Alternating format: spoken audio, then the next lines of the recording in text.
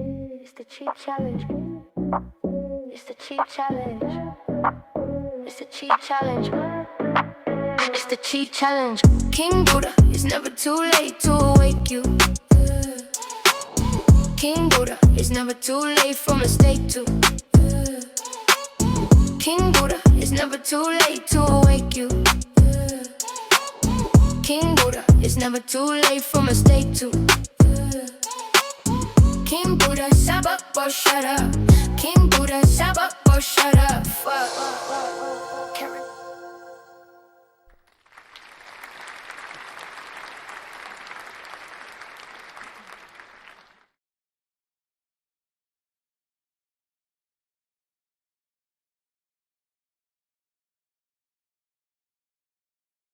About Fenix Flexin, guys. I know you guys can't get this song out of your head, right?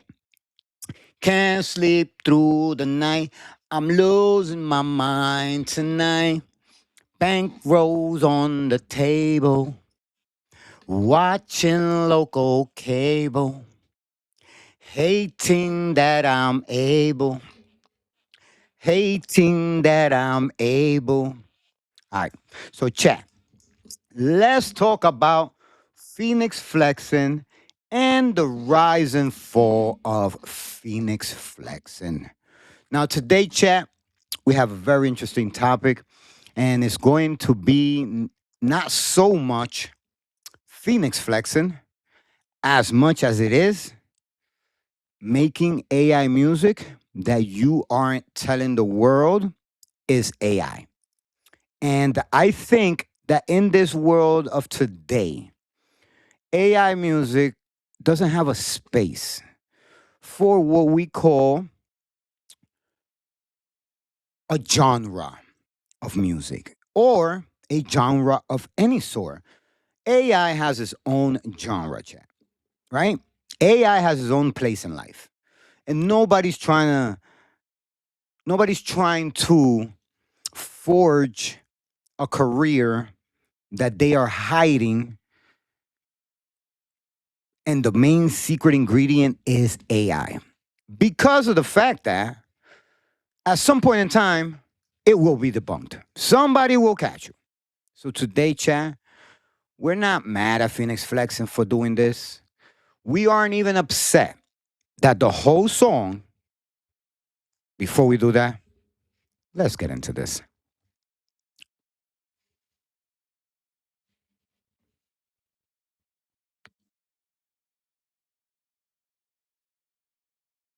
And we're going to stop right there. As you can see, this is a podcast, it's on the radio podcast. And your performance on this pretty much dictates your career from this trajectory on.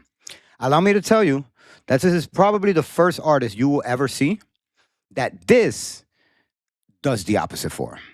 Check this performance out. Right? So it looks like so far he knows the song, right? It looks like he knows the song, chat, right? But it gets crazier. Hold up. Hold up. Let me get you into play. This and dissect it together. All right, chat? Here we go. Here we go. Fenix Flexin, Rubberz. This is the first performance I want you to watch. Let me stand in the pouring rain. Now about a heavy. And as you can see, so far, lip track is matching audio track. Now check this out. Diamond chain.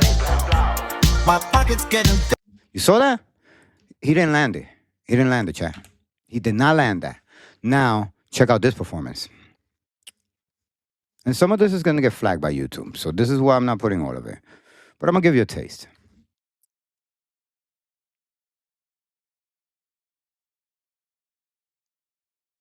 And you see him talking, and he's kind of like trying to prepare us. Kind of like jump ahead of the narrative and kind of try to sound a little more British so we can say that it is his voice.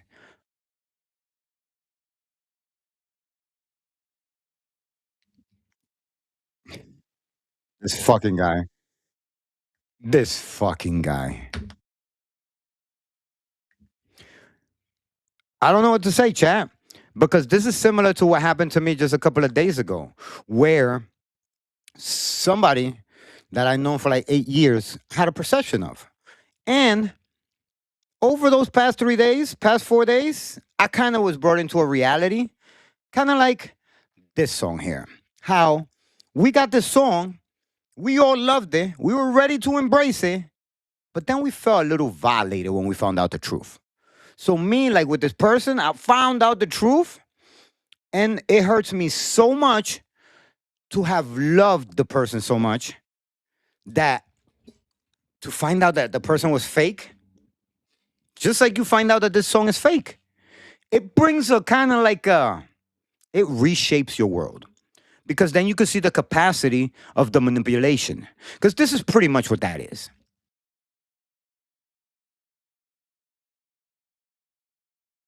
See, come on, man. And chat, don't worry. I have substantial proof to bring you guys into perspective.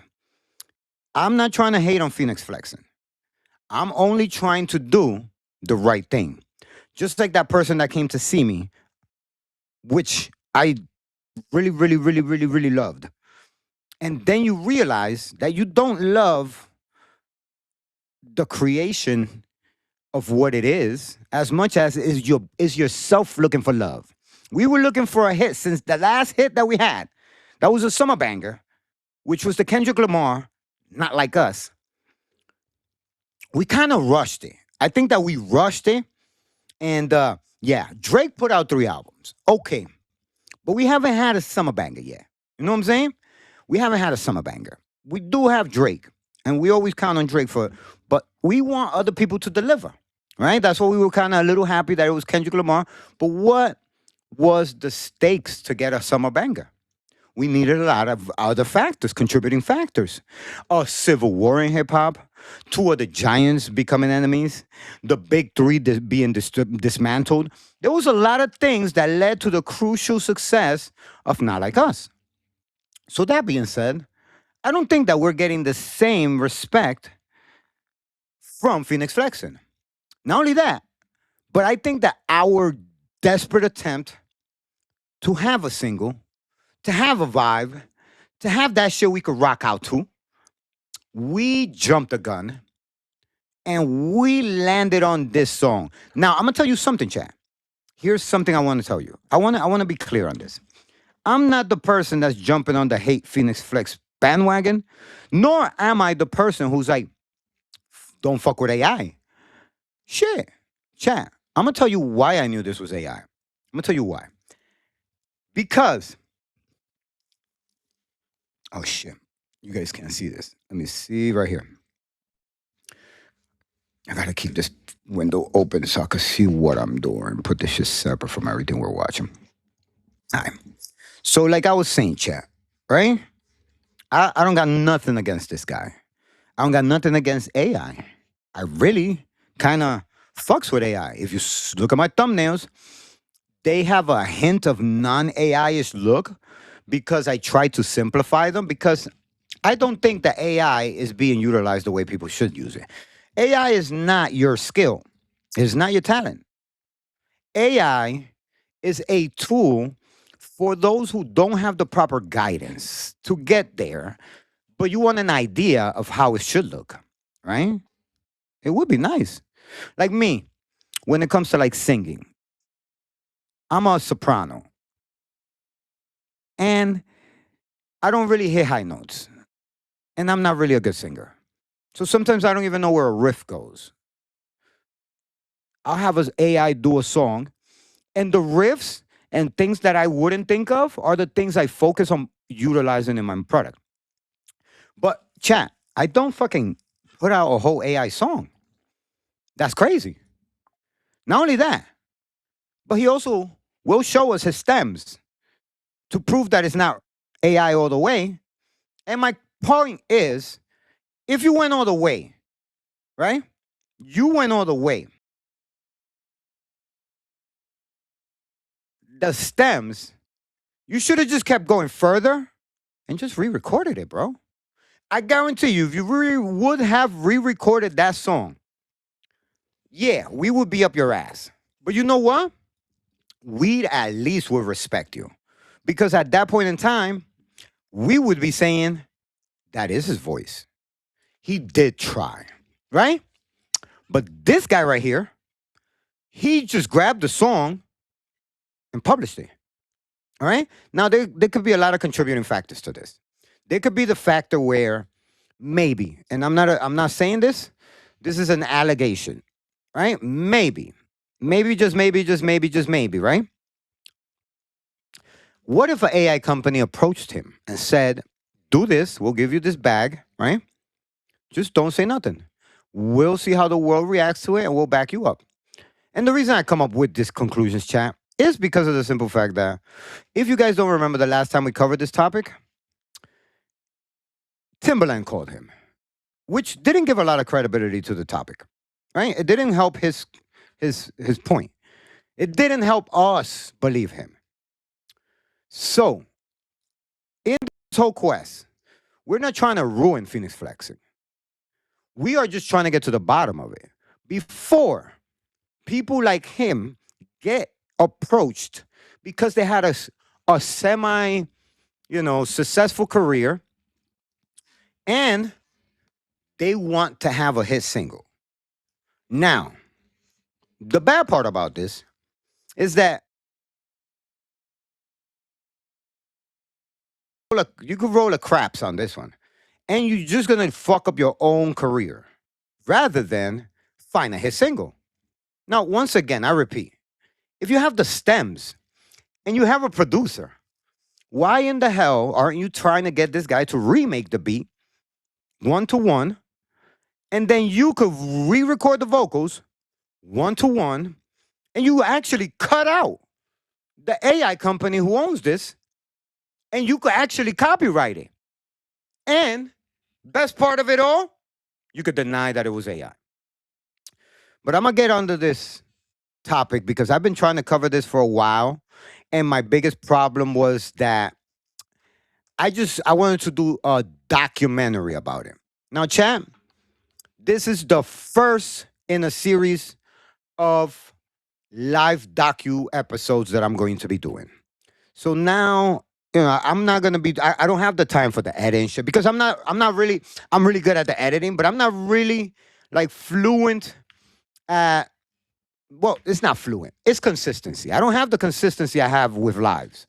Like I could bang out like 4 or 5 lives in a day. For some reason, the edits take me a little longer, and I also lose the momentum, and then I just don't ever do nothing. So, this is the first episode, and this is the rise and fall of Fenix Flexin. Now, guys, let's go ahead and get into the meat and potatoes, right? Because a lot of people right now, if you made it this far into the video, are probably saying, no, you're just a hater, right? And unfortunately, they are receipts for all of this. So today we're going to be watching videos by Jimmy Fontano. We're going to be watching videos by Fontano, by Curtis King TV, as well as, where's the other person here? I think it was that one. As well as Hush Media Entertainment, right? Now, the importance, since we're going to be doing this episode like a docu-series episode, but a live one, I have arranged all the content in a story form. So first and foremost, I would like to look into the life of Fenix Flexin before Rubberz. So let's start here, chat. Are you guys aware of a Mr. Fenix Flexin? Is anybody aware of this West Coast artist? For years, he's been a part of the group Shoreline Mafia. This guy is, a notable figure in the West Coast rap scene. As you can see, chat, your boy Fenix Flexin had no need to do this. He had no need at all. As you can see, Fontano has just gave us the scoop that Fenix Flexin was of this West Coast in artist. For Shoreline years, he's Mafia. been a part of the group Shoreline Mafia. Shoreline Mafia. Now, chat, if we go into here and see if we could find something on Shoreline Mafia, because this is how we're going to do this docuseries. We're going to be doing the investigative reports as we go along. So, chat, let's see Shoreline Mafia. There we go. We found something. Let's go see what these guys are all about. Maybe we got an interview or something. I don't know. As you can see, this is their website right here. Shoreline Mafia. Let's view their channel. We have as their main song, they do not have the Rubberz on this one. Of course not. I wouldn't agree to that either. And here we got Shoreline Mafia, Take You Home. Let's see. No. We need a video. We want to see Fenix Flexin with his team doing what they do. We like to party. 1.3 million views. Like, they have views. How many subscribers? Let's subscribe. Fucking 1.45 million. This guy had no need to do this. I think he had no need to do this. I don't understand it. I just don't understand it. Due to increased demand, business is booming and I'm going to be muting in and out. I want to get copyrighted. Hello. Yes, we are back in business. See, these guys got a great presentation. Chat. They have a great presentation. Okay, so we got one guy right here. Diamonds flooded in gold. You can't name one pill that Jeezy ain't sold. Jeezy. So we got a Jeezy in here. And he's a white guy. Oh, we got a black. There we go. Back to the roots. We got a white guy. We got a West Coast guy that Fenix Flexin might be Mexican or something. And a black guy. We got like a big combination. This is like a diverse group, right? Now, my question is, why didn't these guys think of doing something that dumb? I ain't sorry. I said, lottie dottie, we like to party. All right, we're waiting for Fenix Flexin. Like shrimp calamari, they ain't had no more Sprite, so I told it in the story. See? We like to party. See? Fenix Flexin. Fuck, nigga tripping fries ass a calamari. She want filet mignon for dinner. She got dick in a plan B. See? And that's the guy that did Rubberz? Doesn't make sense. Damn, we hit the bitch with 8 inches. Now she talking about a family. Me and Jeezy tag team your baby mama double whammy. You see what I'm saying? It just doesn't fit the same character. Whatever. Anyway, I digress from my point. Let's go back to the content. We're just trying to, you know what I'm saying? I'm trying to understand. Right? Like when the shorty that I used to fuck with, she said that she tried smoking crack because she wanted to date a dude. And I'm like, you would smoke crack to date a dude? That's crazy. So I'm trying to understand. So I told her, tell me, why would you do that? And I told her, did you smoke it once only? She said, no. I said, you smoke it twice only? She said, no. I said, maybe 3 times, 4 times? She said, no. I smoked it for like 3 months with the dude. I even moved in with him. There was a time that she called me and she admitted that they asked me for gas money and it was really to smoke crack. She said they only put $5 worth of gas in the car. They smoked the rest worth of crack. All they did was smoke all their money worth of crack. She said that he would drive her to the crack spot, order a lot of crack, and then look at her and be like, yo, you got money on you? And she would be like, no, I don't got no money. And then he would get mad at her because she didn't have money to buy crack that he taught her how to smoke. A girl I knew for 8 years, yo. Started smoking crack in January. And it's like, I can't even put it together. In my mind, I can't put it together. You understand what I'm saying? Because I never thought that somebody would smoke crack to fucking date somebody. And this guy, he lives with his mom. So it's not like she was smoking crack with Kodak Black, right? Or the Yin Yang twins. Or the fucking Island twins. The Island boys. She was smoking crack with a crackhead that she knew from New York. And because when she met him in New York 4 or 5 years, 10 years ago, 7 years ago, he didn't smoke crack. That's why she tried the crack. She said, I tried it because I wanted to see what he liked about it. So she smoked crack to be with him. I digress from my point. My point is that sometimes people will, when you get the real information about a person, it is hard for you to believe them after that. So when Fenix Flexin does this with Rubberz, it makes me, even if he has a good career that he had at some point, it makes me be like, I don't want to fuck with the artist. Because now I don't believe which part of your career is real. Just like the chick.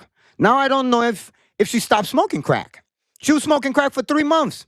You don't smoke crack for 3 months by mistake. You don't smoke crack for 3 months. And you know what she said? There were times that she'll be talking to me and she'll be like, nah, because one time I was so high, that shit felt mad good. I was like, smoking crack? Felt good? Guys, do not be alarmed. I called her aunt. I told her to come pick her up. Because she's a crackhead, I was not going to treat her wrong. But I just couldn't trust her anymore. I'm talking about guys were calling her, telling her, let's do a threesome. And she was like, okay.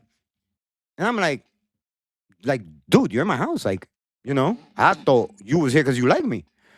So I don't know if she stopped doing crack. But that reality check of her telling me the truth made me want to know, why did you do it? More than, how dumb could you be to smoke crack to date somebody? Why would you smoke crack to date somebody? And if the person smokes crack and they offer you, they obviously don't care about you. And why would you say yes? She said the first time she smoked crack, she went with him to the crack spot. They bought crack. They sat in the car across the street from the crack spot. He pulled out a glass stem. He loaded it with crack. He burned it. And then he told her to take some. And guess what she did? She did it. And I told her, what? She said, yeah. And I said, how did you feel? And she said, he got mad because I said that I have never done it. That was my first time and he didn't believe me. Girl, because normally people who don't smoke crack, when somebody offers them crack, they not just say no. They get offended, they walk away, and they never talk to you again. At least that's what I would do to a crackhead. No, Shorty stood in the car and smoked crack across the street from the crack spot. She even told me a story, guys, between you and me. You can't tell nobody. I'm going to tell you guys, but don't tell nobody, yo. You guys be talking too much shit sometimes. I'm going to tell you something. She told me that there was a moment. Oh, and the guy was grooming her. Every time that they will get cracked up, she'll be like, oh, he'll be telling her. This is how far he was going with the crack. He will be asking her, have you ever had a train run on you? And I know last time I checked, doing something like that is called sexual abuse. And he was trying to groom her to do that. So when she told me all of these things, I just lost faith in her because I did not know anymore what was real and what was not. I couldn't trust her because I didn't know what was real and whose side she's on. Is she on the crack time? Is she part of the crack team? You know what I'm saying? Or is she part of the conscious people team? But I digress from my point. My point is that this guy here, oh, and another thing, guys. I never fucked a crackhead in my life. So now I kind of technically have. So if you technically think about it, the fact that she's a crackhead and I fucked her, I technically fucked a crackhead. So now I cannot be like, oh, I never fucked a crackhead. But let me tell you, she's still in the stage where you look at her and she is fully beautiful and dateable. Maybe in 5 years, if she keeps doing crack, maybe she'll get to the point where when you look at her, she look like a panhandler on the train, right? Hopefully not, man. I'm going to pray, because I'm a Buddhist. I'm going to pray every day that she finds peace and guidance. Because if a nigga like me is spoiling you, giving you play money, flying you around, buying you expensive shit, gifting you chains, and that isn't enough for you to stay with a nigga, you still calling up DJ friends and telling them you want them to lick you, setting up threesomes with your homegirl, doing threesomes 24 hours after I flew you in. Damn, bitch, you got to New York, you were only here for 24 hours. You're already doing a threesome in somebody's telly with her man and her boy, with your homegirl and her boyfriend. So I have to think that my reality has been shattered far beyond the point where now I know the truth. And just like you guys who know the truth after you see this video, you are not going to look at Fenix Flexin the same ever again. Just like I can't look at that girl ever again.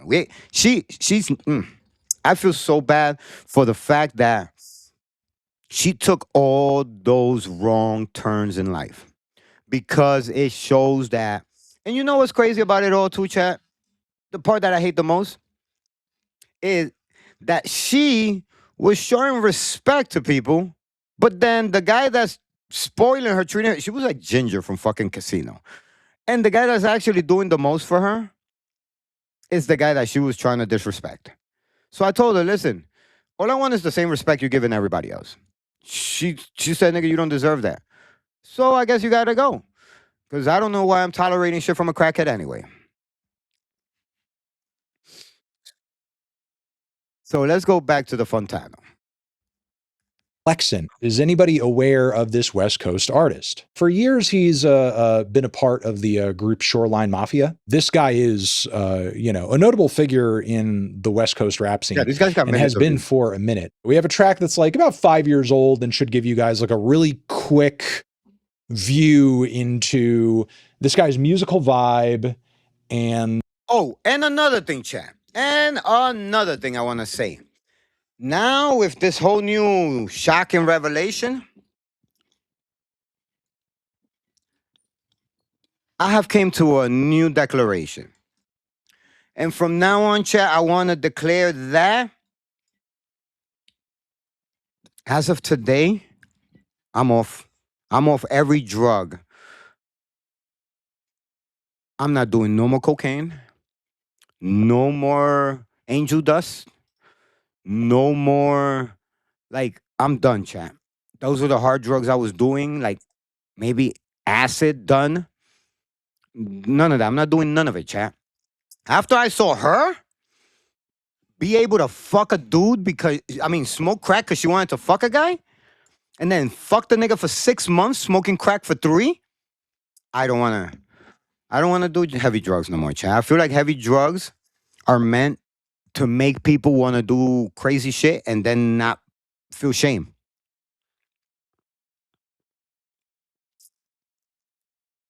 If it did that to that poor girl who has a family member in her life who is fighting addiction, she has a family member struggling with addiction who doesn't want to be in addiction, and this chick volunteers to smoke crack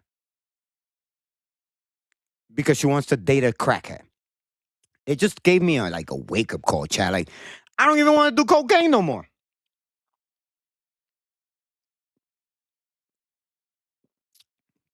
So no more cocaine for me. No more acid. No more PCP. None of that shit, man. I'm done with shit like that, man. That shit already showed. With what it did to that girl, that it made her a whole, chat, it made her a whole different person. Because the person she was before was a lot more charming. The girl she was before, chat, was a lot more charming, charismatic. Now, she don't even know how to respect people. That is so minimum. When you don't know how to respect a person, like, no, she doesn't know how to respect. She doesn't know how to respect me. And that's where I drew the line. Like, bro, I may not be the easiest going person in the world, but I show you respect when I want that shit back. I'm over here flying you in, paying your cab, buying you whatever you want to eat, letting you go hang out with your friends. And the time that you're using that for is to do threesomes with other people. It just showed me that I really I can't be blaming the people. I can't be mad at her. I have to be mad at the fact that I trusted a drug. I trusted a drug. I believed that she was going to be honest, and I was just listening to the drug addict speak for the drug. Of his voice. So let's give it a spin over here. This track is For real, chat, I'm just so sick to my stomach when I think about it. Called 10 Toes. We're just going to listen to and sample just a bit of it, just to kind of give you guys a sense. I'ma stand 10 toes on my 2 feet. Hey, 20 bands on some new teeth. I'ma get it out of bitch, get it out of free. Musically, that's his general vibe. He has a new track over here titled Rubberz, which is his biggest song so far, biggest in terms of the numbers it's doing.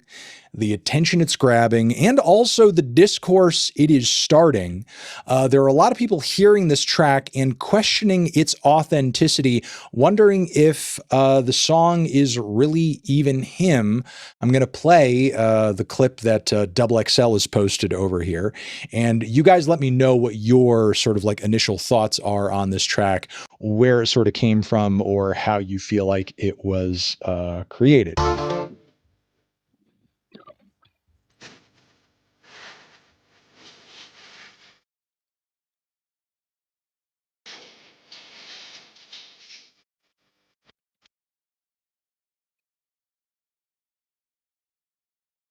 What happened here? Are we tripping?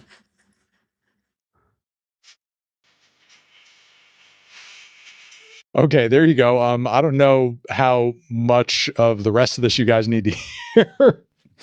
But that is not like a little tiny snippet of the track and then it goes into something else. That is how the whole song sounds. That is the style and vibe of the song. The production style is kind of this throwback 80s synth pop odyssey kind of sound. The vocal style is the same throughout. It has this very kind of like campy, almost like bright, lively English accent, sort of theatrical delivery to it. Yeah, that was a trippy part. On the table. I'm telling you, that's what everybody got. That shit hit everybody the wrong way. It sounds almost a little Kate Bushy, you know, if not for the synths. And when he says, money, but money is getting big. Money is getting bigger. That's when I said that was AI. AI loves to mispronounce shit that humans would never pronounce that way. It's having this kind of low grade bleep bloop kind of quality to it. Some people in chat were commenting on it, asking if it's in fact a joke. As far as I can tell, Fenix Flexin is not trying to pitch this song as a joke at all. He did a little performance of this track over on the. And who do we see liking the fucking post? Fucking Timbaland. That right there is a huge red flag, chat. That's the co-creator, co-owner, and has a major stake in shares of Suno, the AI musical platform. So if Timbaland is liking it, maybe there's something there. Radar, though, from what I can tell, the On the Radar performance is just him kind of like pantomiming to the studio audio of the track. And Fenix Flexin and his collaborators have been defending the song and its authenticity all over social media, despite the fact that many fans are saying somebody else has to have made the song, or this has to be some kind of like AI generated thing. There's like no way he put this track together by himself or with a producer. Now, you know, I will say, I do think there is like an element of unfairness to that assessment because, you know, by that same token, why couldn't, you know, like Fenix Flexin is not, you know, a young dude who's just getting into the music game now. He's been around for a minute. And if, you know, synth pop is something that he's into and he's passionate about, or maybe grew up around to some degree, why can't he make a synth pop sound or a synth pop song? It's probably within his abilities if he finds the right producer who can sort of like, you know, recreate that vibe and recreate that aesthetic and then have him like sort of sing on it or whatever. With that being said, these claims of this song being AI are getting so loud and so deafening that it's like dominating the entire conversation around this track. And Fenix and his collaborators are having to, you know, sort of defend themselves. You can choose a meal deal for just $5 or $6.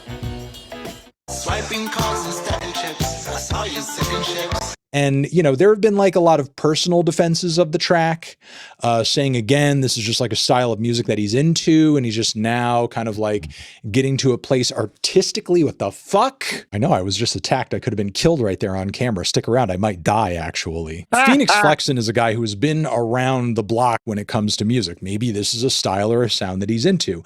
And I feel like if he and his producer really wanted to put all of these allegations and all of this controversy controversy to bed and put it to rest, they could do one of two things. They could either show us a project file, or they could literally put this dude in the studio and just show us how they kind of like, you know, got to that point, created the sauce in terms of making his voice sound that way. Maybe they don't need to get into the nitty gritty of it, because obviously some artists and some producers are like, you know, very protective when it comes to like, you know, their vocal effects settings and so on and so forth, and the way they process and compress certain things to get a particular sound. But like, I feel like there are a myriad of ways to be able to show us an example of what they can do on this front without like giving up the whole game. And oddly enough, like Fenix and his collaborator, his producer rather, are sort of like saying that part of the reason his voice sounds this way is because of like auto-tune, I guess, to some degree. But to my ears, when I spin it, this does not sound like auto-tune to me. That I'm able, hating that I'm able.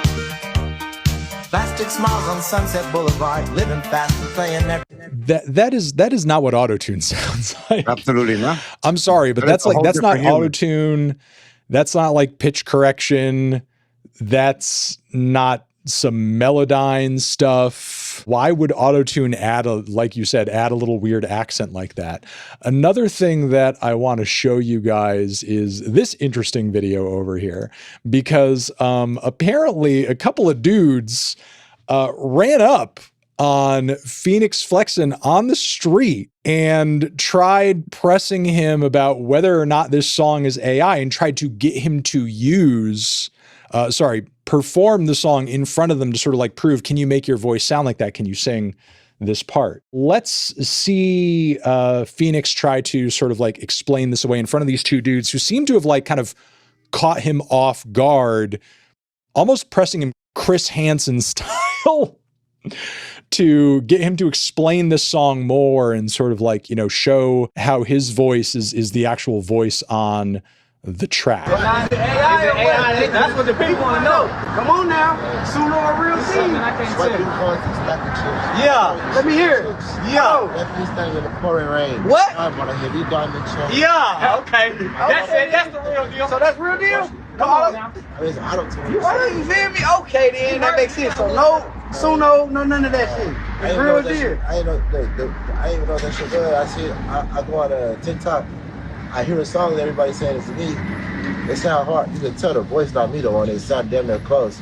But it was like, oh, it's actually a whole song. So I tripped out like, yeah, that's crazy. I don't know if I'm buying that, honestly. And yeah, somebody did mention Andrew Callahan did a little interview with Fenix and his producer recently too. I will say I'm a little off the Andrew Callahan stuff as of late, since he lied to me personally. But I did sort of like, you know, scan the interview that he did. I caught the singing part.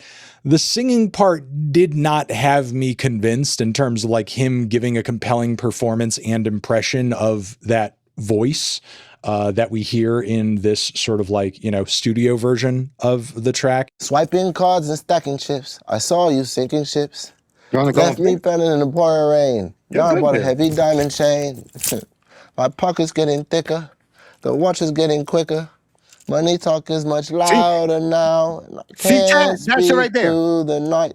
Can't speak through the night. Still see your face on the glass. And on top of it, that's what I'm talking about. Money talk's getting bigger. Money talk? Money talk? At the beginning, I thought he was saying his knee talks. I was like, what is that? What does that mean? That's when I first was like, this gotta be AI. Because the person who put me onto this was my homegirl, Ileana. She was like, yo, check this out. Listen to this song and don't say I never put you on. And since she like a Dominican-born chick that was raised in New York, I was like, let's see what you got for me, shorty. And she played the song, and yo, I'm not gonna lie to you, Chan. She's GOAT. I was like, no way, this shit sounds so good. And then the second question was, when did this song come out? And she said, oh, this guy said he had recorded the song prior and he just had it in the vault. He never released it. And he dropped it now and everybody's fucking with it. At that point, chat, I still didn't think, let me go and see who this person singing is. I just started playing the song. I added it to the playlist. I always have a playlist for Ileana, so I just grab her playlist and I threw it in there. And then I find out that I'm seeing streamers throwing parties, and this song is coming up in the streamers tier. I'm like, wait a minute, how fast is this shit growing? So then I started listening to it really, really good. And when I heard the money talks getting bigger, I didn't know what he said. But one time I saw a video with the caption on it, and I saw money talks getting bigger. I said, AI, I can prove it because Suno does the same shit. AI just don't be knowing when to pronounce things the right way. And sometimes when it's doing a song, it's so focused on making it have a flow that sometimes it doesn't even, it does singing that requires breathing. It does words that require pronunciation properly. AI has a way that a human can tell. But if you're following the lamb in front of you, you might not notice because you don't even know why you're walking in that direction. I think the one thing that interview could have used, especially given that the producer was like on camera there being talked to, is again, can we go in the studio and literally recreate this vocal, or can you show me like, you know, a screen, a laptop screen, a desktop screen, anything of like a Pro Tools session or, you know, a Fruity Loop session where we're putting these vocals together and we're putting the song together. And can we hear like the raw isolated vocal to kind of decide? Chad, by the way, these are them ASAP Rocky Ray-Bans. ASAP Rocky has dropped a whole line of fucking Ray-Bans. I don't get paid to say this, but I can tell you, Chad, you should really consider them. They're very, very, very stylistic.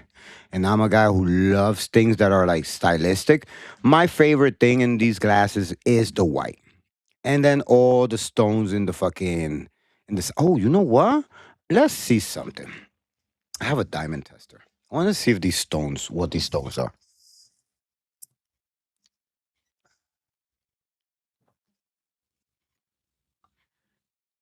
I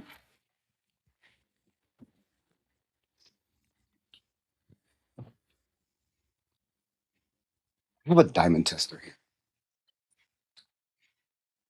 I have a diamond tester here, guys. So I'm eager to find out. Which I could show you is real and that it works.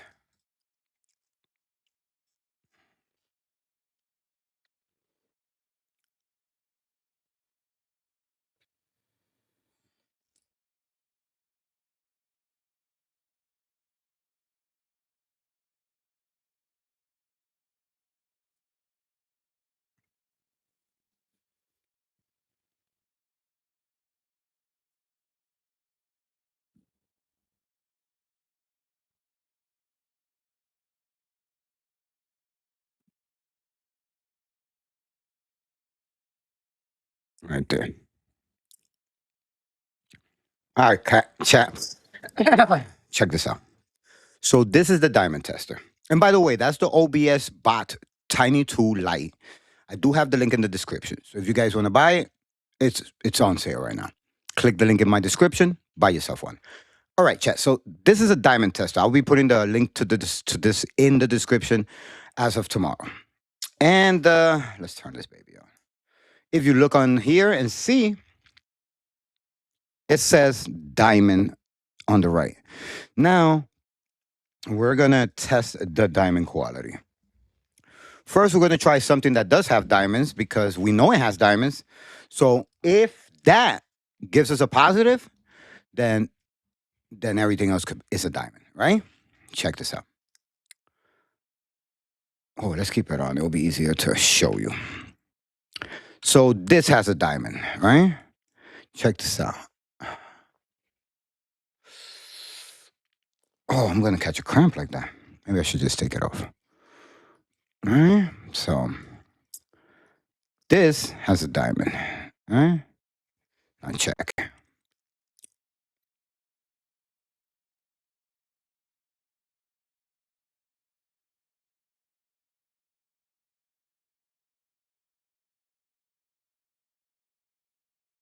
Those are diamonds. Diamonds. Why did it back out?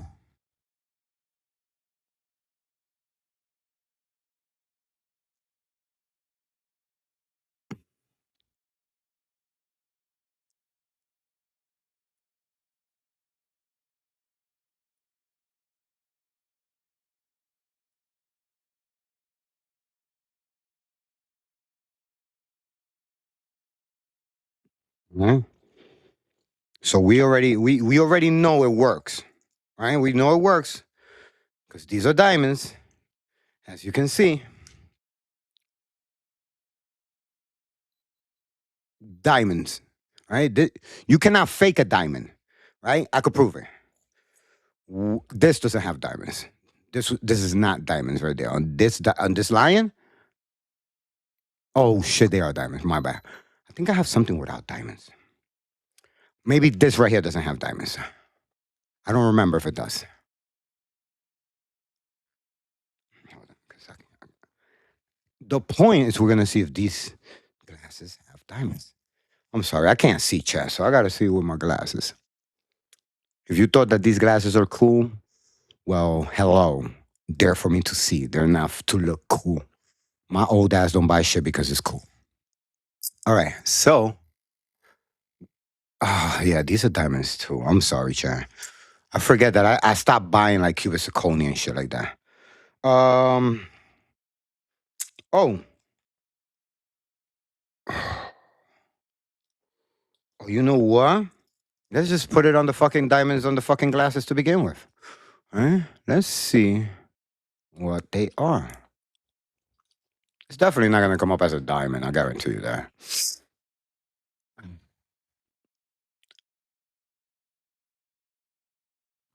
They are. That's why they're so expensive? That's fucking crazy! I did it. So maybe they just crushed them up because damn, it doesn't say that on the website. And don't tell me how many carats either.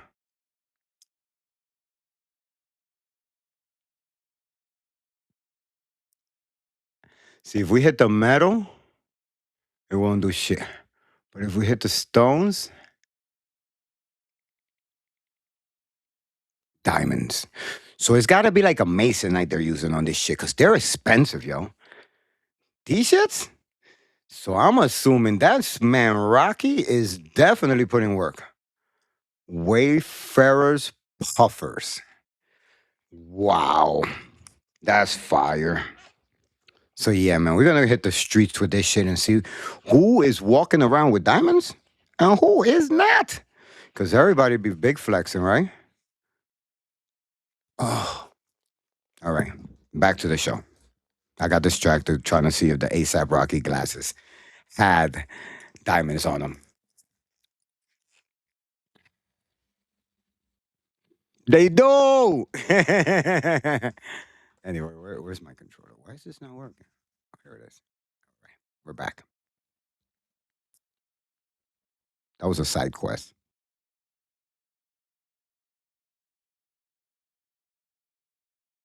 Watching local cable.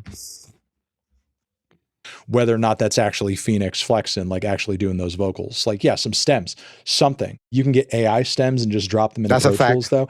I suppose you could, but it would at least be something. You know what I mean? It would at least be something. Like, yeah, sure, you could like AI generate vocals and then put them into any context with anything. That is true. All I know is that they are clearly not showing the inner workings of the track or the process of making it. And as a result, there's still a lot of questions around it because we're not getting a whole lot of details.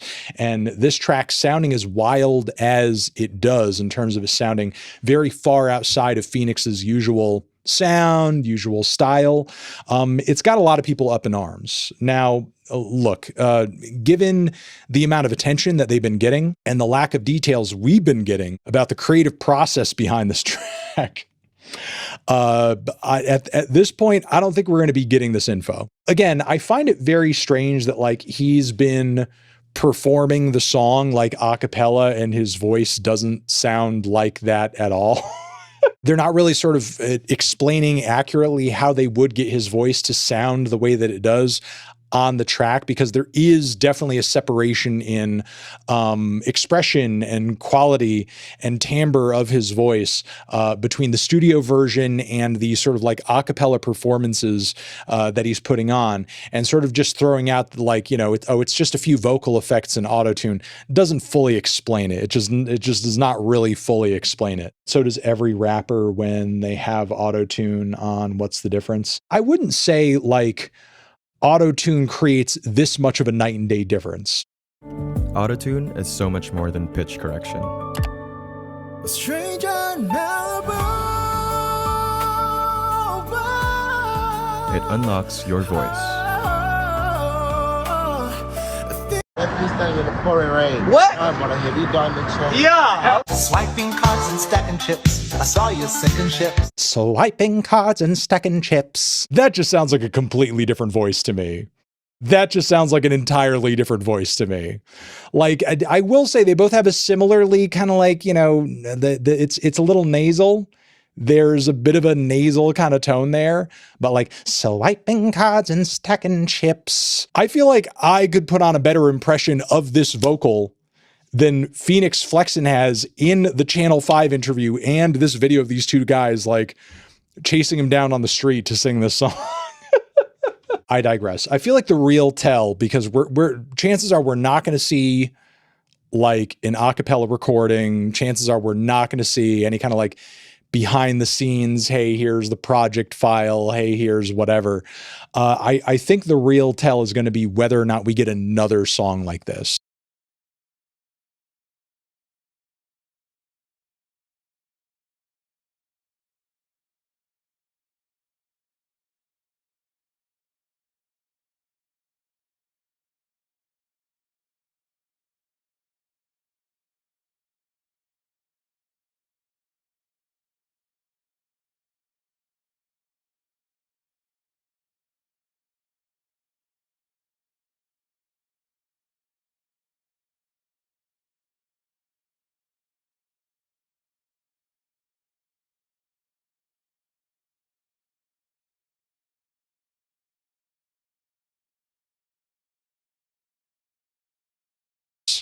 Because, you know, it is pretty difficult for AI to like literally create the same kind of vocal over and over and over, or it is difficult sometimes to prompt the same exact voice flawlessly out of an AI model again and again and again, and the same exact kind of production style. Like we hear this time and time again on these fake like AI band albums where you go through the whole track list and it sounds like a different singer each time or a different kind of production, even if like vaguely it is landing in the same kind of like, you know, style or era the music is supposed to be ripping off and representing. Dude was doing great with Shoreline. Why would he lie about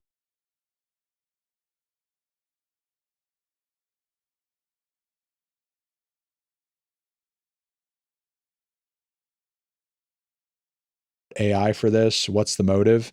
I think honestly, like they were probably just, if this is in fact AI, I don't think there was any way that they were going to throw this out there and presumed off the bat that it was going to get as hot and bring as much attention as it has.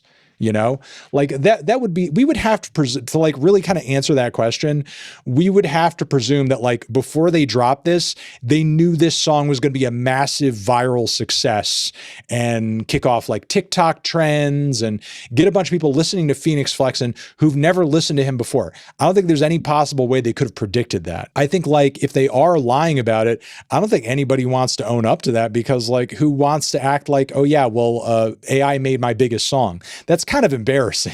You know what I mean? Like Shoreline Mafia is cool and have had a lot of big tracks over the years, but like it's been a minute, you know, honestly. Like Shoreline Mafia's peak of relevancy like has kind of come and gone. I mean, I feel like Fenix could and probably will continue working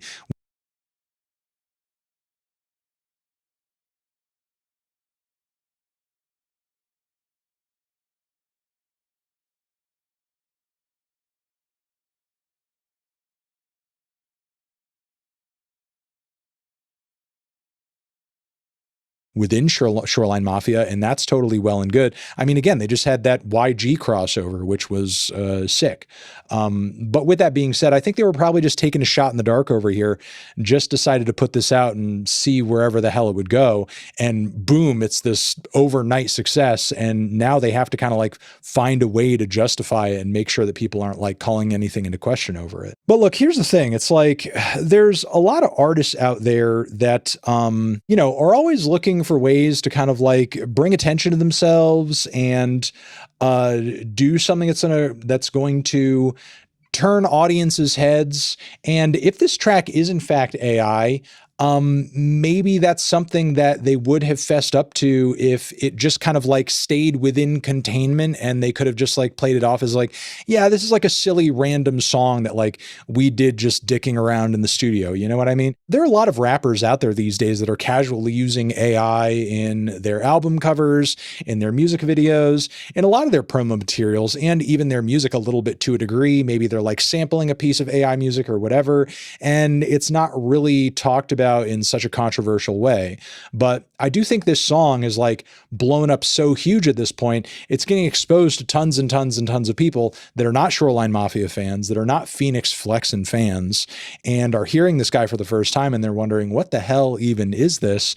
And I think with this song getting as big as it has, it kind of makes the conversation a little different in terms of how you might actually be defensive about whether or not the song is actually AI, because for your biggest track to be generated in that way, it is a little weird. Now, look, I will sort of wrap this up by saying I, of course, cannot definitively say whether or not this is like fully an AI song. I wasn't there for the creation of it. I don't personally know. But having reviewed and listened to a lot of AI music and critiqued and pulled apart and made fun of and poked around with like some AI music on this channel in many a video over and over and over, a lot of that content you guys have watched, there is something that feels a little bit off about this song, honestly, because the vocals have like this weirdly kind of scratchy, filtered quality about them that I feel like a lot of AI tunes do. Still see your face in the glass. Shit, if that guy can't mimic the shit and he white, man, I don't know how fucking Fenix Flexin was gonna pull that one off. He was gonna be what, the Carlton of the of hip hop, the white sounding minority. Oh my God, Fenix Flexin. Well, at least you got your name everywhere, buddy. Congrats to that, right? I could actually see this being a Future Island song, honestly. Still. Anyway, chat, still got some more for us because, of course, this is just, now we got into the meat and potatoes. Now we know who Fenix Flexin is. Now we know from Fontano, a hip-hop head who knows of Shoreline Mafia, where he comes from. We know he's from Cali. We know he's a West Coast rapper. We know his style, all right? So far, we have passed by the rise. Let's start getting to the peak. And maybe this is just the beginning.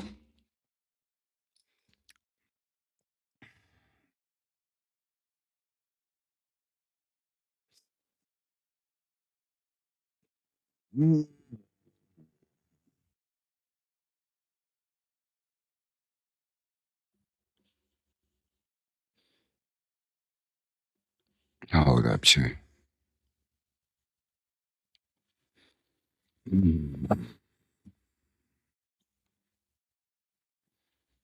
Bankrolls on the table. Watching local cable. Hating that I'm able. He could have just done it in his voice, man. It would have sounded cool. Nobody would have questioned it. But his problem was laziness.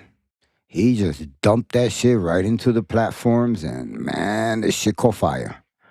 Did it catch fire? So, see, that's auto-tune. Quality music video. When you can sing your own song. That's auto-tune. Now, chat, we're gonna be moving into the segment of this live docu-series where now we've covered more or less what he does, right? More or less we've covered what he does, where he comes from. We heard his sound when Fontano played it for us. I want everybody to be up to speed with what we're doing. And now we're about to see when all of this becomes suspicious. This is one of the first artists, or one of the first live streamers or podcasters or YouTube, whatever you want to call him, that said something is up here. And when he said that, chat, I said the same shit. Because there was something about it that was already calling my attention. So when that happened, when he felt the red flag, that's when I said, okay, I'm not the only one.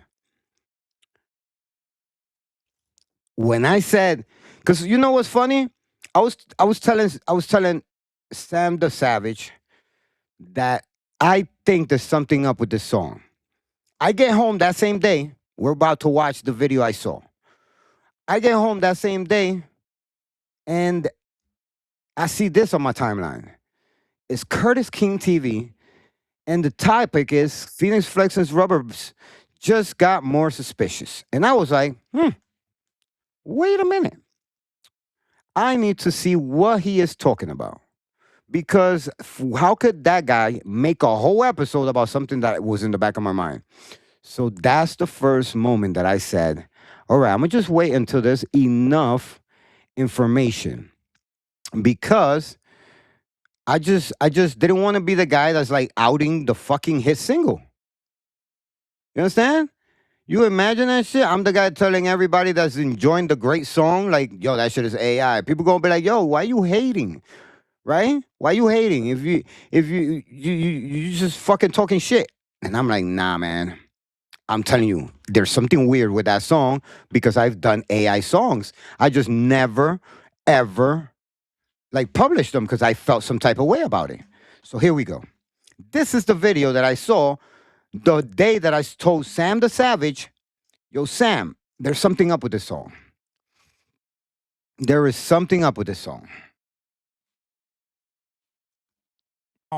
That has been Curtis. This is the first person who made this shit like, all right, I'm definitely pursuing this. DIYers. There has been a song that has been all over my timeline, and I'm sure if it's all over my timelines, it's been all over yours as well. It's by an artist that is part of a group, but is part of a group. Oh my God, why is it escaping me right now? His name is Fenix Flexin, and chat, of course, he already knows who Fenix Flexin is. I'm talking about peak of the song. While everybody's enjoying it, something in the back of my mind is like, man, I felt like DMX when he said that line. See everybody having a good time and I'ma ruin it. I dead ass felt like I need to ruin everybody's parade because this guy didn't sing that song. When I first looked at what he looked like, I said, no gangster motherfucker with gold teeth in his mouth would land a song like this. He's a part of Shoreline Mafia. Shoreline Mafia is the group. They're from out here in the West. And I don't mean it in a negative way, chat. I mean like if your direction is to put gold teeth in your mouth and tattoo your face and all the songs Shoreline Mafia has to then turn around and want to do a coffee shop song. Nah, chat. Nah. West Coast. And, they have absolutely had a successful career out here and have made names for themselves as solo artists. Jeezy and, of course, Fenix Flexin. What's interesting about this song is that it sounds like nothing you've ever heard from this particular artist. Here's the song just so we get some context, and we're gonna dig deep into this story. But peep this out.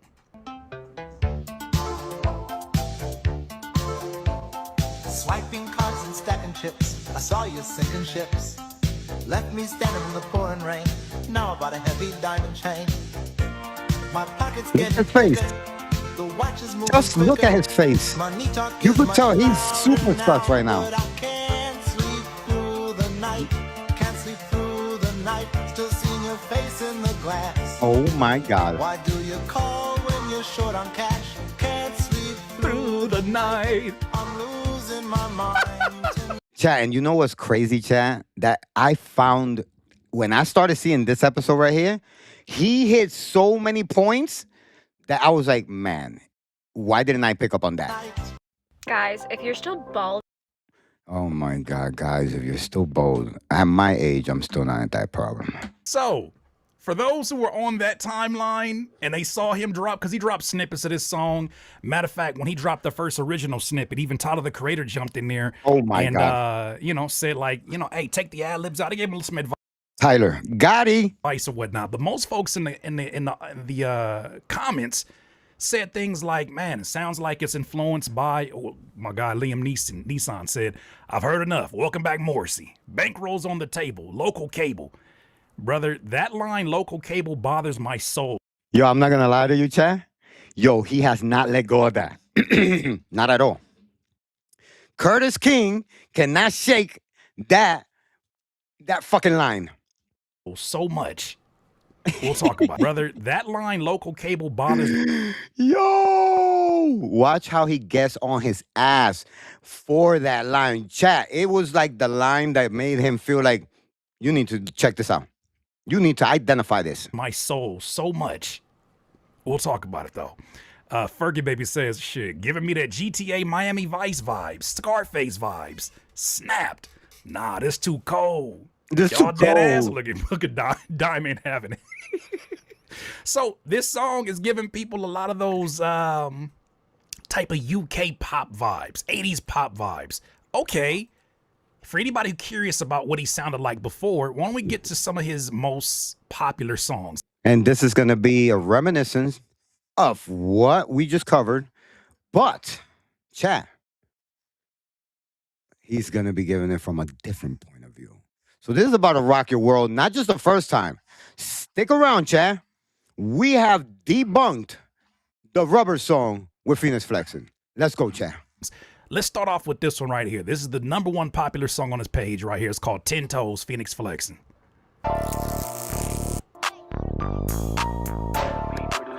2 feet, hey, 20 bands on some new teeth. I'ma get it out of bitch, get it out of free. I done got it out the mud, made it, but she's still creaming. Popped the Euro last night, but I'm still beaming. Nigga. Hey, people go through evolutions. Let's hear some more songs. That was 5 years ago. Let's go to something a little bit more recent. Let's see what else we got here in the popular. You know, that's the same one that made that song I just showed you. Okay? People go through transition. Let's go 3 years ago. Let's see what that sound like. It's called Thread. Yeah, and this is what I like. You see how he's approaching it? You see how he's approaching it? He's approaching it like less, not jump the gun, right? Maybe he evolved into this, because you got to understand, Chad, that there's no such thing as you going from like fucking West Coast rapper that you have the accent and everything. He's almost off beat with all his shit. And then you're going to land a singing song with a British accent from the 1970s? That's a little too fucking specific, Chad. The fuck are we doing? I've been faded for too long, but I'm still drinking. I ain't worried about them niggas, boy, we kill demons. Told her baby shut her mouth, but she's still speaking. Thought we had a Chad, and you know what I'm mad? It's like I keep fucking telling you guys. This guy is fucking nice. Why did he do this?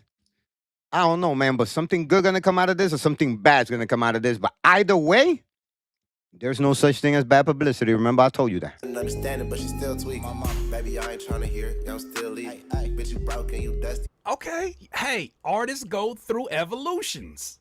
Anything else we have here? Let me see if I got something a little bit more recent. Let me see. I'm going to go throwing through these. We covered 5 years. We covered 3 years. He's getting closer. He's going through these. There was another. Here it goes. This was actually no. Let's rewind. He just had released a project before this one off, because this style is very, very recent for him. And it's been going viral, as I said before. I'm telling you, let's take the. Yo, I told Sam the Savage. I told everybody that I know. I told my brother. I told O. I told D. I told them all. I said, yo, listen. I told Ileana. I said, yo, I'm on this motherfucker's ass. I'm going to find out if this motherfucker did that AI song. The first song off of his project from 2 years ago, Disco. Maybe this gets us more. But we still haven't, still the proof is not there yet. Chat, I'm going to walk you through it. Welcome to the first episode of my live docuseries.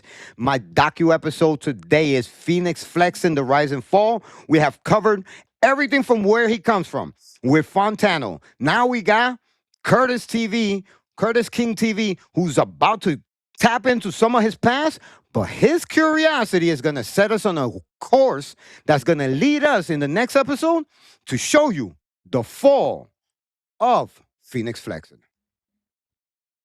More context. Okay, see? There's a bridge. Hoes, drop the keys, pull up on a pop dough. It's a walk down, left a nigga chopped off. Mike Jack, shorty. Okay, not a lot of melody, but nonetheless. I'm telling you, he got shit, yo. Even Pitchfork here Put says a an whole LA AI rapper song? known for twerk anthems and prescription drug punch. Chat, we're going to listen to that right now. But listen, chat, this is what I'm thinking, right? So he couldn't be so stupid. Now I'm kind of thinking it all out. I got a prediction, but whatever. He's not that dumb. I have a conspiracy as to the fact that he does know this and as to the reason why he would agree.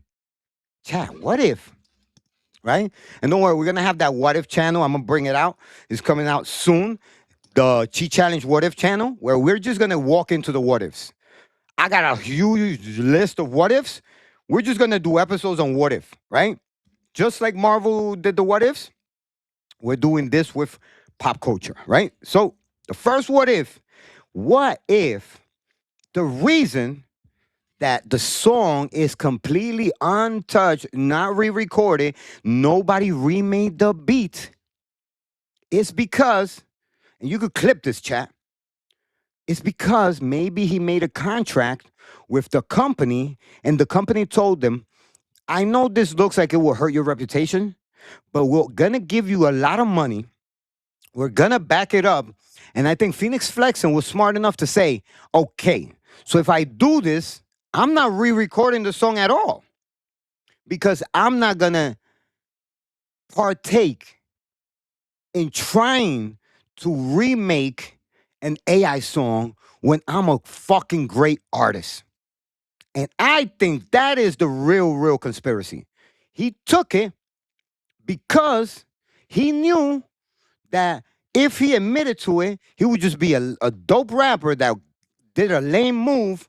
So he said, I'd rather play the song, let it, whatever happens, happens. And when I get caught, I'll just say, yeah, you're right. It is AI. But I'm not going to get caught. And then with a song, I'm not going to get caught with a song that goes on fire. And then when they research it, it was AI. And I think that would be more embarrassing. Where if he does a song that is one-to-one to an AI, yeah, it would kind of be like admitting that you got no more flow left. Your creative juices have went out the window. Let's keep watching. Lines is now pretending to be a broken-hearted British man. Oh, no. Oh, my God. Is now, but nonetheless, it's a song. Even Pitchfork here says an LA rapper known for twerk anthems and prescription drug punchlines is now pretending to be a broken-hearted British man. Oh, no. Say it ain't so. No. Telling you, John. Well, let's keep on digging because we're going to do some actual testing. But let's keep it going because I want to make sure that you have the proper context. Because as you imagine, some people are supremely excited to hear something different from an artist like this, especially from out here, because it doesn't sound like anything else that is out here. I'll tell you this from experience. Whenever an artist has a drastic that is different from an artist like this, especially from out here, because it doesn't sound like anything else that is out here. I'll tell you this from experience. Whenever an artist has a drastic change in style, traditionally speaking, because of course I'm an artist and producer of 20 years, traditionally speaking, listen to this, chat. People are skeptical about who are you working with, who's ghostwriting with you, or who's collaborating with you. If there's no explanation for it, people tend to assume nefarious behavior is going on behind the scenes, or they need to see some kind of how did you get from here to here. Even when I think when he was a part of Outkast, he went from singing a little bit of melody on a verse, chorus, to singing a full verse and chorus, to then hey ya. It was a natural progression that showed he was working at his vocal chops, and this is how he landed here. Nonetheless, another thing that's been tipping people off is his performance.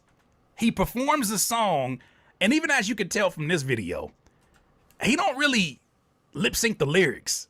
But that could just be attributed to him being, you know, this is on some rapper shit. You feel me? I ain't got to say all the words. Peek this performance out and see if it, I don't know, see if you feel the same way. Why hello there? Why hello there?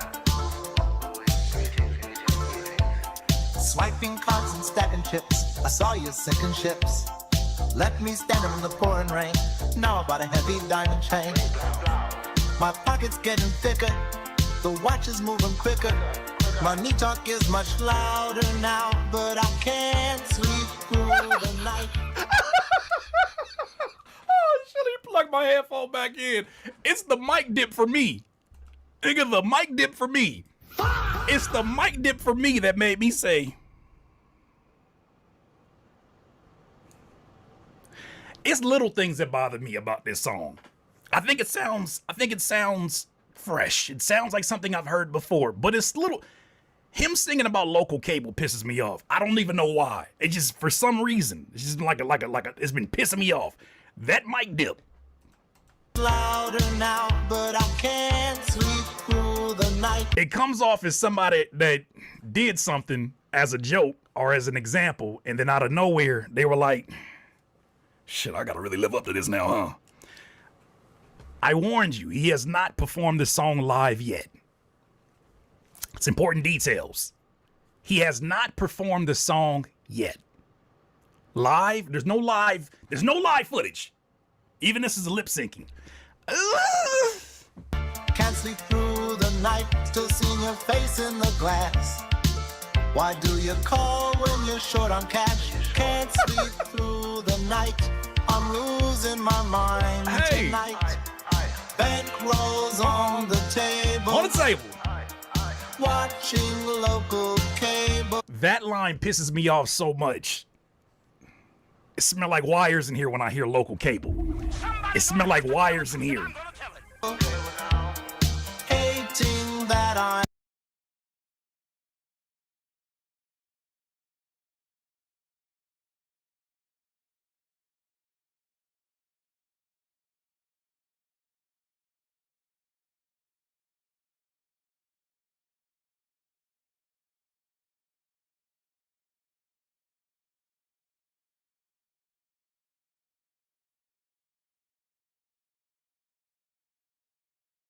I'm able, hating that I'm able. Okay.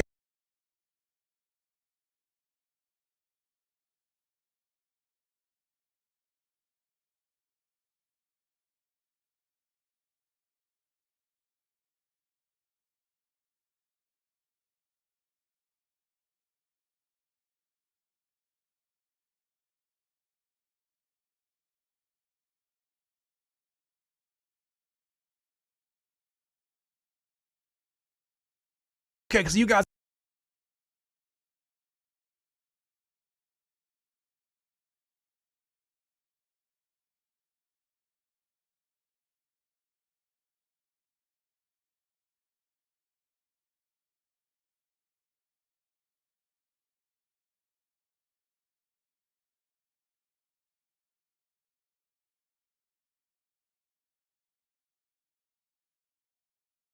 get the idea. There's another verse on here, and I'm gonna theorize about a few things, but I want to walk you down just how viral this song has been and how much of a difference it is from what people have heard from him, as well as his producer that goes by Perps. We'll talk about him in just a second. I just want y'all to see like the virality of this. Some of this feels genuine because once again, people I think have been looking for more monolithic type of moments that we can all enjoy at the same time.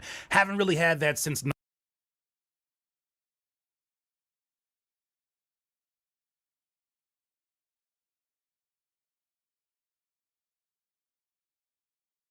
Not Like Us. People are looking for these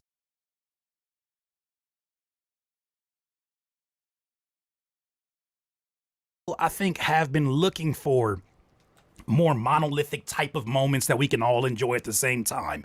Haven't really had that since Not Like Us. People are looking for these songs that, you know, allow us to all in our different algorithms be involved in the experience. And I feel like this is kind of given that. Sometimes it gives that natural feel. A second. There's another trend that's been happening specifically on TikTok where people will say before they heard Fenix Flexin's new song, this is what. And then after, matter of fact, let me play a little soundtrack so we got a little reference. He said before Fenix Flexin. Damn, turn that down. Turn this beat down, please, for me. I'm sorry. He's stupid. He's stupid. I'm sorry. So I'll lay back and feel the earth. Auto-tune. They don't pay me. Oh my gosh. Okay, that's it. That's it. All right, here we go. So it's before Fenix new song, after. Oh, look at him. GTA'd out. GTA'd out, my Vice City, nigga. Before listening to Fenix Flex, a new song, after. Oh, she's 80s Miami scene. She on some Miami green and yellows and pinks and blues. Before hearing Fenix Flexin's new song, now after. So people are enjoying a genuine, what feels like a genuine viral moment in this. Oh my God. Let me stop the music here, because this is when it starts to get a little bit sus. Of course, we live in a world of everything is under question, under microscope for being AI. Maybe it is under question. Of course, Chad, you cannot believe this. I don't think she got that tattoo, but it looked like she was about to get this tattoo. If she did, oh my God, how fucked up is it gonna feel when you find out this is the first AI song that they smuggled into the music industry? Chat, go crazy on the comment box. You have to. This is the first time in history that this ever happens. We live in a world of everything is under question, under microscope for being AI.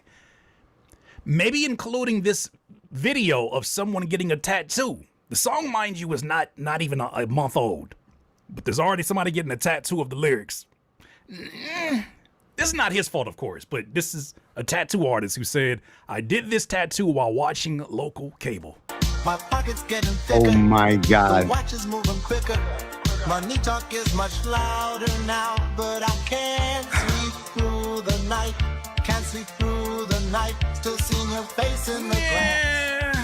Why do you call when you're short on cash? Can't sleep through the night. My God. I'm losing my mind tonight. Bank rolls on the table. And the video cuts out right before he puts the tattoo ink on. Oh my God. Hey, nonetheless, people are having fun. It's one thing when it goes viral on social media, but it's another thing when it actually does numbers in other places. Did you see this? The same song we've been talking about by Fenix Flexin knocks Drake out of the #1 spot in LA for the top 25 Los Angeles songs.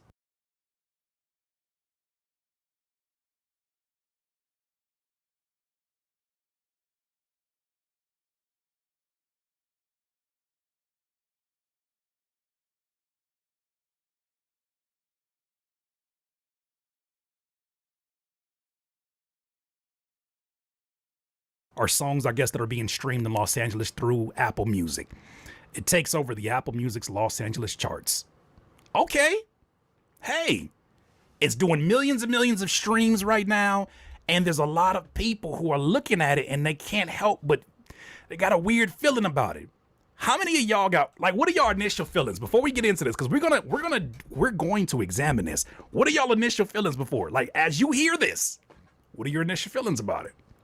I want to highlight it. GTA all summer. All right. We got a GTA playlist before GTA 6. That's crazy. That's crazy. Bangers. I don't know about this being hip hop or AI for real. Let it bang, not just for me. Play it back. My initial feeling is AI slop. Hey, a bot being booted. Sounds like AI wrote it. Interesting. We're going to examine the lyrics too. Miss Rexy says, I hate it. Afro Butterfly says, a joke that went popular. Now now we're taking it seriously. Okay. The guy who actually sang that song will come forward in a month. No AI. Oh, not for me. Felt on the table. Hey, Skynet continues to rise. These are hilarious. The funniest community of all time. Drake getting knocked off by AI is peak karma. That's hilarious. Oh my gosh. Okay, let's get into it. So y'all are not the only ones who feel this way. I think there's an overwhelming amount of people who agree. Something about it, you can smell, as my guy says, you can smell the wires on him.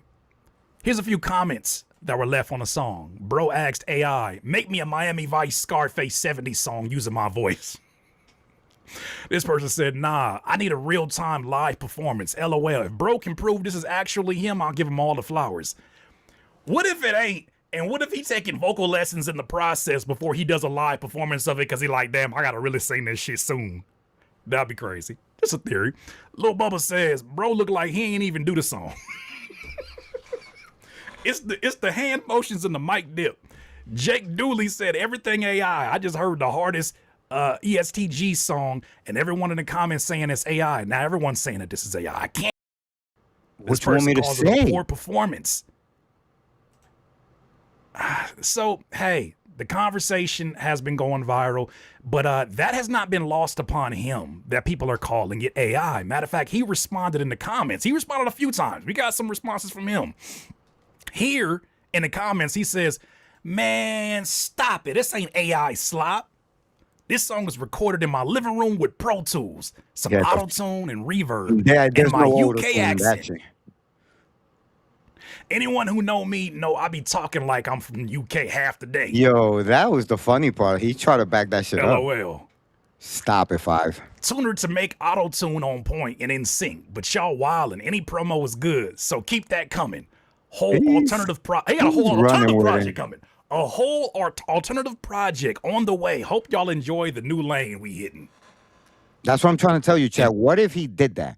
What if he said, I'm going to just take the heat. Fuck it. And this shit was probably like the same way when this was industry plan. It was backed by an AI company. That's why we had it everywhere. Cable. Watching local cable. I don't know why that line bothers me so damn much, but it does. They got even more clips because he did an interview recently, and this is from his own lips. From his own UK accent on half the day having ass, he had some things to say. When talking to LA Icon, he approached him about those said rumors. Thinking ahead of time. A lot of people. I'm thinking ahead of time. The shit AI. Why would you want anything ahead of time? I know that it's not, but can you explain how it? Fuck all that actually. I can understand, like, you know what I'm saying, because the music we make is so far left. Like, so for somebody to hear this type of music, and it be all over here, he's got quite an angle there. Does he even like understand like, what this music is? Like, you know what I mean? But you gotta, like, you know what I mean? It comes down to my childhood, like, you know what I'm saying? Like, that's I wake up, that's what Pops is listening to, you know what I'm saying? Thinking ahead of time. Hey, he grew up listening to UK rap, I don't know. And we all got very Now, Chad, I don't know if you guys believe that. You put it in the chat if you believe that, but I truly have a hard time. diverse. But don't worry, Chad. I am here to ruin the day. So make sure you stick around and share the live. Smash the like button. Follow us if you haven't been following us. And the algorithm shows that a lot of you people are not subscribing to the channel. Please subscribe if you like what you've been listening to. You know, sounds that we grew up on. This explanation is not given enough for me. If you ask me, it sounds like somebody trying to keep up with something that got out of his control. It went viral. That's good. Oh shit, that is it went a fact. viral. What do we do?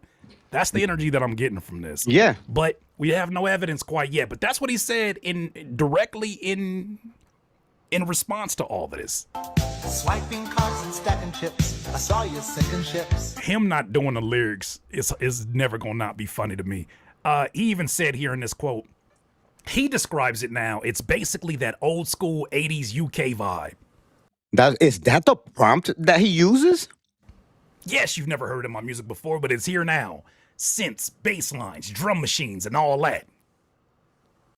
But mixed with trap and me talking about what I really go through. Local cable? How the fuck is local cable something you go through, motherfucker?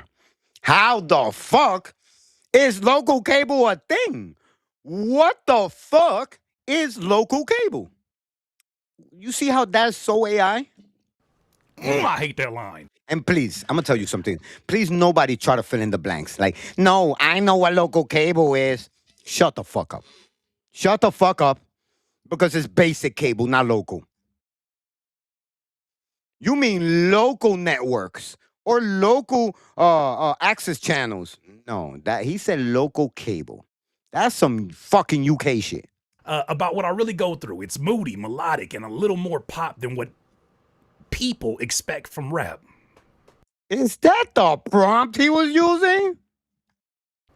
Watching local cable. And that was the line that triggered Curtis King TV to pull out a deep dive on Fenix Flexin, only to reveal that Fenix Flexin is indeed. Chad, just stick around for the rest of the show. I got some shit that's gonna blow your fucking biscuits. I can't, bro. I can't. I can't. I can't. And of course, you know, we both can't sleep through the night. Oh my gosh. Okay, let's continue. Because obviously there's other storylines here. And now we got Perp. This is the producer. And I know he's in on it too. Because he's about to help him lie about it. And they're not really good at it, Chad. At all. Here's the guy that engineered the song, allegedly. Right? Because I got my theories. We're going to get into my theories, but I want to make sure that we walk this down. One of the theories is, excuse me, not the theory. Here's his engineer. I think he goes by Gillis Del Interior. I don't know. Gillis Del Interior. This is him. I would assume these stems in the background because of this post saying mixed and mastered for Fenix Flexin, Rubberz, Argentina. It's from Argentina. And I guess those are the stems in the background. So this could be evidence that this was recorded. I'm going to give you my theory in a second, but I just want to walk you down this. Someone here said, need to see the stems to beat the AI allegations. So good, everyone's saying it's AI. Yo, I don't know if it's because of how I'm gonna tell you good something. it is that when it's too good to be true, Chad, my grandmother always said, it's because it is. people are saying that it's AI. I think it's just it's how different it is from not just the artist's usual music, but even the producer's usual music. Check out this producer, Perps. This is who's credited for the production on this. I want you to peep out a beat that he posted. When did he post this? Had to be something recently. So a couple weeks ago. Peep this out.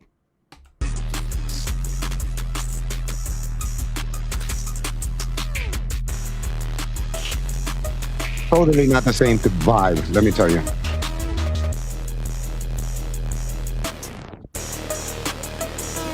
And Chad, the crazy part is that I don't think a guy who makes a beat like that is even capable of making a beat like Rubberz. That was like, nah, it's just not the same type of fucking craftsmanship. Yo, it's that boy Heat. What you talking about? That's the same one the same one. That's the same one, ladies and gentlemen. That did I cannot this. believe that. No. No. Got it. No. Got it. Okay. Hey, people go through evolutions. What's interesting about Perps, though, because you know the internet love telling on itself. What's interesting about Perps, though, this is not the first time that work that he's been involved with has been accused of being AI. He had an interview here with Producer Spotlight not even 10 months ago, and some work that he did with Juice WRLD, well, I'm gonna let him take it from here, was accused of somehow using AI and utilizing that within the music. Listen to him field this question. I was looking at some of the snippets you shared on your Instagram, and I was seeing, it's unfortunate we live in this time now, but like fans were talking about this as AI, potentially like, oh, is this real? Is this fake? What? I almost thought you maybe like fed into that, like, yo, What, Cavalier? I don't remember which one it was. You see, there was another song he was accused of using AI. I think this is the plug right here that said, yo, I got you. Just don't admit it. I'm going to connect you to the AI people that make music. They're going to give you a dope-ass song. Run with it. It was. Well, none of the songs that I ever post is AI.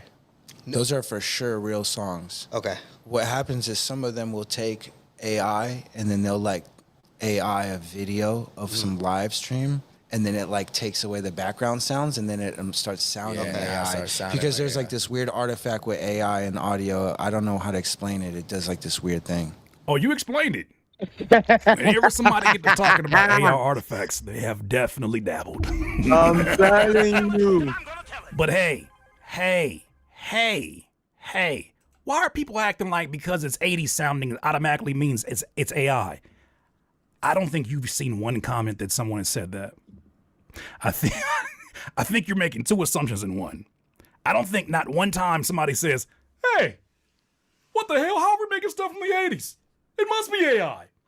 Yeah, I nobody. don't think that anybody said that. I think you made that up there. What's your name? Eyes of the Pit? You might be a bot too. Right? Hey, damn, homie can't diversify his bonds? Maybe he can, but let's get into it. We got to get into this. We got to explain it We first. have to. Let him explain, though. To show people this wasn't a fluke, he has also been releasing other songs where, you know, he's showing like this is the direction I'm going in, especially with all of the success that this song has already enjoyed in such a short period of time. Listen to this one.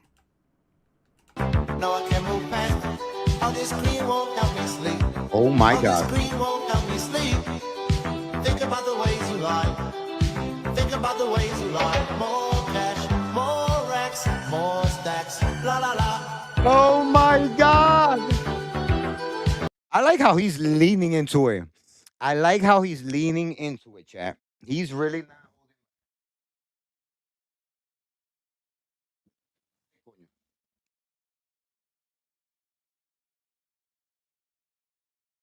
Anyway, chat. He is leaning where you see your man having fun with it. He went right back to his AI generator and created some more songs. The love was just a weapon in your hands. I was foolish. Buying everything you ever said you wanted. Building bridges out of water. Watching disappear. Look what you started. Checking on my running through the safe. Okay, I'm done. Oh I'm my fucking done. I'm God, done. yo. Now, for those of you that are asking, hey, why would anybody think that AI is capable of doing that? Because I don't think that, if you ask my theory, I don't think that it's all AI. If you take the song as it's And chat, I will prove later how he's wrong about this little part right here. currently constructed and you run it through AI or run it through a website, run it through multiple websites to detect AI, it will probably say it's a likelihood that it's 80% to 90% done by a human. However, I know in his heart, he's wishing that is true. But in his mind, he knows it is completely AI. You know why? Because it's just everything, the cadence, the way that the shit, the topics, the way the punchlines are put together, the meaningless sentences after meaningless points. It's AI. It has no substance. the method I think that he took, if I were to make an assumption, because many of you have been DMing me about this, shout out to my dog J Squared. He was the first one. He sent me a voice note. He was so mad. He was like, brother, I don't want to sound like a hater, but this shit sound like AI. Yup, and that was me telling Sam the Savage the same exact shit. I don't want to sound like the only guy that doesn't want to rock out with the song. I told Ileana the same shit. I say, yo, I don't want to sound like a hater, but this shit is AI. And it's going up right now. I said, let me examine it. For those that are asking a question, this is the method that I think that he possibly took. I think that either Perps or Fenix Flexin generated a song through Suno. Mm-hmm. I think that they... And since this is the beginning of him actually deep diving, trust me, chat, later in this episode, we're going to uncover the website he actually used. We're going to tell you exactly what he did. And we're actually going to show you how it actually spit it out. So stick around, chat. This is the first live episode of my docuseries. And today we are on the rise and fall of Fenix Flexin. Took that song through Suno. They listened to all the different versions it generated. And they said, I like that one. And I think that whatever one that they picked, let me give you an example of what songs can sound like when you generate them through Suno. And this is going to be a little different because Suno at least gives you like different sounds, different singers, different voices, male, female. But the actual site that he used, chat, stick around. I got the full cocktail for you.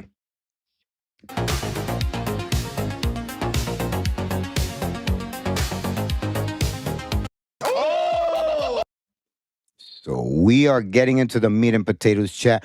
Fenix Flexin, the rise and fall.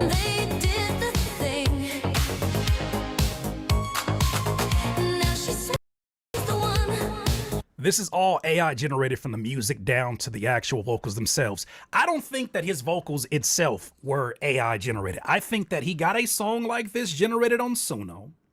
He found the version that he and the producer agreed on. They downloaded the instrumental, maybe even stemmed it out into MIDI. The producer went and used certain elements or even put different presets on it. And the artist himself used a reference track like this to coach the way that he should vocally sing it. That's my theory. My theory is like that because when I listen to certain elements of the song, I'm like, or even the instrumental itself on the actual beat, because let me bring you over here.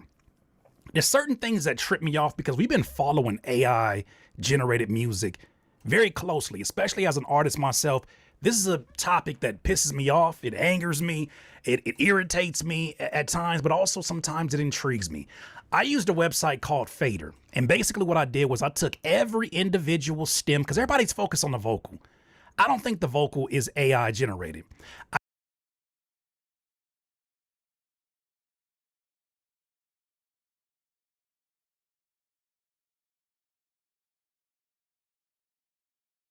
I think that it's AI assisted.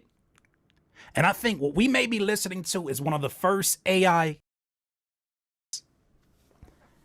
The covering being done by a human being. Let me listen to some of the elements with you. So here it is. I got the bass, I got the drums, I got the sample, the instrumental, and also the vocals. Listen to the vocals isolated. Swiping cards and stacking chips. I saw you sinking ships. Left me standing in the pouring rain. Now I bought a heavy diamond chain. My pocket's getting thicker. The watch is moving quicker. Money talk is much louder now, but I can't sleep through the night. I think those are genuine vocals. I think those are genuine vocals. And forget what I think. We're going to run that through a tester in just a second. Here's the thing that tripped me up, though. You can always tell AI-generated music the most through the hi-hats and the way that it treats the mixing of those hi-hats. Listen to these drums, though. There's a thinness to it. There's a weird, like, digitized artifact that is on these drums.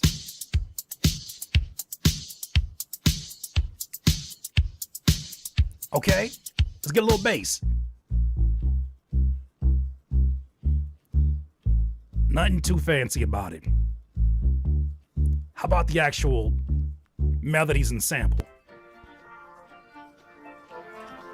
Okay. Here's what I got interested in.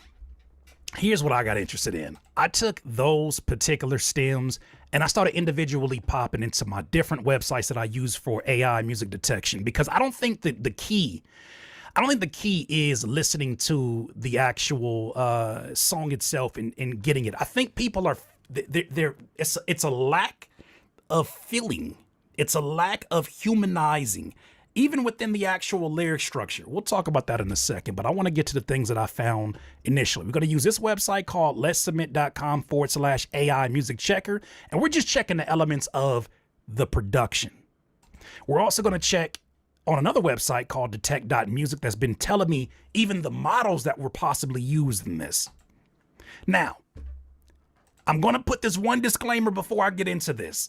Sometimes when you stem out music using an AI website like fader.ai, sometimes these detectors will detect certain fragments because it was AI that stemmed out something in a very unnatural process. But it won't be so much to where it's the majority of it. Now, taking the theory up to mind, let's just take the drums. Let's take the drums first. I'm going to go over here and I'm going to dig into here. And these are the stems, untouched. I want you to make sure that you can see everything that's in here. Here's the drums. Let's analyze that for a second and let's see what it says. I know you lying. No,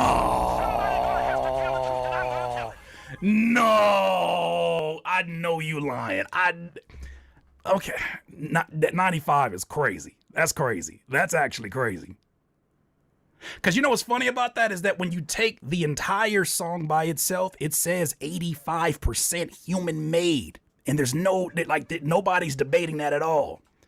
But you got to always double check these things, right? Let's go into here and let's pull in what else we got here? Let's pull those same. Let's pull the vocals in actually. No, that's not good. Let's get the drums. Look at the drums. We're gonna pull the drums here. We're gonna see what it says after it generates some information for us. Interesting.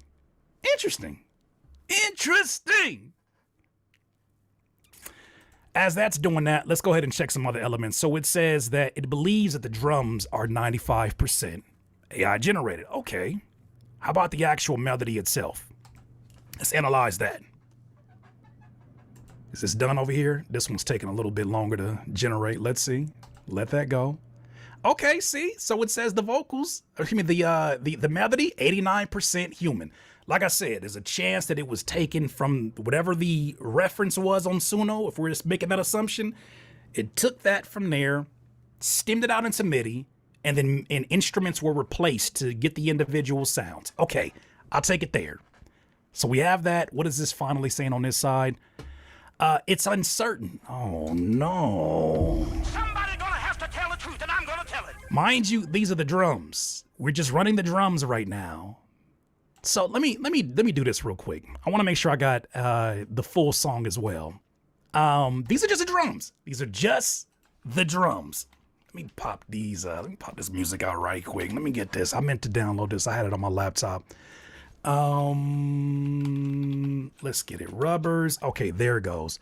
All right, so I'm gonna take this song, and I'm going to take it here, and I'm going to get it here on my downloader for 4K. And I'm downloading it right now. Yikes, on a bike. All right, cool. So I got the full song here. Cool, let's go back here. I'm gonna bring up the song. So I just wanna make sure that we kind of just out of order, but I wanna make sure that you guys have some reference. So when you take the actual song itself, this is what it says. Rubberz. Okay, let's put in Rubberz here. Pause. Let's see what it says. Never mind that fungus is a parasite ad at the bottom here. 95% made by human. Here's my theory. I think that he was either instructed by someone in the industry, his producer, or they all came up with the idea of we can't copyright AI music, right? And if we do use AI music, people are going to detect it easily through one of these websites. How do we bypass that? Oh, we can still take advantage of AI generation through Suno if we just do a cover of the song. So what I'm listening to feels like someone who is doing a cover of a reference that none of us have access to because we didn't generate it on Suno. Let's look at the other elements, though. I'm curious. Let's look at the other elements, though, because I am curious, ladies and gentlemen. What else we got here? Hoping that I'm able, watching local cable. Matter of fact, no, let me go back here. This is something else I found. Let's take a new scan and let's actually drop the full song in here because I want to see what it says. There it goes. Here it goes. So this is detect.music that is going to do its own detection process. Interesting. I'm curious what it thinks of the drums. We know for sure isn't AI. If we can test on something like something you made, if not, that's fine. Oh, that's cool. That's cool. Let's actually do that. Let's pull up some drums that I got here. What drums do I have here? So I'm gonna pull up a drum loop that I have. Let me see what I got in here. Let me see. Let's go through here.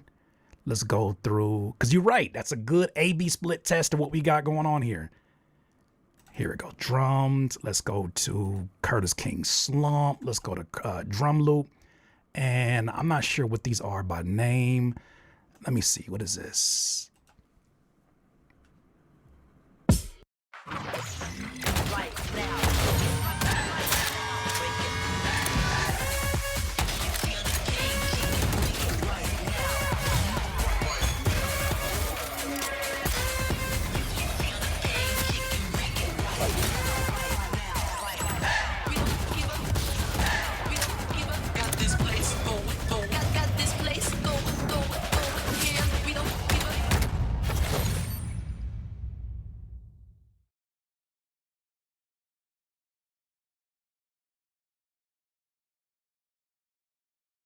My husband used to ejaculate prematurely until this. My hubby is ejaculating so fast, and when he gets so anxious about it, it's starting to feel like a chore. That used to be me and my husband before I discovered this treatment by him. SexRx plus thymus control. I swear it saved our sex life. It has tadalafil and early climax treatment, so it helps him stay hard and last longer. Do you have to go to the doctor's office? He gets him embarrassed. No joke, it's 100% online. If he gets a prescription, it's delivered right to your door with free shipping and completely discreet packaging. No insurance required. That can't be affordable though, right? Actually, it costs less than a lottery ticket per day. Whoa. I'm sending him the link right now, and he's getting started today. Yay! Okay, so my husband has this fun habit of ejaculating prematurely every time we have sex. I keep telling him it doesn't matter to me if he needs a pill for it, but he was always too embarrassed. Until this. SexRx plus Climax Control by Hims is a compounded medication that revolutionized our sex life. It combines active ingredients for erectile dysfunction and premature ejaculation, for stronger erections and longer lasting sex all in one. So he's ready to go whenever. The whole process was 100% online, so there were no embarrassing doctor's visits. It's delivered right to your door for free if prescribed. No insurance needed. And let's just say we're happy. Take the free assessment and get started today. If you're ejaculating early in 2026, don't be ashamed, but know this. SexRx plus Climax Control through Hims combines tadalafil and PE treatment to help men stay hard and last longer. The whole process is 100% online. No in-person visits, costs less than a lotto ticket per day, and no insurance required with free shipping right to your door if prescribed. My hubby is ejaculating so quickly, and then he gets so anxious about it. Our sex life is starting to feel like a chore. That used to be me and my husband before I discovered this treatment option by Hims. I swear, it saved our marriage. It's made with the tadalafil plus PE treatment, so it helps him stay hard and last longer in bed. Do you have to go to the doctor? He would get so embarrassed. Oh, no joke. It's entirely online, delivered right to your door with free shipping if you get a prescription, no insurance needed. I just sent him the link. He's getting started today.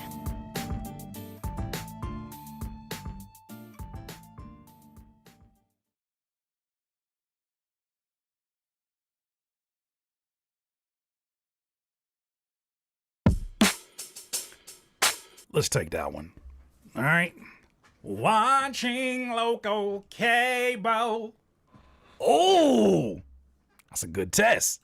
That's a good test. Okay. We're in discovery mode. Ain't no way in hell. Y'all ain't got your motherfuckers got your motherfucking mind. 82%, ain't 96%, ain't 100, hey, you ain't you. All right, let me see. Let me pull up decap. Let me pull up the homie decaps. Because that's hilarious. Let me get another drum loop on here. Oh, we not done yet, chat. We not close to done yet, chat. Like, come on. It's an 808 in drums. I think that'll give us an idea, too. What? Damn, Anna. Yeah. Yeah. You figured something out, Anna. Anna, you figured something out. Okay, so how we you can't trust see it just based upon the it was drums. just a That's local good cable test. line that got him there. Let me see. Let me run this up with let me see. I'm gonna go to another drum pack. Let me go. Oh. Let me test this one out. What is this? Let me play a preview of this. Okay, that's the homie decap. Let's see what it says. Because maybe just drums itself is just something that triggers chat. it. Yep. Okay. Chat. So we take it out. Let's take it out of here. Let's Chat. In a few seconds, we are going to read live on the internet. You guys are gonna know before anybody in my family. I did my ancestry DNA. So today we're gonna find out what my real nationality is.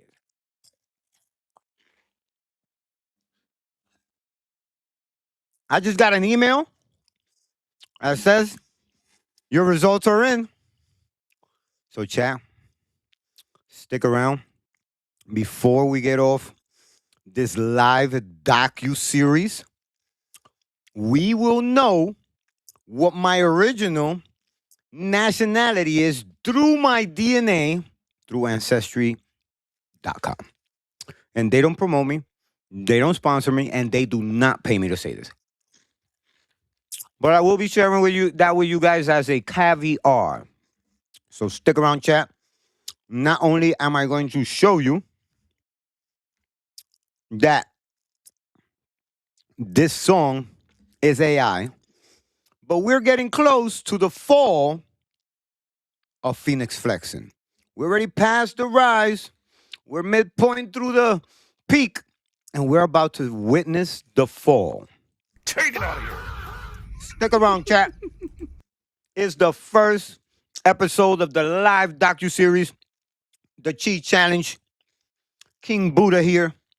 And this is the rise and fall of Fenix Flexin. Let's keep going. Let's take it out the conversation. And chat, I do not know what my ancestry results are. We are all going to see it for the first time together. So my reaction will be genuine. This one has me interested, though. This is what the other website we're using, which is detect.music. This one is really, really interesting. Okay, so what is this? What is this test? This test is... Autotune is so much more.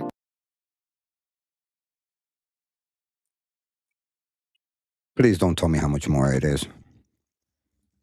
Now about a heavy diamond. So this is the actual song itself, which I said I don't think any AI elements were done with the actual vocals. I was more so thinking about the instrumental and the sounds that were in it. Because like I said, some of them sounds and the drums just sounded like that. But, you know, hey, can't use that now. But let's look at this. So it says 88% real. Okay. All right, cool. 88% real. He's talking about the vocals, but watch. How about we do a scan of just the vocals? I'm curious. And that curiosity is going to kill Fenix Flexin's new hit.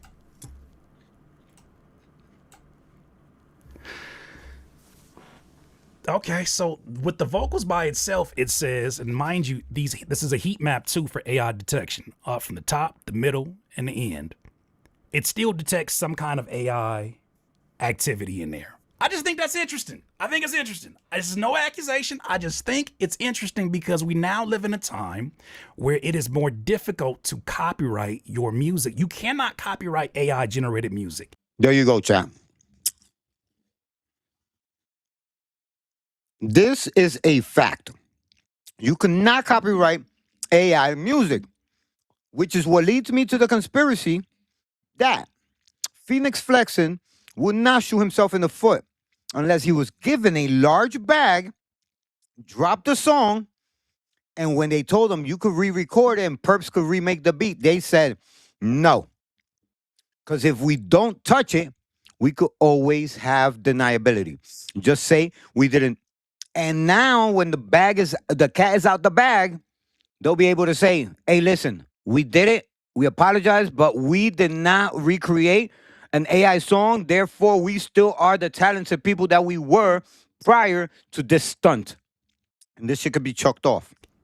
But if you do if you do a cover of an AI generated song, who can take that from you? Exactly. That's where I was at. The remake.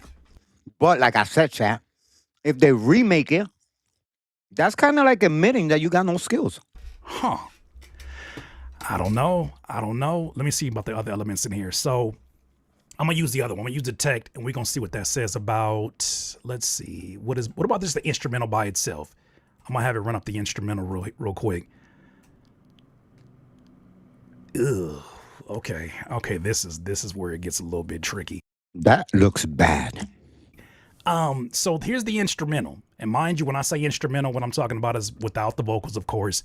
It is this part right here.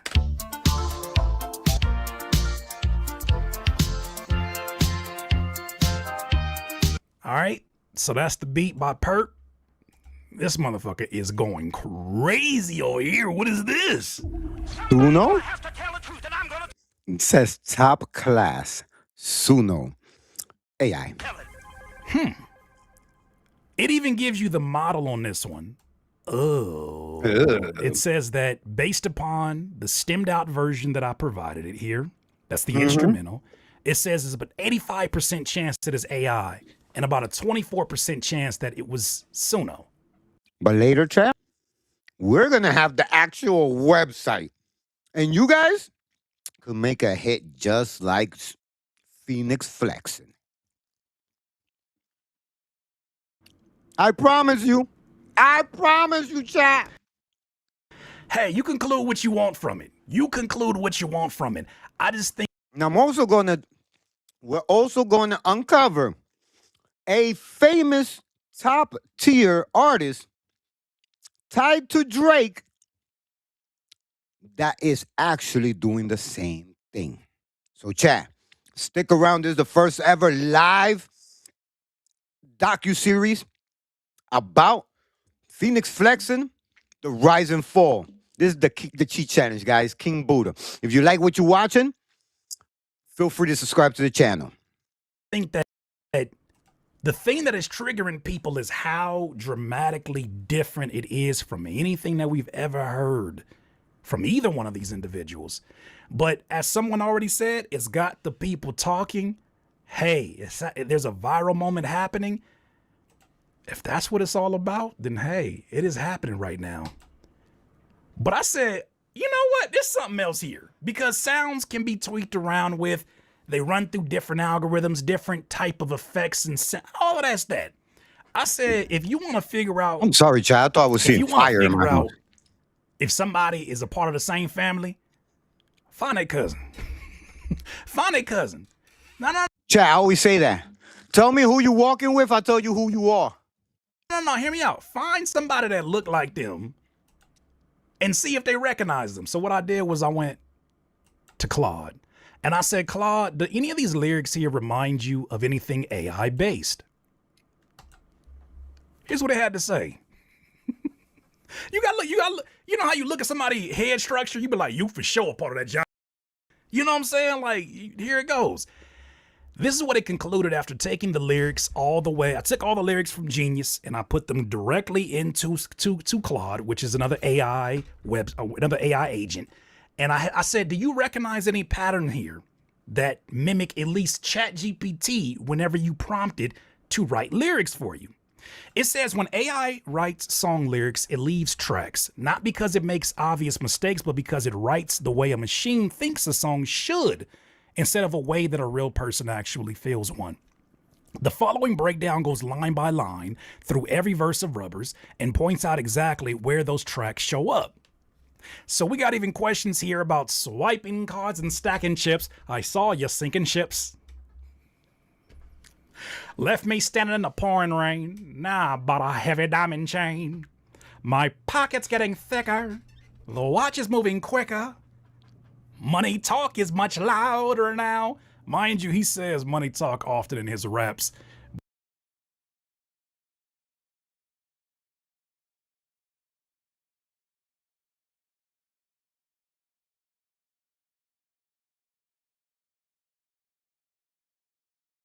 But he does not really say it like that. But he's using his UK accent. Flag number 1, it's hard. He said it skips the hard part. What do you mean by that, Claudiata? Real songs about heartbreak and success take time to show you the pain before the flex. Here, both happen in the same line. Standing in the rain, straight into I bought a diamond chain, with nothing in between. No tension, no story, no journey.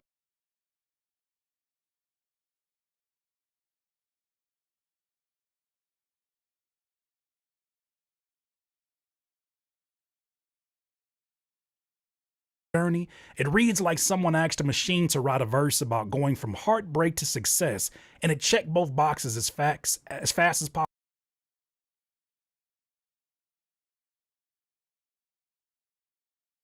possible.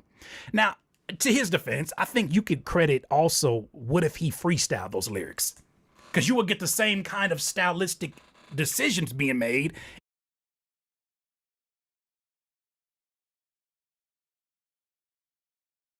if you were to freestyle the lyrics. Standing in the rain, diamond chain. They rhyme, and why the hell not? Because people that this song is generally for are probably not looking into the lyrics. Flag number 2 that Claude picked up, stacking chips, diamond chain, pockets getting thicker, watch moving quicker. That is 4 different ways to say I got money crammed into 4 lines. A real writer picks one angle and makes it specific to their life. AI throws every related phrase it knows at the topic because it has no reason to choose. It is not writing from experience, it is writing from a list. Look, these your opinions, these your opinions, Claude. What else we got here? It says flag number 3, sinking ships doesn't connect to anything. I saw you sinking ships sounds cool, but means nothing in the context of this song.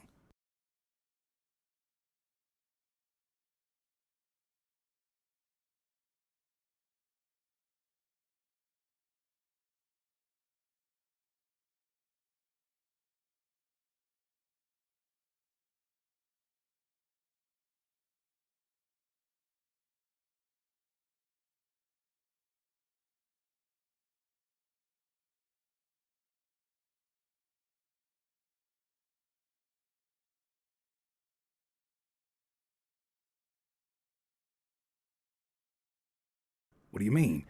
Where did ships come from? Who is singing them and why? Real writers use images that are connected to something personal, even if it takes a second to see it.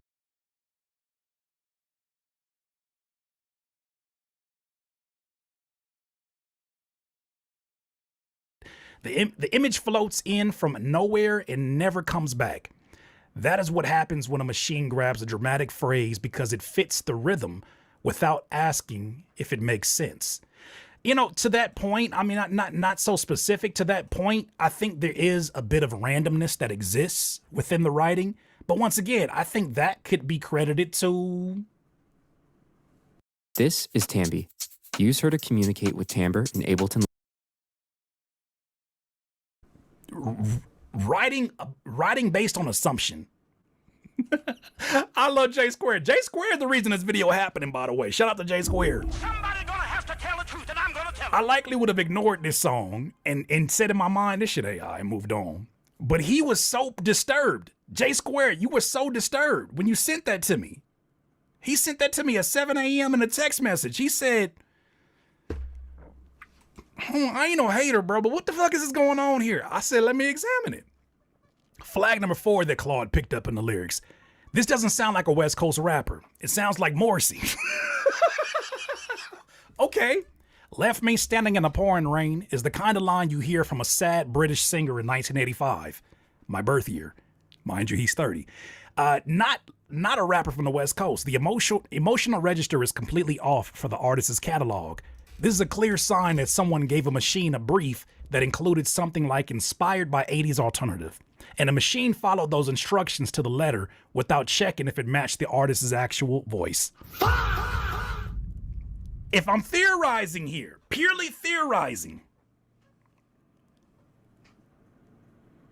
the reference song is generated in Suno.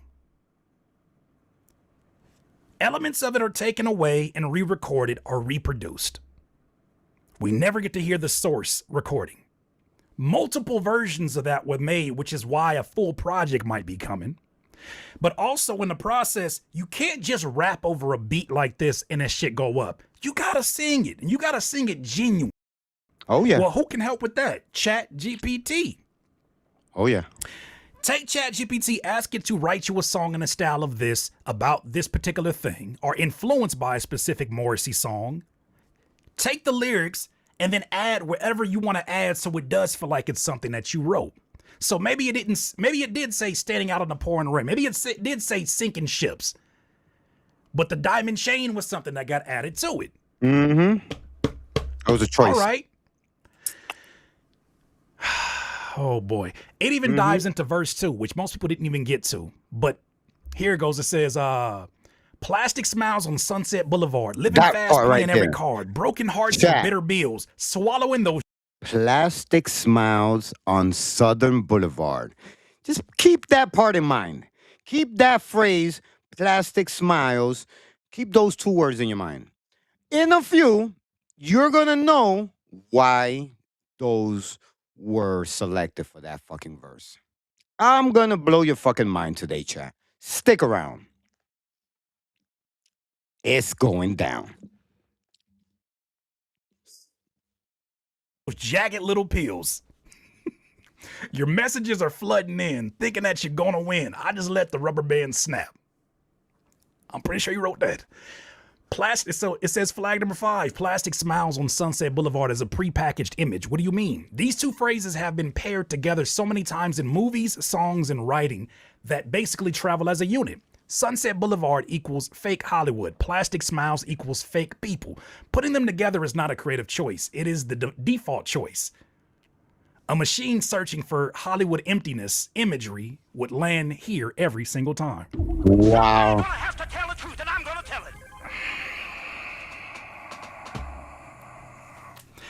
Okay, let's talk about Jagged Little Pills.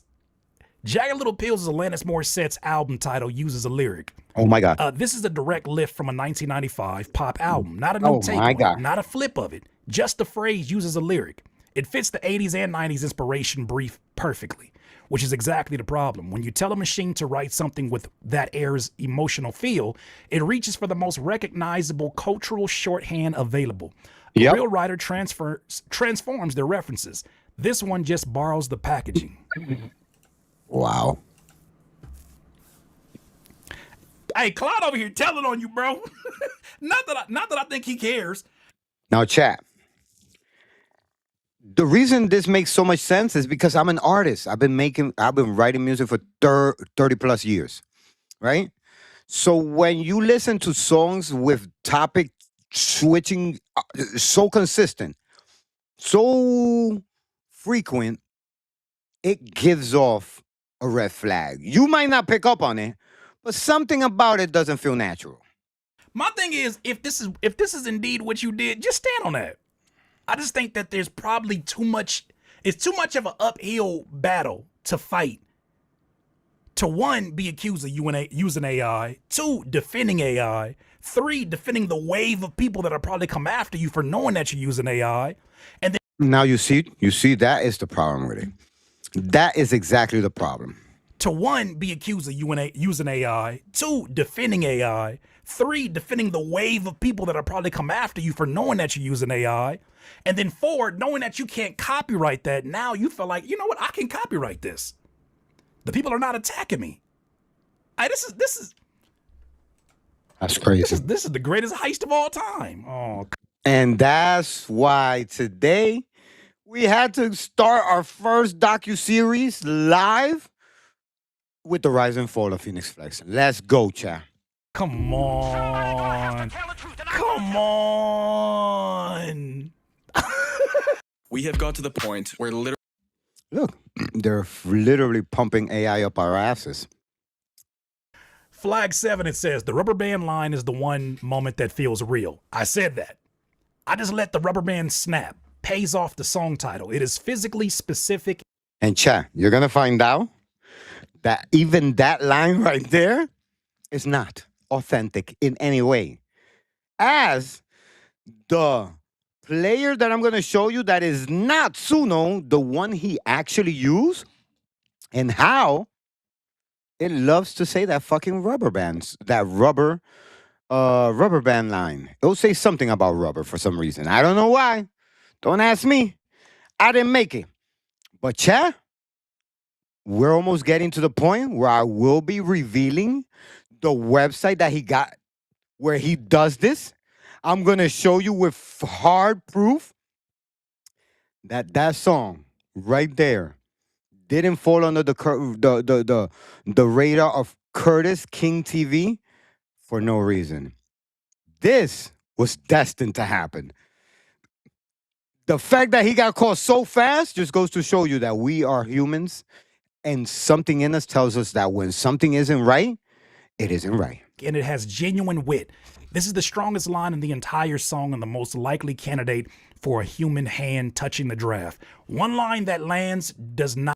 Yeah, that's the crazy part, that we were giving him credit because we thought that would be the line that actually lands like a part of a human draft. And chat, I'm going to break it to you. These fucking machines, these AIs, are learning little bits. Like, just to think that he's so confident that that line might be real shows that AI is retraining itself so much that it is starting to find ways to sound human and trick the human. So that right there is a very important point that you have to pay attention to. He is giving credit to a line that we're about to find out in a few that it is completely AI too. Not clear everything around it, but it does suggest the song was not completely left untouched after generation. Here it says in flag 8, the rhymes are too perfect. What do you mean? Boulevard, card, bills, pills. Okay, perfect rhymes. In, when. Yeah, Every only Eminem could do that. cleanly with only Eminem could do that. And that's why he's the rap god. And shouts to Eminem for being the first human to ever do something that AI is using as a crutch to trick us into thinking that it actually can fool a human. AI cannot fool a human, but once again, I repeat, chat, that one line that he just finished saying that might have a touch of humanity is literally an AI trick. with no variation whatsoever. Stick around, chat. This is the first ever docu-series, the Cheat Challenge, the rise and fall of Fenix Flexin. Pattern on purpose to create emphasis or surprise. They use near rhymes and internal rhymes to add texture. A machine completes rhymes the way a math equation reaches a solution. It does not leave anything unresolved because unresolved does not feel finished to it. This verse sounds finished in a way that real verses rarely do. Here's the last part of it because it's not a long song, but it finds even more fingerprints of AI over the songwriting. This lyric goes, gold rings on my fingers, still your perfume lingers, empty bottles in bigger banks, giving nobody any thanks. Not the money, not the fame, not the jewelry. See? And that right there, chat, let's break that down for a second because we're smart enough to have our own opinion too. It says, gold rings on my finger, still your perfume lingers. Besides the fact that he doesn't look like a guy that ever heard that word, linger, I don't know why it would be there. And then empty bottles and bigger banks. Giving nobody any thanks. Not the money, not the fame, not the jewelry. How do you thank the jewelry? Brother, I can't I can't read this without an accent. Somebody gonna have to tell the truth, and I'm gonna tell it. I'm telling you, chat, this is the biggest heist in history. I can't read this without an accent. Gold ringers on my fingers, see? Still your perfume lingers, see? Empty bottles and bigger banks, giving nobody any thanks. Chat, it is crazy. Fantano tried to do it. He trying to do it. Nobody is landing, and not even Fenix Flexin himself. See, because I don't give anybody anything, see? Not the money, not the fame, not the jewelry. Not the jewelry, say. Yeah, you gotta take a sip of water for that. You gotta take a sip of water for that. Look here, see? Look here, say. Gold rings on my fingers, still your perfume lingers. That is so crazy. No disrespect to Fenix Flexin. That nigga never said linger a day in his life. You see? You see? I'm not the only one. You want me to believe the first day he said linger was on a song like this? Now your perfume lingers. Now if you don't knock crazy. this shit off, if you don't knock this shit off, yeah, he is dope. No, he is dope. It's like I say. Yeah, your perfume lingers. Gold rings on my finger, your perfume lingers. Empty bottles and bigger banks. It's crazy, Chad. You can't even. Nah, man, I don't believe it. I feel more light skinned every time I read more of these. Like I feel like I'm losing every piece of melanin left when I read this shit. Empty bottles and bigger banks, giving nobody any thanks. Nobody gets any thanks for me. He say he feels more light skinned. Not the jewelry. Watching local cable still pisses me off because this nigga had to be like 14 when local cable was dissolved out. See what I'm saying? It's pissing me off. Like Your that's not something from now, is the bro. same idea said a different way. That's not something that people. The song has already told us the would relationship know. still haunts the artist. The chorus says it. Listen. Verse 1 says it. Now verse 3 is Before saying it it says again it, through right? smell instead of sight. This is a machine cycling through the senses to restate an emotion. Let's stop right there for a second, right? Chad, there's a few things that people won't know now. That if you tell them that, these are words that people can identify with. Local cable, a house phone. I used to use tokens to get on the public transportation and paper food stamps. There's no such thing. You say that to the kids from now, if one of them put it in, or a beeper, had a beeper? Chad, come on, stop playing with me. It has already covered because it has run out of new things to say, but still needs to feel the verse. Real writers escalate. This one just circles. Wow, that's Claude. That's fucking crazy. Oh. Flag 10. We almost did a finish of this one. Flag 10 stops without landing. Not the money, not the fame, not the jewelry. Ends mid-thought with nothing to close on. On the surface, it might read as intentional restraint, but compared to the rubber band line in verse 2, which earns it nothing, which earns its ending, this one just stops at jewelry. AI-generated verses frequently trail off when they run out of material rather than finding a new place to land. Hey, Claude over here telling on you, bro. There is a difference between a deliberate and ran out of gas. That's crazy, Claude. Now I got a fancy diamond chain. Here's the last flag, or one of the last flags before we get to the bottom line by Claude. This is all Claude. I'm letting AI figure out AI. That's your cousin. Tell me what your cousin's tendencies is. Right? Tell me. The verse adds nothing new. Rings, bottles, banks, these are the same three concepts the entire song has been circling. Jewelry, money, and the ghost of a relationship. No new image arrives. No new feeling surfaces. The verse exists because a 3-verse song needs a 3rd verse, not because the artist had anything left to say. That is a machine filling a structural slot. A writer would have found a reason to be here. My name's Lacey Harris, and I'm the chair of the Independent Artist Thank you for the subs. Thank you for the Artist Producer sub. Entrepreneur Program here at Musicians Institute in Hollywood, California. The Independent Artist Program is a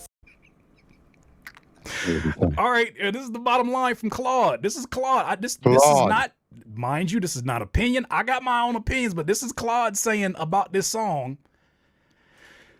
Across all 3 verses, Rubberz does something that AI-assisted writing almost always does.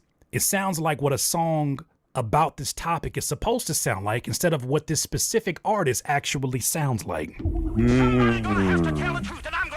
The imagery is borrowed from the most obvious places. The emotions are stated rather than earned. The rhymes land too cleanly.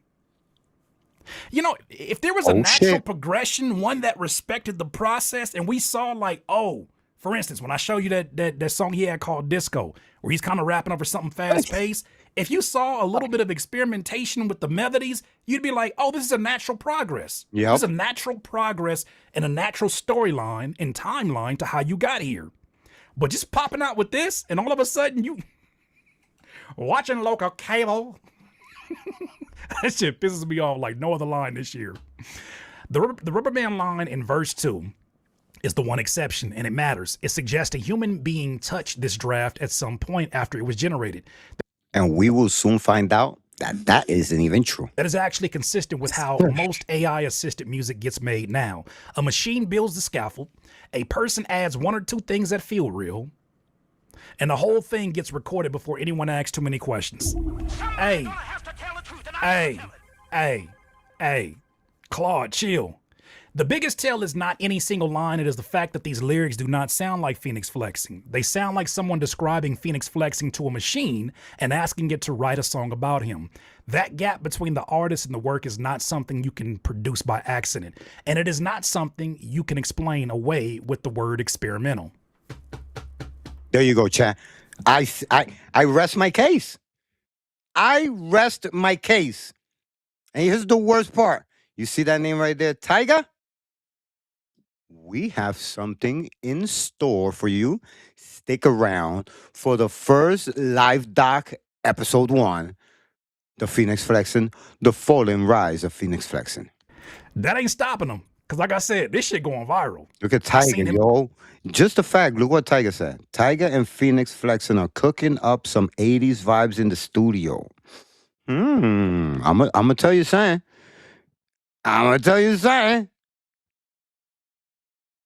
In the studio with French Montana doing versions of songs.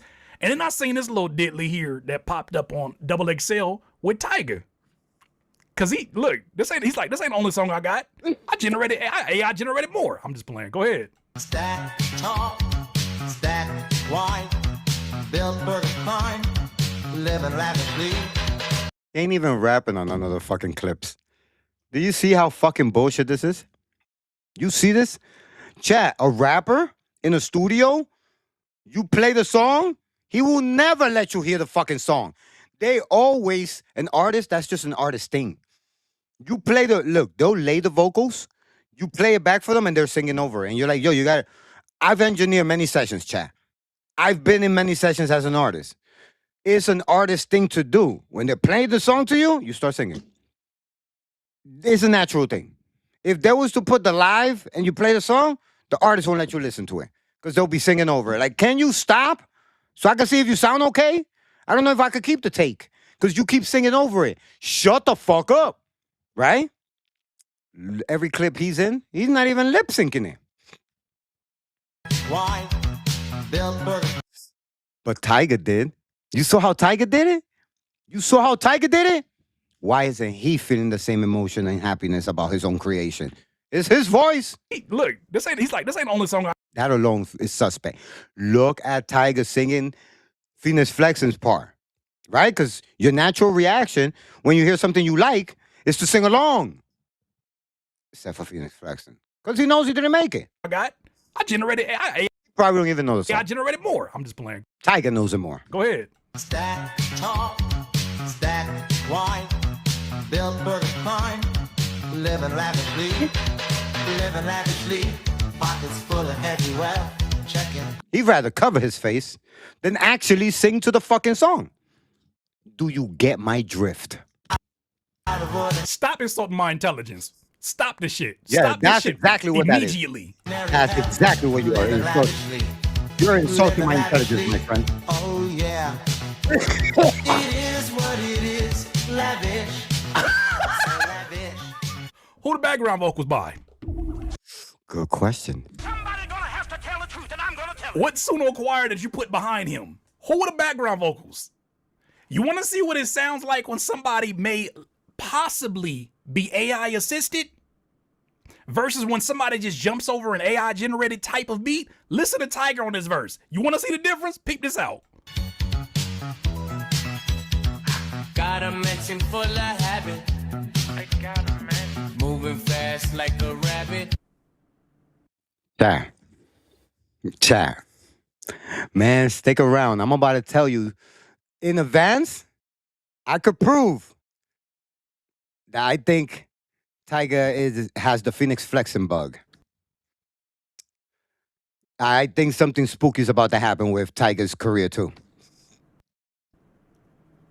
He don't know it right now, but he just played us a verse that we already are proving slowly that Fenix Flexin did not even have a fucking thing to do with making. And the proof is about to be coming. And I'm going to tell you something, chat. We just heard Tiger's version. So the question is, did Tiger write his? Did he sing his? Let's not jump to the gun because Curtis King doesn't really quite have all the details yet. But in the next couple of episodes that we're going to be rolling into, he's going to have a different opinion.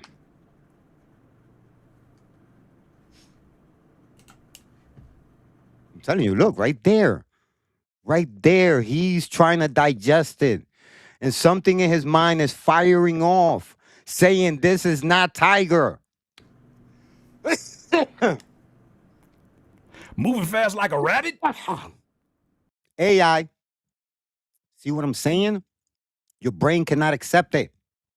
They could try to pull the okie doke on us, chat. But something in us lets us know when something is not right. He has just noticed Tiger did the same shit. The proof is coming up, chat. Don't go anywhere. First ever live doc, episode 1, the rise and fall of Fenix Flexin. This is your boy King Buddha, and this is the Cheat Challenge. Let's go.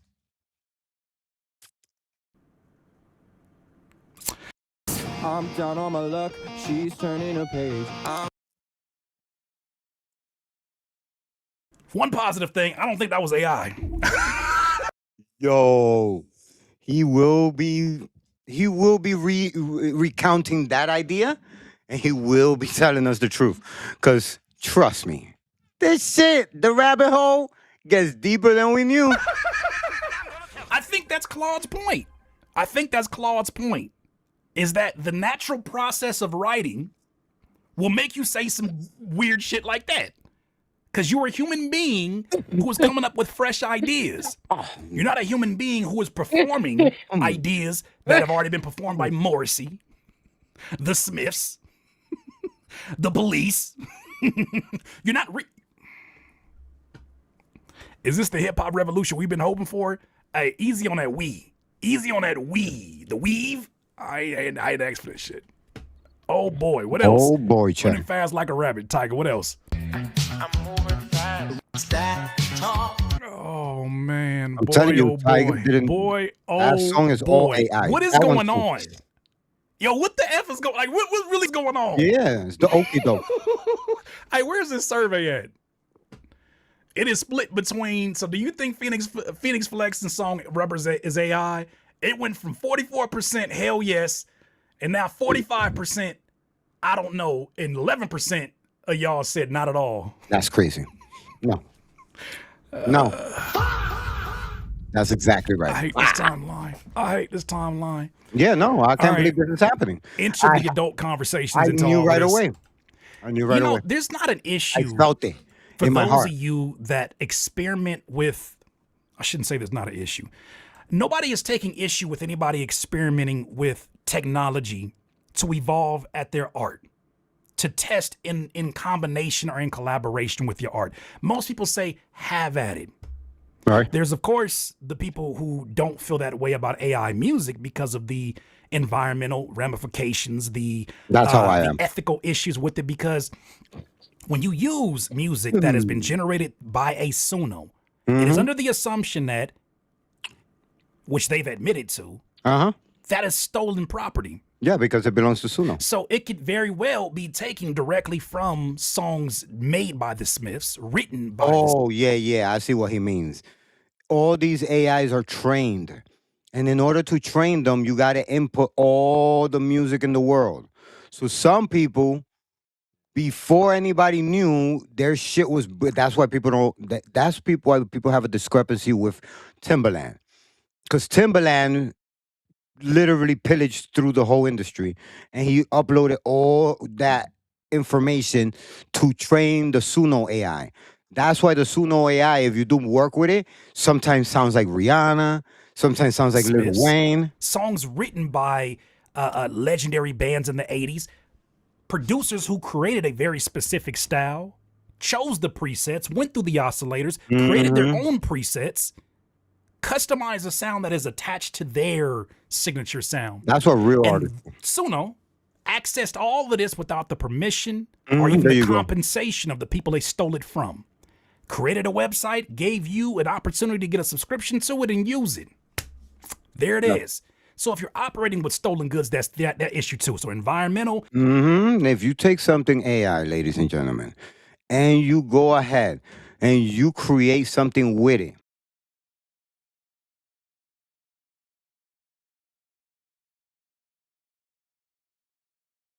you cannot copyright it. You cannot use it as part of your catalog.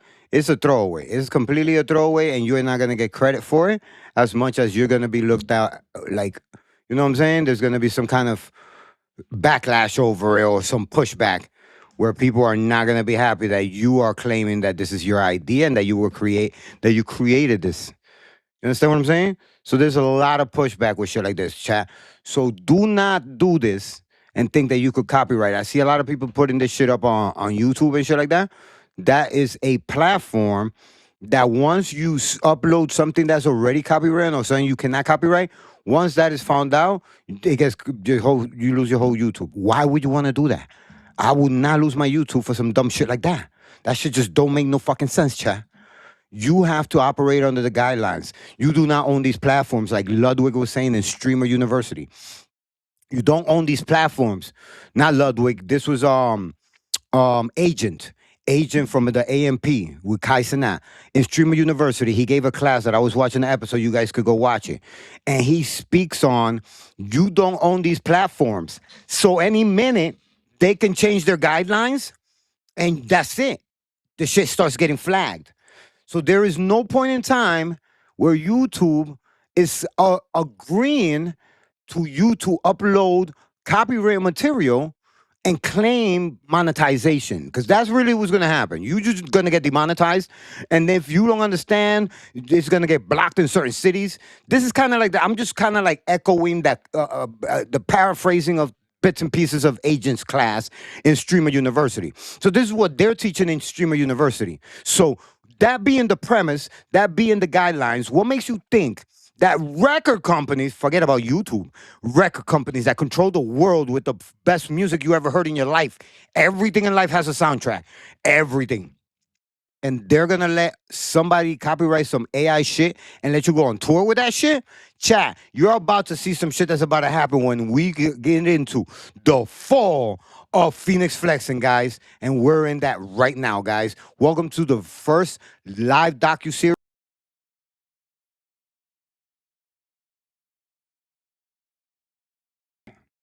The ethical issues, but then also too, here's something that I think people are not talking about.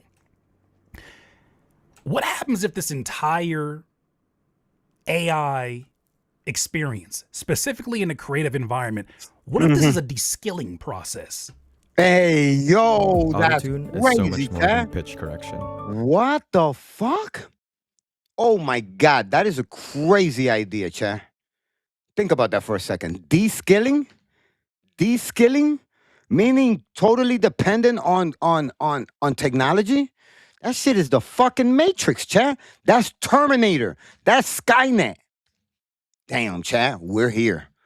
Welcome to the future. Shayo, I am Shay, had something to say about that, and I wanted to share this with you.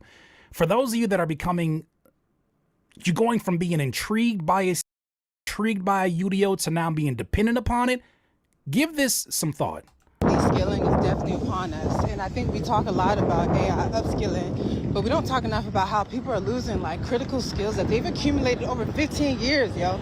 I was chatting with one of my friends, he's a senior software engineer, coding for like 15 plus years, and he's like, bro, I haven't really coded for real, like 6 months, like Claude handle everything. And then I was like, hey, yo, homie, like, oh my can you God. think about that for a second? If Claude go down, you go down? If Claude not working, can you still write that code base from scratch? If Suno goes upon creating these reference tracks, let's just assume that's what's happening with Fenix Flexin. Can you now take that and actually create that from scratch? Can in long term, chat, long term, you do that math, and in the future, our children's children will only know how to go to AI prompts to get all the answers, which means nobody will know how to paint off the top of their head. Nobody will know how to do math problems off the top of their head. Nobody will code off the top of their head. They won't need to. They just need to know how to write prompts. You will not have any skills in the future. In the future, you will all be paying for your skills, which means everybody has the same intelligence, which means nobody could get wealthy because everybody is part of the job class now. you now generate new ideas using your brain, you and the producer, can y'all now generate new ideas if for whatever reason them two things go down? Then what? Because I think people would have less issue with it if it was done. Then what? So can y'all now generate new ideas, create that with Fenix, relying upon creating these reference tracks? Let's just assume that's where you're heavily relying upon creating these reference tracks. And that's what I'm saying. They're reference tracks. You can make a reference track. He just put it out like he did the song and took credit for it. Let's just assume that's what's happening with Fenix Flexin. Can you now take that and actually create that from scratch? Can you now generate new ideas using your brain, you and the producer? Can y'all now generate new ideas if for whatever reason them two things go down? Then what? Because I think people would have less issue with it if it was done in an ethical way in which you had access to people who are bands that maybe got inspired by different sounds that were out there and created something all unique to their own and made their skill set, their abilities available to you to prompt off of. But what happens? What happens when you don't have it and you become so reliant upon it? They are banking on you. There's a reason why I think AI technology is so accessible for free to us. Did you see my point? This is why I DIY a lot of shit, chat. Sometimes you got to be ready to be disconnected. Sometimes you got to be ready to not be self-sufficient. I'm going to tell you a prediction I have in my head. Soon, they'll eliminate cars, and then they'll make everything automated driving, because a self-automated driving would just have to go from one point to another point. What would you need to go anywhere other than a point? They're going to prove that point with Uber. They're going to see the statistics of Uber and all them ride shares and all that bullshit, and they're going to say, people never take a cab to the middle of a block. People never take a cab to a place they've never been to. Everybody leaves and goes to a destination. Therefore, self-autonomous cars are the only way to do it. The car will leave from your house, drop you off at a point. At this point, what they have done is they have managed to control your destinations and your travels. And now, if you were driving home and you were like, you know what, I'm going to make a left turn here and get lost on purpose and maybe find a pizza. You can't do that no more, chat. Because now you're going to be limited to like what an Uber driver does. But it'll be a car that when you go outside, it'll self-drive only to a destination. You understand what I'm saying? That's de-skilling you from driving. Where are they going to put the cars? The same place that they put the horses when there was horses instead of cars. Before cars, there were horses and horse and carriages, and they were populating every city in the world, and that was the form of transportation. And what happened to all the horses? Now you could ride a horse, go to a horse track. Now you could have a horse and carriage, go to Central Park. Nobody knows how to ride a horse. Nobody knows how to ride a horse and carriage. Nobody even knows how to build those things. Nobody knows how to maintain a horse. How they de-skilled that was like, bing! What if we took everything away from them? Even their freedom to travel. I'm telling you, chat, this AI shit is just the tip of the iceberg. Right now, what we're watching is a de-skilling process. Let's listen to more about this, chat. I think they are allowing it to be democratized so that you get a heavy dependence on it, and then it gets monopolized again. Somebody gonna have to tell the truth, and I'm gonna tell it. They give you a little blue magic, you get addicted, you stop using your original process, you use less of your critical thinking skills, and then what? DJs, mixing doesn't... Now you get what I'm saying, chat? Now you get what I'm saying, chat? It is so obvious. And I've always told people my biggest fear is over-dependency, over-reliance on these systems and tools, so much so that we reach a point where intelligence can be sold to you because you have no other choice because we've essentially de-skilled ourselves. Ugh. So I just want us to think about that. Like, obviously, agentic coding does wonders for software engineers. But are we becoming over-reliant on these tools so much so that now they can charge any price, and because we're so addicted and dependent on them, we have no choice but to pay? The great de-skilling. It's not funny, it's terrifying. I'm just laughing through the terror. I saw this post up here. We're not gonna watch this full clip, but I thought what he said in the beginning of it is really interesting too, because I can foresee at some point in time, they'll be more transparent about this process, because the laws are still really murky about, you know, how you copyright these things. You're allowed to copyright a song, obviously. For years and years, we've been able to do that if you created it from scratch, right? If you didn't replay somebody else's music.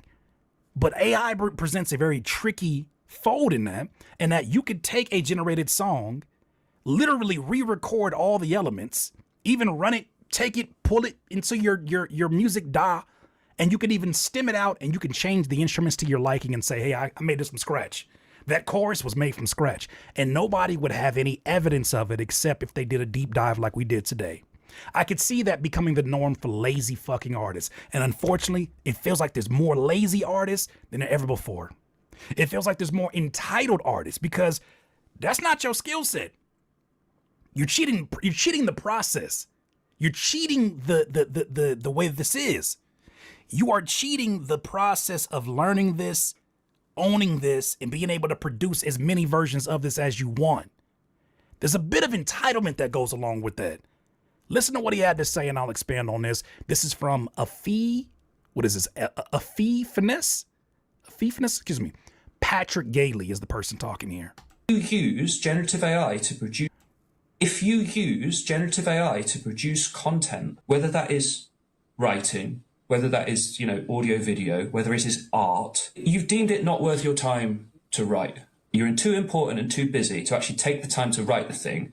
So you've got a hacky little chat bot to do it for you. If you don't think it's worth your time to write it, why on earth would it be worth my time to read it? Hey, I understand that there are some people within this particular group, should not be the majority, who come in here and say, hey, who cares? It's all a vibe. It gives me the GTA feels. It's good to hear something different. Who cares? He's about to tell you why that's not a good thing. You understand, chat? Because we are open to new ideas. We are all hungry for good ideas. But we cannot run to AI for the solution for shit like that. Talent is out there. All we have to do is find it. It's not that deep. For those of you that are on the not that deep boat, don't sink. Yeah, don't sink. Don't Please. sink. It's coming close. The entitlement. the entitlement for anybody to feel like because you thought the process was not worth you getting vocal lessons to actually sound like a UK singer, because you thought the process was not enough for you to go through the process of showing us you doing music theory, or going through the process of playing and giving props to these people who are your inspirations, right? Going through the actual steps of it, learning the theory. And then you generate this. How dare them think that that is all of a sudden worth our time if it wasn't worth your time to make it? That's the On point. earth would it be anyone's time if you cannot be bothered to do it? And there are people who say, well, I don't know how to. And you know why I say that, Chad? Because when I did my endeavors of trying to like make music where I was harmonizing and shit like that, I was literally trying to learn how to sing. Like I was actually getting apps that would do vocal correction and will show you where you're fucking up at. And it will help you by showing you where you should hit the note. And you're like here trying to like fuck with your voice in a way that you're like, what the fuck? Sometimes, Chad, used to get so frustrated because I'm not a natural singer. I mean, I could, if I talk like I'm talking right now, I'll hit more notes than if I was trying to. And that's fine. That's a different thing. I'm not talking about that. I don't make music. And the reason I don't make music is because I can't make music. There you go. I can't make music because I don't I've sing not undertaken the necessary discipline, training, That's why I don't make songs. and structural development to be able to make music. I've not put in my hours of work. I've not honed my skills. I've not put myself in a position where I can be good at making music that might add value to other people. So Exactly, Chad. When I do those songs and I be singing hooks and I re-listen to that shit, the first thing I say is, nope. I'm not putting, I'll hit it with auto-tune, I'll do Melodyne, I'll do a whole bunch of shit. And still, Chad, it will sound terrible. You know what I do? Nope, I'm not putting that out. Because that's not what singing is. So I don't make music and I don't use AI to make music. And then imagine if knowing all of this about how shit my music is, I have the self-possession to say, no, the world still needs to hear my music. Oh. I'll just make it with a chatbot. Yeah. Yeah. No AI slop, please. Yeah. I don't think you're alone, Ryan. I don't think that you're alone. Let me find your comment. I saw that. It's deep, but I do like Rubberz. Hey, yo. Without context, it sounds kind of crazy. Yeah, that sounded crazy. Put a pause on that. I think you're supposed to. I think that it has sourced things that have shown a great success with the listening audience.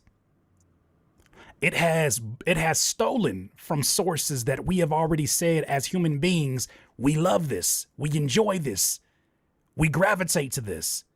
So when I listen to it, my thing is this. I listen to the song and I'm like, who am I listening to, really? Oh, shit. And there's something inside of my human instinct that maybe will be maybe it'll be gone in like a generation. It's something in my instinct that says, nah. It's almost like when you go to a health food restaurant, like a Trader Joe's or Spotify or a Sprouts, and you eat something and you're like, something weird about that. This shit healthy? No, this shit a little bit too good. This shit healthy? Oh, hell no. And then you look at the ingredients and then you realize, oh yeah, it's got all kind of seed oils and all kind of other bullshit. Soy, gonna give you man titties. You're supposed to like it. It was made for those dopamine spiking sensations. You're supposed to. I just think that it is the nefarious behavior that goes on behind it. I think that it is the reckless ways of just, I can do whatever I want and damned if I'm affected by it, as long as I can.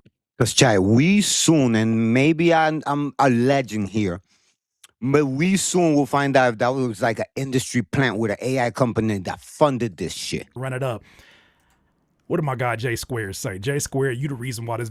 Because remember, 6ix9ine taught us, you could make a hit. All you need is 10 credit cards. Video even got cracked off. It's like the I don't even know what that means, but I'm telling you, something here smells like there's a bigger fish to fry. Of getting flowers from a florist or getting fake flowers from the grocery store. They mean the same thing sentimentally, but one just means more. Wow, this is so cool. This is a new instrument by Fader, and it is called Siren. It's an...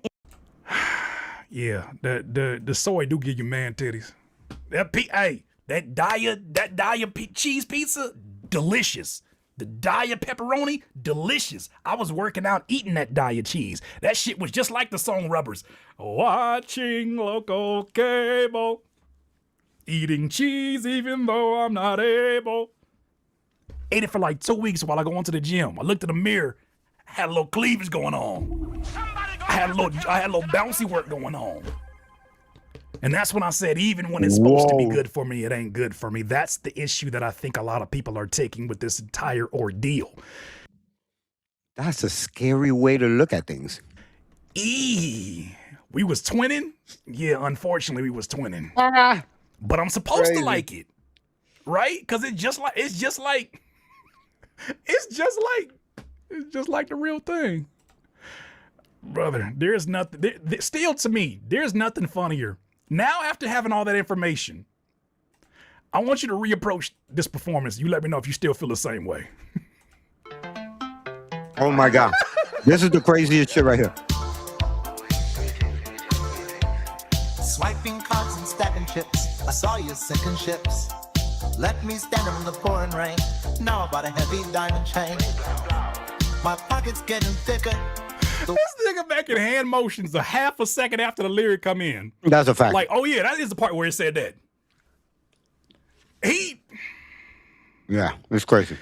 It looked like a tourist giving instructions on where to go. Pockets getting thicker. Pockets down here. Wrist is getting now. It's my wrist right here. This shit is funny to me. Watch is moving quicker. Money talk is much louder now, but I can't sleep. Not the microphone, deal. And his voice didn't even change. Can't sleep through the night, still seeing your face in the... That whole shit, aside from being AI, he's fucking lip syncing. He's duping the he's like he's laughing at us. Glass. Why do you call when you're short on cash? Can't sleep through the night. I'm losing my mind. I'm losing my mind. I'm losing my mind. Oh, fuck. Told you I was on your ass, Fenix Flexin. I told you I was on your ass. Hey, man, perhaps after doing more practicing, he'll look more natural. He looked like he have. After more practice, he should know the fucking song. He must have heard this shit 1,000 times. If we know it, he should know it. And fun. Well, I'm scared to know what your idea of fun looks like now. He looked like somebody that's getting away with a heist. Somebody gonna have to tell the truth, and I'm gonna. He looked like somebody that's like, this shit worked. Me and Percy were just being funny when we put that damn prompt up. That shit going up right now. Watching local cable, hating that I'm able. What do I do next with this mic? I think I saw that here. I guess I'll dip the mic. Oh, you never thinking. Watching local cable. Hey, man. And watching local cable. What the fuck? Hating that I'm able. Oh, he's a fool. Plastic smiles on sunset. He's more a comedian to me now than a rapper. Because he's hilarious. He's fucking hilarious. Boulevard, living fast and playing every card. Broken hearts and bitter bills. Swallowing these jagged little pills. Your messages. Hey, man. Hey, man. Hey. Yo, if you ever meet this guy, ask him what does he mean by jagged little pills. And if he doesn't say he got that from Alanis Morissette, which is where the AI got it from, you don't even know what the fuck that shit mean. Hey. At the end of the day. I don't want to hear it. At the end of the day, McDonald's sells a lot of burgers. No, that's a fact. They sell a lot of burgers. Oh, that's a fact. And I'm pretty sure it's not made with real meat. Somebody gonna have to tell the truth, and I'm gonna tell it. Yeah. I'm pretty sure it's not made with real meat. This is how they sold 1 million of them. They sold 1 million of them. This is how they off them jagged little pills, my guy.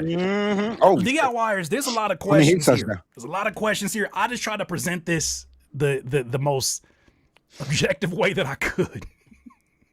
But I think that's the method. I think that is what's happening here. And if that is the case, boy oh boy, I'm listening to nobody new no time soon. You know what the crazy part about it is? This is going to make someone who is truly serious about their art say, damn it, I got to be more transparent about the graphic designer that I'm working with. I got to be more transparent about my process. I got to show these people that I don't fuck with that AI generated shit. I got to show. And you know what you're doing? The opposite. You're literally giving them a blueprint of what to steal from next. Come steal our style. Steal our culture. By crediting your graphic designer, you will now give them the actual Instagram page that they should be stealing from. And they'll take all your music and dump it into the AI. By showing them how you made the beat, you are giving them elements to steal from. There are people right now who are taking the snippets of artist songs, what they share on Instagram, which I would not suggest any artist. Do not put any snippets out anymore. Wow. Until this thing gets regulated. Don't put out any more snippets. They'll take your snippets, go on Suno and extend it out to a full song. Oh my God. And then put the song out before you can put that song that you were teasing about. They'll put it on their YouTube before you can. And you can't content strike it down because it's not in the content ID system yet. Oh my God. DIYers, boy oh boy, those are my thoughts. You let me know what you think about that. Watching local cable. This is crazy. Curtis, K-I-Y. D-I-Y. That's crazy, chat. But the rabbit hole gets deeper. I got more for you. I have more.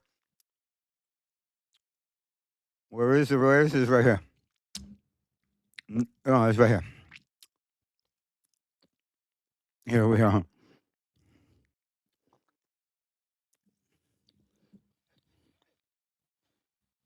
Just know that. Oh man, it looks like grand opening, grand closing for Fenix Flexin, man. Y'all know Fenix Flexin, man, the one that made the viral hit song Rubberz, man. Yeah, but before that, chat, just remember the first episode of the live doc, the Fenix Flexin, Rise and Fall. I still got some more for you guys. Wire. And I'm gonna bring DIYers, there has been a song that has been all over my timeline, and I'm sure if it's all over my timelines, it's been all over yours as well. It's by an artist that is part of a group, but is part of a group. Oh my God, why is it escaping me right now? His name is Fenix Flexin, and he's a part of Wire. DIYers. Let's follow up on a story that some of you were asking me about. You wanted me to dissect not only the lyrics, but also this viral song by an artist named Fenix Flexin called. Yeah, we are into the fall of Fenix Flexin. I hope you have been enjoying this live doc, episode 1, the rise and fall of Fenix Flexin. It's your boy King Buddha, the Cheat Challenge. Don't forget to subscribe if you haven't subscribed, and follow us. And let's keep going, chat. It gets worse. And this is going to look bad. Called Rubberz. At this point, you ask me, I still believe that song Up and Down is AI generated. I think the process includes AI generation through a program or a website like a Suno or a UDO. But I already gave you my theory. As the last few weeks have been going on and that song continues to get more and more views, he's starting to open himself up to more interviews, and one interview in particular where I was actually included in the conversation. Oh my God, no way. Damn it, what happened? We'll get to that Channel 5 interview in just a second because some other things were revealed, hence this thumbnail. First and foremost, though, can I kind of walk you through some of the clips that I've been dropping with or without my consent? I didn't ask for these to be on my timeline, but the line said, you seem to be interested in AI as it relates to this song. Okay, what you talking about? Fenix Flexin was on a live stream with a popular streamer, not it's a guy that we like here, Neon. And Neon? I don't think some of the things that he is doing is helping his case, because he's still denying that this is AI. This is him proving that his viral song Rubberz is not AI after he hops in the booth with Neon. Watch this clip. Swiping cards and stacking chips. I saw you savvy quicker through the night. Badass bitch from the Sweet through the night. That my blazing little bitch from the city. Badass, hello waist, little titty. Oh my God. And she going, but you know she asked a ditty. Like what? Where she finna go, she going with me. I tried. That is crazy, Chad. He's still running with that shit. So, when is he gonna admit it? We'll soon see. We will soon I was see. excited by the combination of ingredients.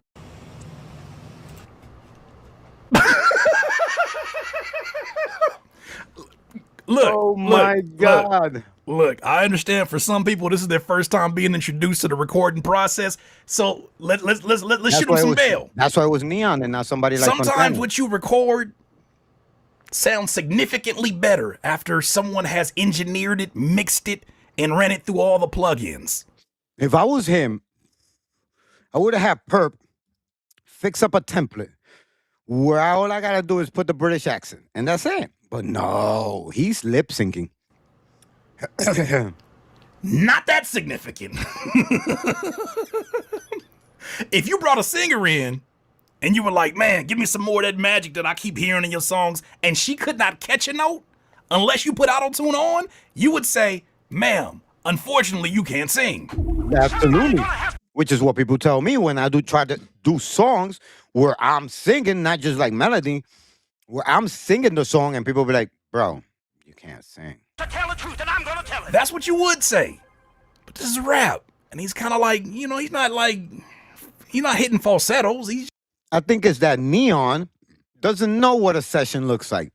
Because if Neon had been to any rap session, he would know that this guy's just bullshitting him. Just let me keep playing it. Look at Neon. He's confused. Look at his fucking face. Neon is shocked. He's like, is this the same guy? The silence got me in tears. Like, is this how this works? It's the nonchalant for me, chat. Because he just fucking, like, he knows. He knows. He knows more than we do that he didn't do that song. He drinking tea, because singers drink tea. That's hilarious that he picks up on that. Because my little sister's a singer, and that's the truth. I think it's tea. We hope so.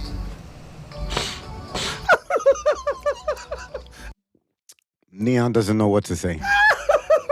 Keep going, keep going. You imagine Neon is like little. Yo, if Neon's chat didn't pick up on that, that's crazy. That's crazy. Like that. If she knows it's good for her, she come get with me. Oh my God. Why you blocking blessings, baby? Stop with all the stressing, baby. Where is the British accent? Bring the British accent back. I could choose you with. Yeah, this is me lying on my resume and then having to do the work that I said that I did in my last job. Huh. That's funny. He's Well, become as a you meme. imagine, because of the virality of this song, it is one of the biggest songs thus far that people have been talking about this summer, especially from an artist that before probably had a lot more regional notoriety and embracing. But with that said, this song has been viral. It's been going all over TikTok and people are making their videos, all that. I don't want to say he got pressed, but he definitely has some excited music listeners that said, man, sing that shit live. Prove to these people that ain't AI. I want you to watch how this went and you let me know your thoughts. Is it AI or what? That's what the people want to know. Come on now. Sooner or real thing. Yeah. Let me hear it. Yeah. What? Yeah. Okay. That's it. That's the real deal. So that's real deal? Come on now. He said that's auto-tune I use. You feel me? Okay then. What setting? What setting? He said it's auto-tune. He said, Why he keeps sounding like the kid that his mama said, sing that song for your auntie and your grandma that you be singing. Do that. Yo, I hate that because I was that kid. They used to make me, they used to be like, Chichi, dance for everybody. Show them that you know how to dance. And I used to be like, tin, tin, tin, tin, tin, tin, tin. When they used to put on the merengue or the bachata or the perico ripiao, like, I swear to God, Chad. And I wanted to do it. But after a while, you just want to just walk by and say hi to everybody. And they're just like, Chichi, and I'm like I didn't want to do it anymore. It's like I quit. I don't want to be the guy that knows how to dance. Little dance you do. He sound like he really don't want to do it. It's your song. I'm under the understanding that this is a song. Look at Curtis King TV's chat. What they're saying. He said he looked guilty as fuck. That's crazy. That is so far removed from your usual process that is muscle memory. It's something that is so creative. It's something that you feel even a level of vulnerability about because it's so different than what your fans expect. And it's going crazy. You found pain. And now you have the opportunity to, every time you show up, show out. Every time you... Chat, we are at an all-time high with 704 people watching. Everybody smash the like. Don't forget to follow. And if you subscribe because you like what you see. Let's go, chat. It's the Cheat Challenge. Sing it. You oversang it. You sang it with an A. Boy, oh boy. Shit, so no, Suno, no none of that shit.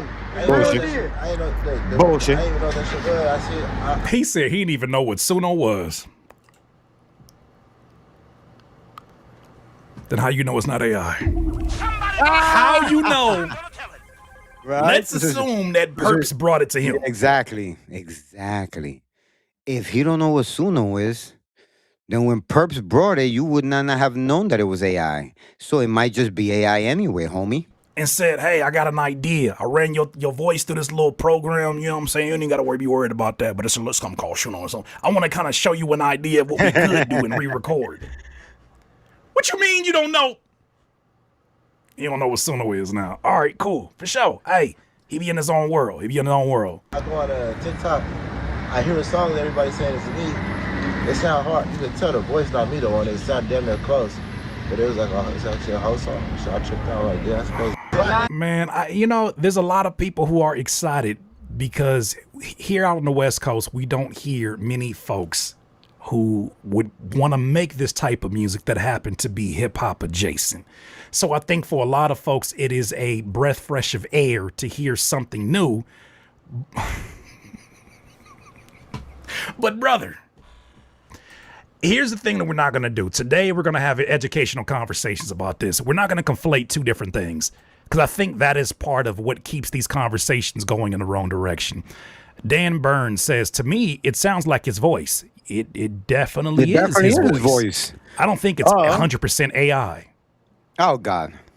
Have you ever seen someone generate lyrics with AI?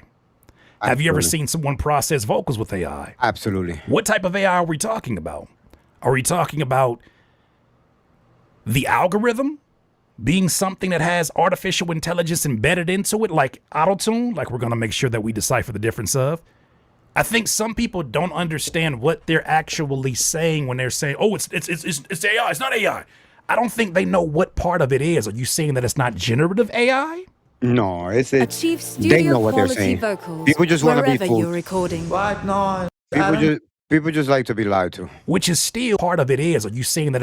Except the people in my chat. That's why the people in my chat are in my chat because they smart. Problematic. If it's generative AI, that means that you insert some ideas. Let's say you describe a prompt into Suno or into Udio, and then you say, I want you to make me a 1980s type of song that sounds like British UK, something that the Smiths would have made, that Morrissey would have made, something that the Police would have made, and I want you to give me 5 ideas. And then Suno will generate these 5 ideas. You take those and you say, well, I can't possibly use. Technically, you can't really put the names of artists because it's trained to not steal from people. So it will not let you put the names from artists. But if you move into a category, like I have accidentally stumbled into a piece of AI song because I was after this, I was like, man, I'm gonna try to get one done. But I use Suno, right? And I don't even think my voice sounds like it, like if it's me. But that's not the point. The point is that you cannot tell it an artist as much as that if you pick or like a genre adjacent to an artist, it will spit out music that sounds like that. Some of it sounds like the artist. Like I got Lil Wayne on it. It sounds like Lil Wayne if you ask me. If people heard it and they heard me, they'll tell me that I sound like Lil Wayne. And it's really that it's stealing pirated music. I mean, it's stealing copywritten music in a way that is saying it's being influenced by it. But how else would it be influenced by it? By using its actual sound. Use these and just upload this version because I can't copyright that. That's why they're getting sued, the Sunos and the UDOs. But I could take this and re-record it. That's what I said, because that would be the smarter thing. Just re-record it. You know, even when a ghostwriter gives you a song, it's gonna be all the reference of it. Just use the song as a reference. So you gotta understand what you're actually saying is not before you end up arguing yourself into the wrong place. So we're gonna have different conversations about it, but I just gotta keep showing you these clips because they're hilarious. Now, if you recall, one thing I said, we're not gonna know how comfortable he is with this, how much AI might have played a role either in the processing of the vocals, the writing of the song, or even the idea generation until we see him do it live. Matter of fact, this gentleman tagged me. He said, "Hey,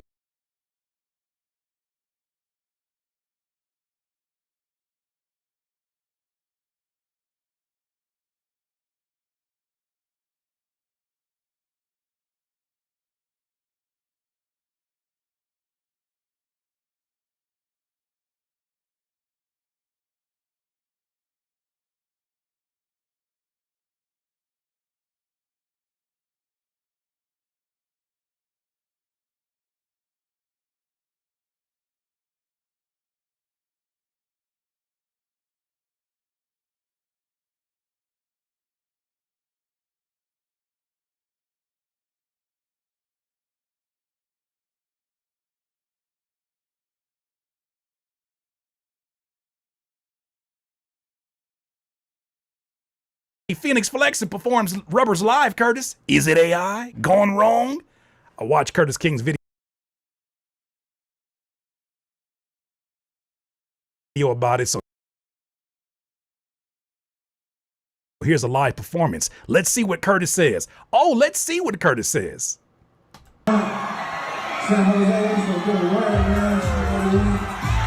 It's in San Jose.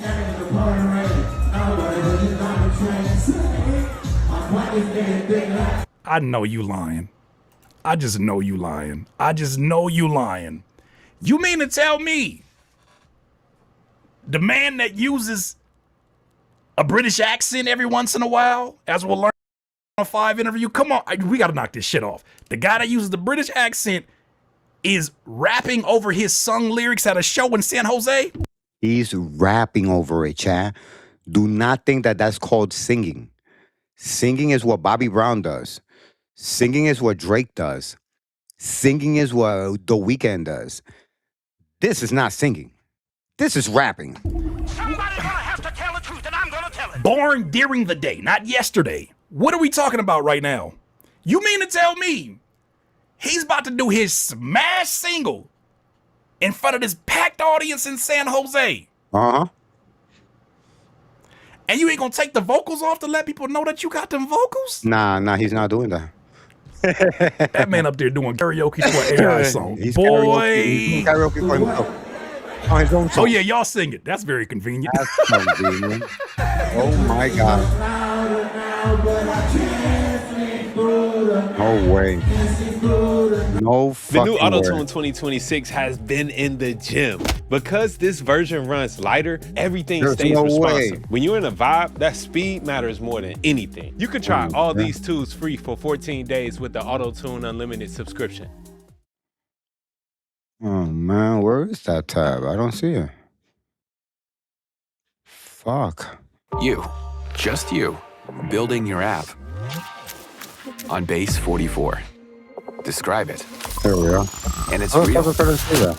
I'm gonna make this. You know, Oh it's my really God. convenient to do a song like that in a packed house full of drunk folks. Let them sing it. Yeah, you can't get caught like that. According to their memory, he did every damn lyric. Everything was Mhm. perfect. Oh, I He hit loved it. every I had note. a great time. I had a great time. Oh, I had Oh, a yeah. great time. Brother, this shit has me in tears.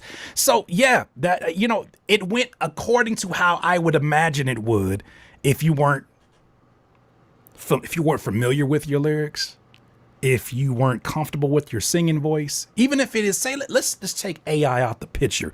If this was a song that you made, like how Snoop made Sexual Seduction. There you go. And then the live version sounds different because Snoop is not Because you can't- necessarily a singer. Hey, Yeah. it's excused. You're doing it. You're just trying to figure it out. Yeah. The question is, That would probably lead to a vocal coach and you practicing and your over obsession to now want to sound like you shitty. And that's how I got a little better at singing. And that's why you'll see me singing a couple of hooks, but they wouldn't be full singing songs like Drake. Hell no.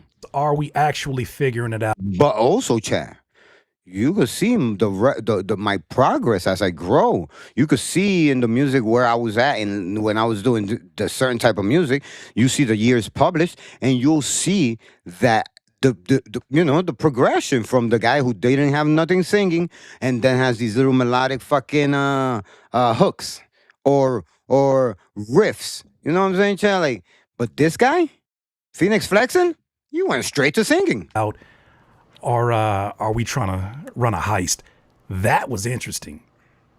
Now, we're going to get to this video, but before we do, there's a few other things that I want you to see. One more thing I want you to see, because although a lot of people are embracing the song, and a lot of folks in the industry are embracing it. A lot of people are, they're just loving the fact that there's something different out here, and it feels like a moment that everybody is joining in online on. Not everybody feels that way. Taylor Gang's producer / artist 6 a.m. had this to say about this particular song.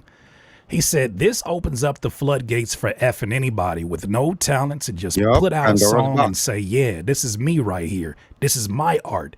This is Pandora's box." Even from watching the performance, you're not really owning the lyrics and the confidence of the song. I don't even see your lips moving in enough of an animated form that's possible to make those sounds. Yeah, that's a fact. You don't make it. You're not making facial expressions. That's scary. That's scary. Because with rappers, like when they're doing in studio performances, they don't all agree to say every single word as they're doing the performance. It's more so about the vibe. It's more so about do you own the aura of that particular song and vibe? So they get away with that. Singers, not so much. Singers, they want you. You're so cute to hear their voice. Matter of fact, a singer named Lennox had this to say. He's a multi-instrumentalist who has worked with Metro Boomin, Travis Scott, Tiana Taylor. That is a fact, Jack. He had this to say about this song. He said, that's not how people tend to write. Generally, you want a good melody, good catchy phrasing, and then you find the words that fit that scheme and write to it. It'd be very weird to put all that work in and then not land it on the same beat where it actually registers as a rhyme. You can tell that it's supposed to rhyme, but it doesn't hit. So he's talking about more so the structure of the lyrics being something that was possibly AI assisted. No. Chess, two stays there. Do I have this clip up here? Yeah, Hold on. it is Do I have going this to clip? get way worse. Yeah. It gets way worse. Before we get to the video, one more clip. He was a guest because this song is working right now for him. No, it is. There's a lot of doors that are opening for him. He's a guest here on Big Boy's Neighborhood, 92.3, and he previews a new song. I want you to peep how different it is from the other songs that he's showing us. Yeah, that's a fact.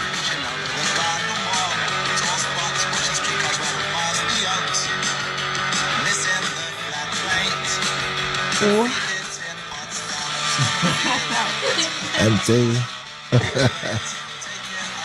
Don't sleep, bro. So he just generated them at a high clip.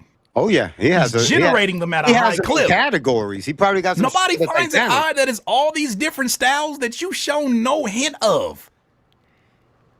through the other music. Nobody finds it odd that it's just taking a trip through every subgenre that you could.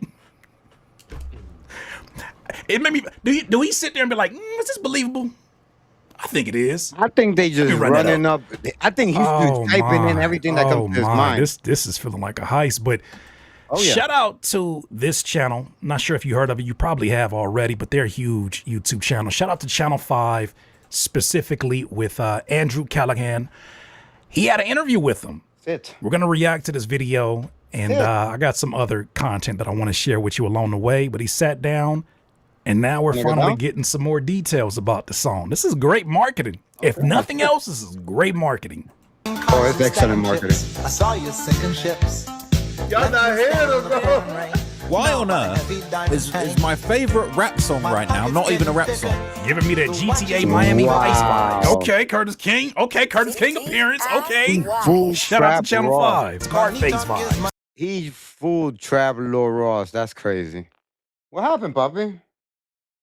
Huh? You're not gonna get none of that, so I don't know what you're asking me for.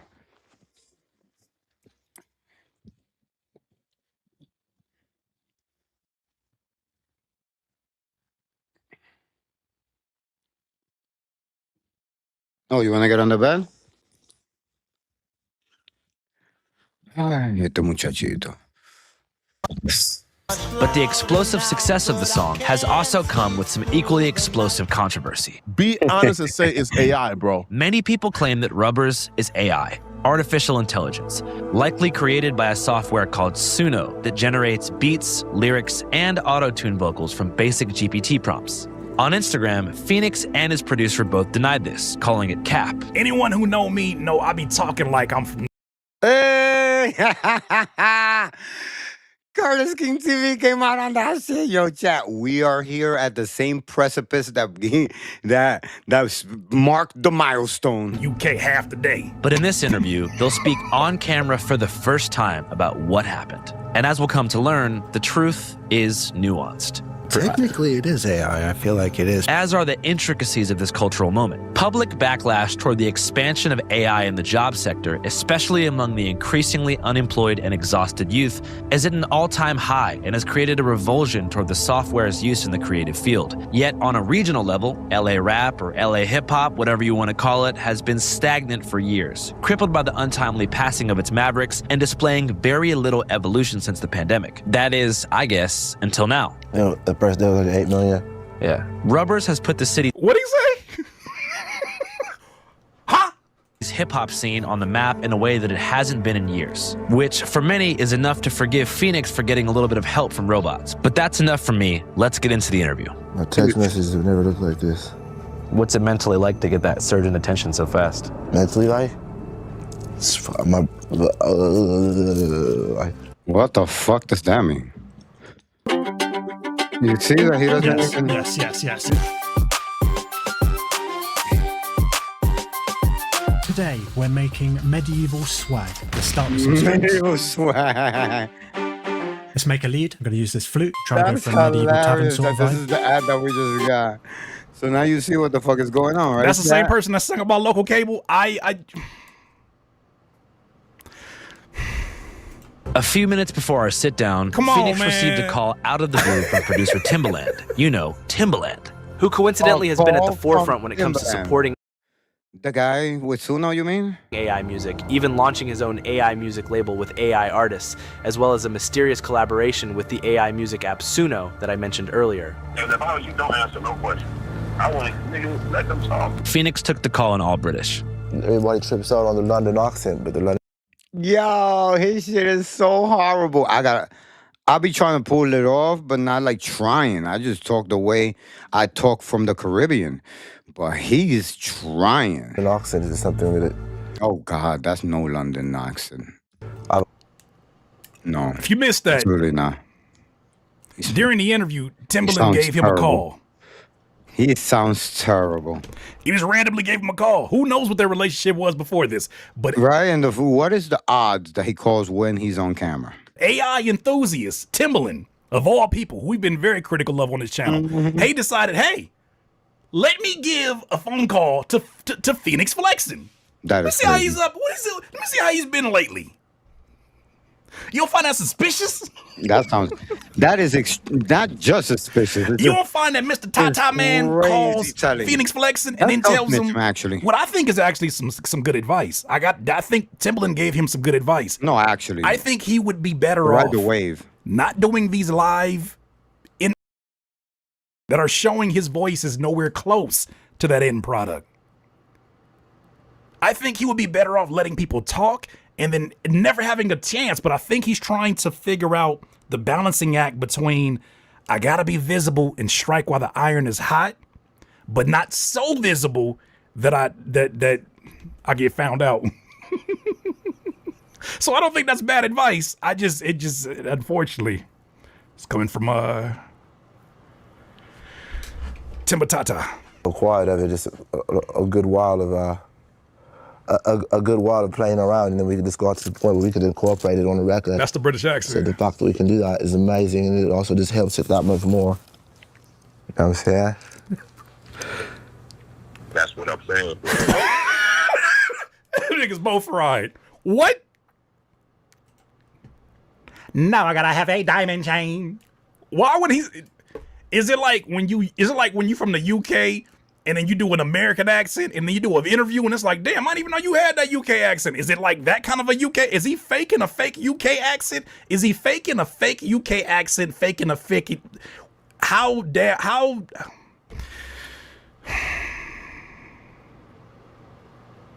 It's like eating the red pill and the blue pill at the same time.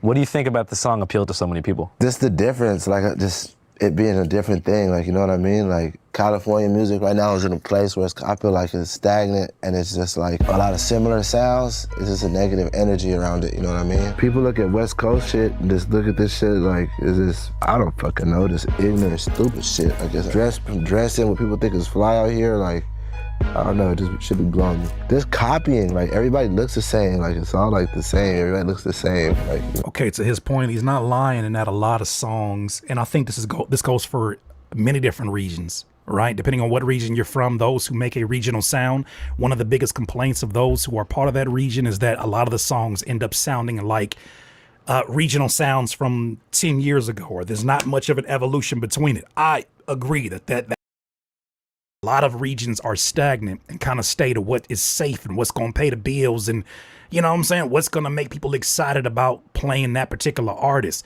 I just don't agree that AI is the solution. Allegedly. But continue. LA is the imitation station. Who do you think are the most imitated rappers in LA? Probably us and Draco. Yeah, so you were one of the founding members of Shoreline Mafia. Definitely. And 2017 was the breakout year, right? With like... Breakout year, if not like the year with at least the acknowledgement, you know what I mean? Yeah, and Bands was the first song to really take off, right? One that did it. After 3 years of great success, Shoreline Mafia split up in 2020, citing personal differences. It broke up during COVID. So like right when COVID started, I think it was the first week of us being in the house, like that's kind of when it split. And I didn't want it to split, like, you know what I mean? The last thing I would ever want, I'm sure anybody would be for like something that you started with somebody to just fucking fail. Like that shit just sucks. Feels like shit. Thank God we've been able to like put our differences aside and come back together, you know what I'm saying, and make it through the stormy weather. 5 years later, in 2025, Shoreline Mafia reunited as a duo between Fenix and OGZ, releasing a feature-length album. Here's my thing whenever you hear him talk and whenever you hear him do these interviews, Auto-Tune can do a lot. Antares Auto-Tune Effects, which is another plugin, can do a lot to transform your voice. What it can't do, though, is produce effort. What it can't do is produce effort that has not existed. It cannot create a range that sounds authentic. If your voice never gets above a 7, Antares can't do that. Auto-Tune can't do that for you. Auto-Tune can't say, don't worry about all that effort. I'll fix it for you. My pocket's getting thicker.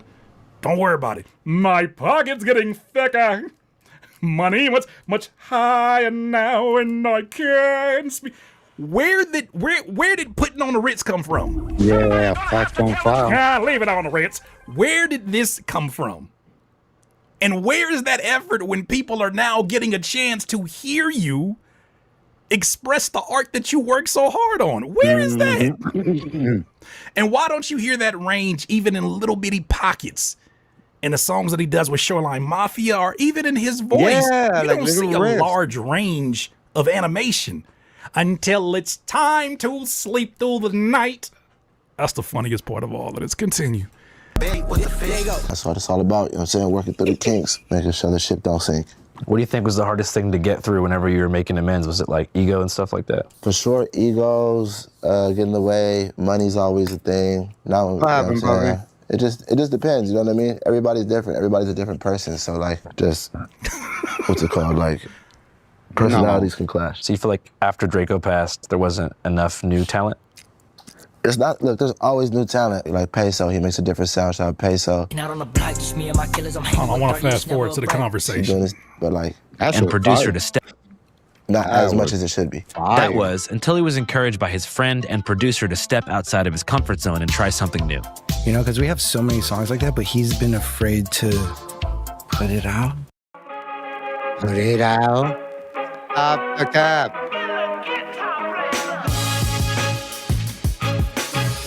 Yeah. You know, he's just shy. He just doesn't think that that's going to be something crazy. If I had a song that could change my life, if I had a song that was changing my life, I'm a bit different. That's a fact. You would not get me to shut up singing it. You would not get me to stop singing. I would be trying to sing better than what the recorded record sounds like. Oh yeah. The moment you say, Curtis, it's so good to see you. I know, thank you for having me. I could not sleep through the night. I could not sleep through the night. Chat, I swear to God, if you didn't know how to sing, I guarantee you would be doing that too. It's just what singers do. My little sister's a singer. She'll be talking to you and she'll just bust out into a singing. And when you hear her, it's easy to tell that, yes, she is very talented. But when this guy right here sings, it's like he's rapping over the parts he should be singing. Because you know which part of the song is singing? The entire song. So he shouldn't be rapping at all. Just sing the face on the glass. Nigga, I got a song that's changing my life. Do you know how... But boy, come on, man. I'm pulling for you. I want to see you win. But this shit don't feel like... It feel like a heist, brother. And I didn't even, honestly, I didn't... Now, this is the producer. This is Perps. I think he ain't making it no better neither. I didn't know it was going to go this crazy, to be honest. I didn't know. But you definitely sounds like you encouraged him. Yeah, dude, that's my boy. Perps on the beat, you know what I'm saying? Make the song complete. So shout out my guy. You don't gotta make the same type of music, like, and I was just like, this is me telling y'all stuff that I was being told, you know what I mean? Yeah. And it's like, once I listened, out of here. So, something that's interesting about him saying that right there is I think he kind of contradicts that in this video here. Somebody had an interview with him. They stopped him on the street and they had a conversation about how he didn't even like the song to begin with when he first put it out. And he made a decision about what song to release on his experimental project first. And the first thing he said was, just listen. So do you feel like Rubberz is outgrowing you, or are you growing with Rubberz? Now I say we growing and going. Whoa, that's a crazy question. I ain't growing no Rubberz. You growing with Rubberz? You growing with Rubberz? That's a crazy question. You know what I'm saying? We got this shit in the bag, you know what I'm saying? To be honest, when we put it out, we was like, all right, out of this like whole project, let's put out like our least favorite song, you know? Let's put out our Let's put out the AI song. That's what he said. But he's saying to us that he said, let's put out our least favorite song. Yeah, the AI song. Least favorite song. Favoriteest. I mean? So we put that shit out, and then that shit just did what it did, and we had to run with it, like, you know? Well, that was that. Look. Felt his least favoriteest, and that song went off. Hey, it happens like that. Purple, if I'm not mistaken, when Doves Cry, Prince felt the same way about that. Are you comparing the two? Not at all. Absolutely. You should never put Prince and him. No, not in the same sentence. Trying to shoot him some bail, man. That's it, man. Prince didn't like When Doves Cry. He didn't like Rubberz. I was the first to run it up. I was the first to run it up. Get that gun up. So he went and did like what, 250 songs the night after the success of Rubberz? Even when you watch him vibe with the music, it looked like somebody that's like, damn, who made this shit? Right? He looked like he's still learning the songs with everybody else. Like, damn, That is a fact. And that's what I noticed. this shit do go kind of crazy. Oh, that's me. Oh, that's me.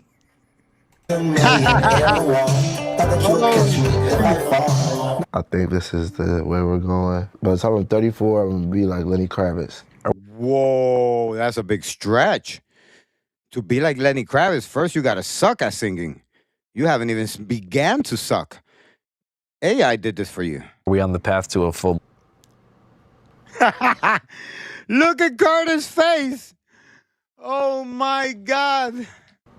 At 34, he wants to be like Lenny Kravitz. That's commendable. A guy who's never singed in his life. Not a day in his life. My little sister's been singing since she has voice. Since she has voice. I salute that for even dropping that name. Only thing is, Lenny Kravitz can sing and play an instrument. Wow. That made it difficult. I forgot he played an instrument. Have we lowered the bar so low that even if we buy the theory that it's a plug-in chain, are we really going to rely just on, this is the old argument, are we going to really rely heavily on a plug-in chain helping you to achieve the status of the gentleman that you just named? We are not serious. We're not serious at all. Lenny Kravitz? Chat, and what he's explaining is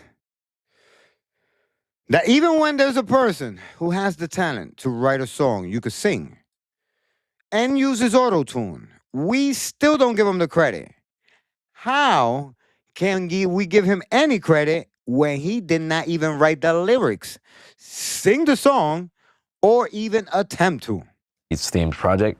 It's already it's basically done. How many songs are on it? Oh, I bet it's done. And shit, long as Suno don't end that subscription. So far, we Imagine like he just played disappears 10 that are for sure. So we got a little bit of work to do. But I can't move past it. No, I can't move past it. I'm telling you, Chad, this man went out and did like 250 songs. He's guinea pigging us into listening to it.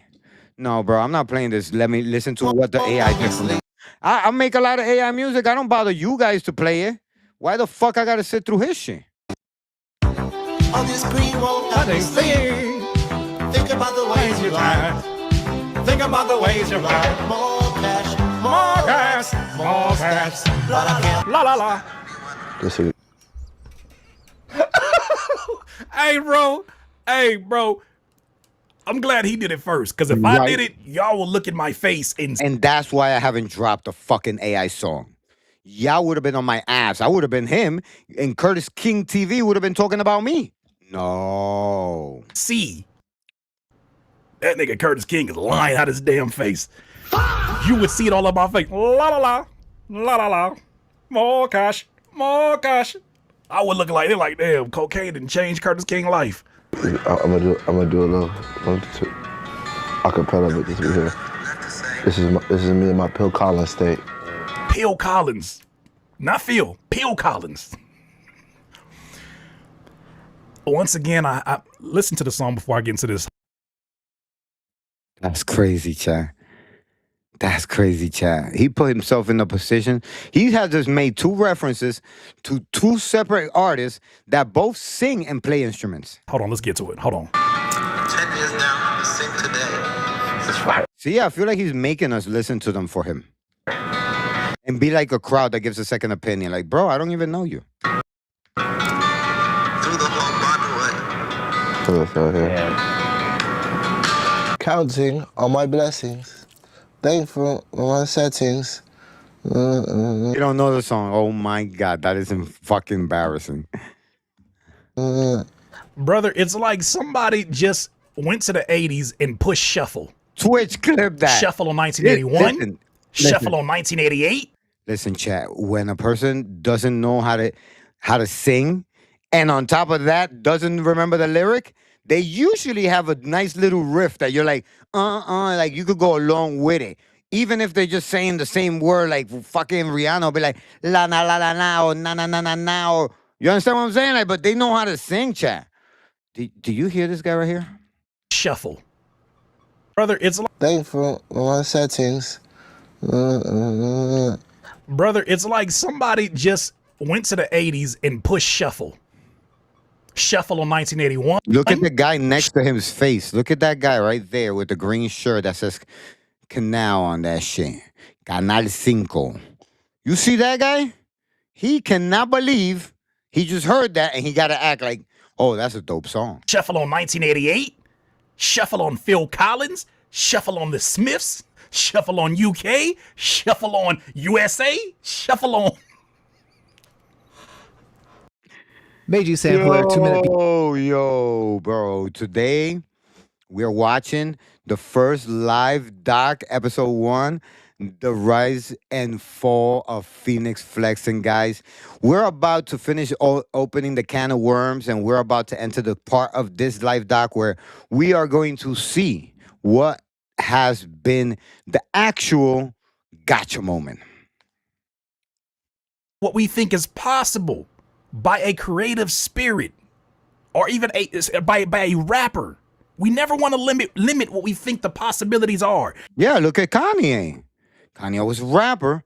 Kanye dropped that Heartbreaks and 808. He's singing on that shit. But at least he tried to find a sound that we could digest. Not force feed us some bad singing. You understand? Like, I don't want to say nothing, but Lil Wayne on live Lil Wayne, because the studio Wayne is great. His freestyle Wayne is great. But live singing Lil Wayne, he ain't, this guy never even got there. Andre 3000 showed us. Yeah, Andre 3000 showed us this evolutionary steps. That sky's the limit.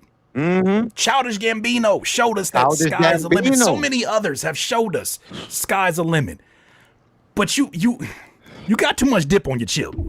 Yeah. You got too much dip on your chip. Because you're not even choosing genres that are like adjacent. You know who else does that? Suno. Oh my God. I can produce a lo-fi version of that if you like. What about a punk rock version? You want a Mr. What about a rock version? What about a ska version? What about a... That's what AI does. I don't know if I'm more afraid of if it's AI or if somebody will see this, believe it, and become AI. I'm done, brothers. I'm done. That shit sounds like it's a Metallica song. And he called it Metallica. Ain't that 90s?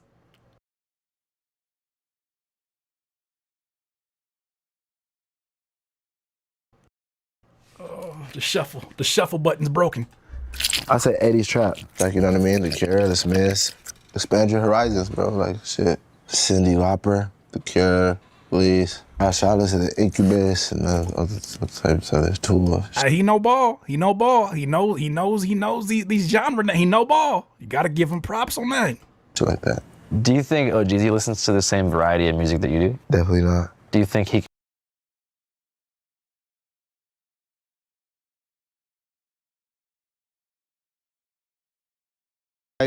I was going to get you the website so you can make your very own song just like this man has done.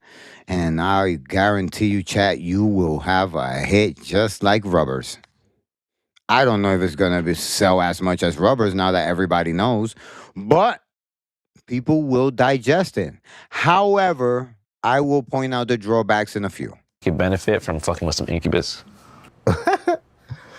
I don't know. I don't think it might not be his cup of tea. Mm-hmm. And also... He could benefit from using some no. Just shout out my dad. You know what I'm saying? Like, when growing up in the house, that's just a lot of the music that I was hearing. What did he think about the song? Oh, he thinks it's great. He can't believe it. You know what I mean? He can't believe it. Neither can we, motherfucker. And he loves it. He's so tripped out by it. What do you think trips him out? Let me rephrase this question for you. Dinkle Bob said, I wonder if Fenix was a white guy or a chick, would people have a problem? Oh. First of all, there's white guys who run this technology that we're always critical of, like Mikey Schulman, who owns Suno. Mm-hmm. Also, when you talk about a chick or a woman, We've talked many a times about the atrocious music that has been made and generated by the likes of AI generated artists, even with the ones that said they have human authors. I can tell you this, if he was a white guy, I think it would be even worse, because now we have a conversation about colonization. Now we have a conversation of, I think you use this tool and you have not made a contribution to a genre that you're actually not a guest in. And now you're using stolen goods to produce new music that steals from other people. That's a different conversation. And that, chat, is called culture vulture. People who will destroy our culture because they're not contributing to it. And this is why I chose this media space, because this is the media space where we're gonna level the fucking playing field. So you guys, some of you guys I know are coming in here as fans of this song, and I hear you. But don't spin the argument if it's not gonna make any sense. It doesn't work in the inverse the same way. We're critical of all of them. Continue though. Watch, you gonna hear what he has to say, you know. Just tripping out. Was there any misconceptions about the song that you wanted to clear up? Nah, shit, which way? Oh, like the AI shit? Nah, it's recorded like any other song. Auto-tune, I guess, like shit. But that don't matter, everybody uses auto-tune. I just think it's more so the fans thinking like listening to the music we listen, like that I make, and then listening to this type of music, and it being so. I'm gonna tell you guys something, chat. When he says the shit about auto-tune, it pisses me off. Because there is no auto-tune in that fucking song. Different. They don't even, like, they just like, how would that, like, you know, how would he do that? You know what I mean? I don't believe that people are listening to this song and saying you are fully incapable of doing, not most people. I don't think they're saying you're fully incapable of. Yeah, we're not categorizing it like that, but I can see what you feel deep in your heart about yourself, that you think people think about you because you're doing this dumb shit. Which is not probably dumb, because he has ushered a new chapter in music. He has proven that an AI song, remember guys, to prove a theory, all you needed to happen is once. That's a scientific method. So if they prove that this AI song could go viral, that's it. This is something Timbaland hasn't been able to produce. You understand? And Timbaland has a successful artist. I have never heard her because it hasn't gone so viral where it got to my ears.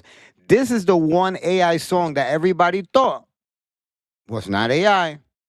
I knew, so I got on the case. And as soon as I got on the case, I saw that Curtis King TV was already dropping episodes. So chat, I just waited till there was enough cream to fill this fucking everything bagel with. Of creating a song outside of your norm. We've seen way too many examples of artists that have tried different things that are drastically different than what we're used to. I use 3 Stacks while I wore this shirt today as an example of that.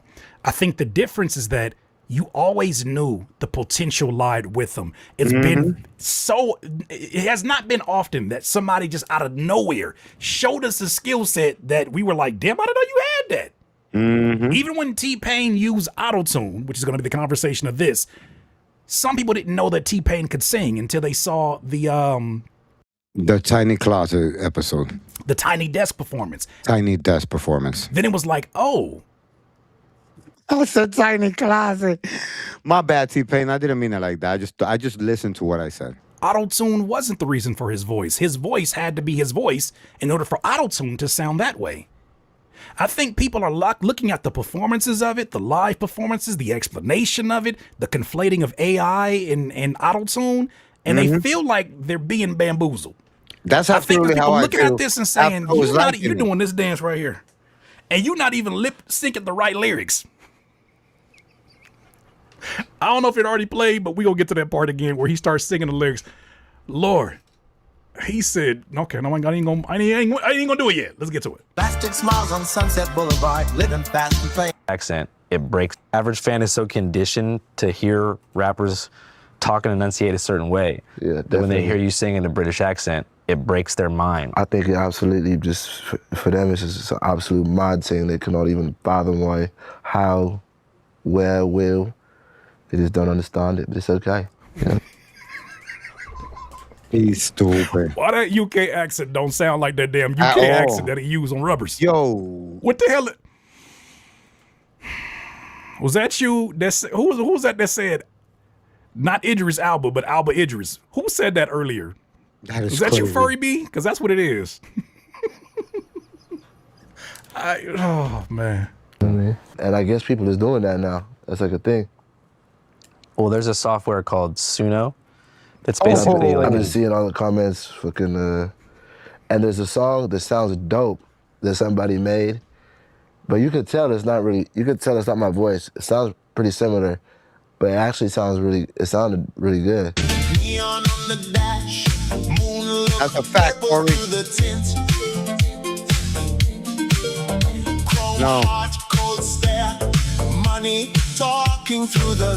telling you. The new Auto-Tune 2026 has been in the gym. And that's why I say there's got to be a conspiracy theory here. Where there's got to be somebody funding this whole situation. He didn't come up with this idea by himself. It's crazy. This was supposedly somebody online created that song you just heard. And they did make it AI generated to prove a point. I got more videos here that are going to dive even deeper into this, but take it as entertainment, if nothing else, or performance art, as my guy Niles just said. Continue. I didn't like booty shorts in the corner over here. Who wearing them? Who wearing them? Continue. It wasn't me. It wasn't Perps. It was an AI song that they had made. I seen on TikTok, and it sounded good. Hold up. What's up, guys? Wearing them. Even if not, but prove a point. Create this base. Actually, it sounded really good. Neon on the dash, moon look purple through the tint. Chrome heart, cold stare, money talking through the vent. But what the fuck? Thank you for telling me that. What the fuck? I'm gonna tell you something though. That one sounded a little more believable than Rubberz. But still. So he's just gonna keep going. So this is basically what this was supposedly somebody online created that song you. Oh, okay. Now you see what this is doing? Now you guys see what this is doing? You see how this opened Pandora's box? Just heard. And they did make it AI generated to prove a point. I got more videos here that are going to dive even deeper into this, but take it as entertainment. Listen, Chad, I'm gonna tell you something. At the end of the day, he has all of us talking about him. And if nothing else, or performance art, as my guy Niles just said. Continue. I didn't like booty shorts in the corner over here. Who wearing them? Who wearing them? Continue. It wasn't me. It wasn't Perps. It was an AI song that they had made. I seen on TikTok, and it sounded good. What's up, guys? All right, let's get past this ad. But boy, oh boy. Well, at least I know that I'm not the only one that still got ads on my shit. I ain't gonna fucking pay for it, bro. I'm not. Yeah. Not until I see the benefit. Oh, yeah. Now we're gonna get into more of the description of how he and his producers are making the argument that what people are hearing and confusing as AI is actually just auto-tune. And matter of fact, no, my man, I'm a fucking rapper. I have auto-tune. Doesn't auto-tune? And I have Waves that has his own auto-tune. It's called Wave Tunes. And trust me, they do not give you an accent. Don't use AI. That's what their argument is. Listen to this. I made a song recently. I sent it to my engineer. I guess the auto-tune features, the software itself features like an AI element. Yeah, what's the term for it? I know exactly what you're talking about.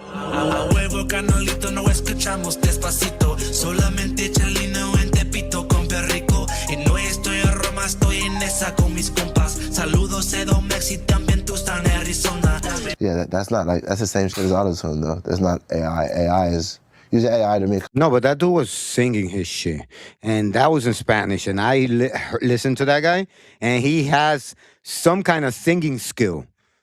So it kind of helped with the auto tune. But you, my friend, never recorded this song with your actual voice. The whole song is really, that's like crazy. In what way? What a someone guy. here who doesn't understand how YouTube works. This is not the only story we're milking. It's called doing content. Somebody gonna have to tell the truth, and I'm gonna tell it. You don't get to Oh my 3,000. You God. don't get to 2,000 videos without following up and closing loops. Welcome to YouTube. Have you ever met it? You never been here before? You know what If you makes one haven't- different from the other? Entertainment. There you go. Hey, welcome to YouTube. Best of luck. Stack tall, stack wide.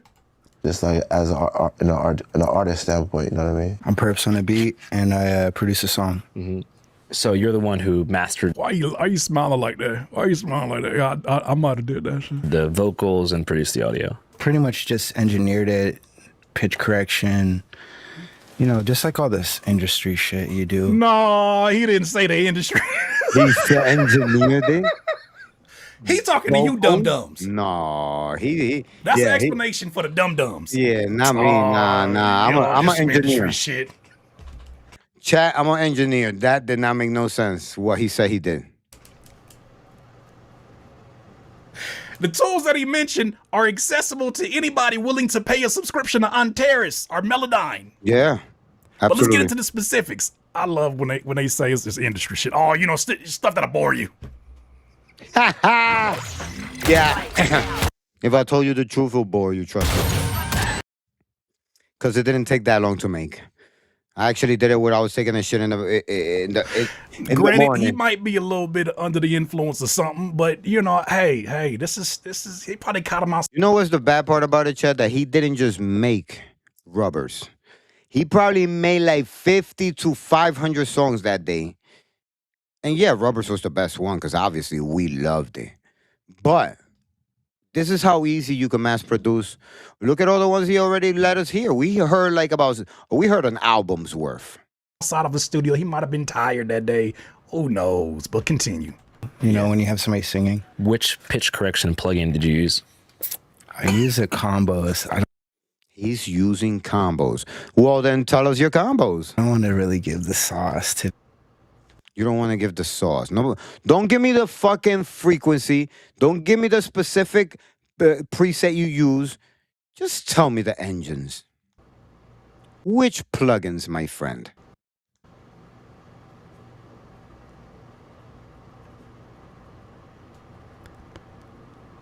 Spoiler alert, there is no such thing as the sauce when it comes to a vocal chain. That's a fact because when they asked T-Pain, guess what he told us? It's auto-tune. And then everybody started doing auto-tune. When it comes to a auto-tune, especially when it comes to pitch correction, it's just a matter of preference. Mm-hmm. I don't want to get a sauce. It's industry shit. They talking to you dum-dums. That's what they talk.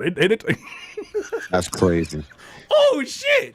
To be honest. Can you give them 50% of the sauce? There is definitely like Melodyne. Live. And some vocal line. Melodyne is pitch correction. Vocal line takes vocals and aligns them. That man asked for 50% of it. What other 50% is added that we hear that makes it anything different? They can fool y'all. They can't fool us. Excuse me? AI. He forgot to mention Suno, allegedly. I'm just playing. Yeah. That I'm Look not at him. like, He looked like he's being pressed. like, you know what I mean? And then we go from there. All right, man. What part takes his monotone voice into sounding like Morrissey? What part of that makes it? What makes him go from watching Loco Cable? Right? What makes him sound like Make Sammy it make Davis sense. Jr.? What plugin is that? Sammy Davis Jr. plugin? The Yeah. Rat Pack plugin? What plugin does that though? Yeah, what does that? They think we stupid. He does. So the bass vocals is just his voice. Yeah. That nigga said, yeah, he gonna say yeah to anything. So Yeah, he I recorded believe this you. in a tin can of black beans, smashed, didn't he? Yes. Yep. That's it. And then you basically use pitch correction software to just make the notes work perfectly. Yeah, I mean, he was hitting the notes, but if you know how Shit. Facts. He was hitting the notes and they was hitting them back. Mm-hmm. Not when he was with Neon. Me. Badass, hello waist, little titty. You want to know what hitting the notes actually sounds like? I'll play this gentleman here. Israel Desan Israel. Listen to Israel sing this on an acoustic guitar. Rubberz would sound like if it was estilo regional mexicano. Swiping cards and stacking chips. I saw you singing chips. Left me standing in the pouring rain. Now I'm on a heavy diamond chain. My pockets getting thicker. Watch is moving quicker. Money talk is much louder now, but I can't sleep through the night. Can't sleep through the night. Still seeing your face in the grass. Why do you call when you're short on cash? Can't sleep through the night. I'm losing my mind tonight. That's what it sounds like when you can sing your own song. Absolutely.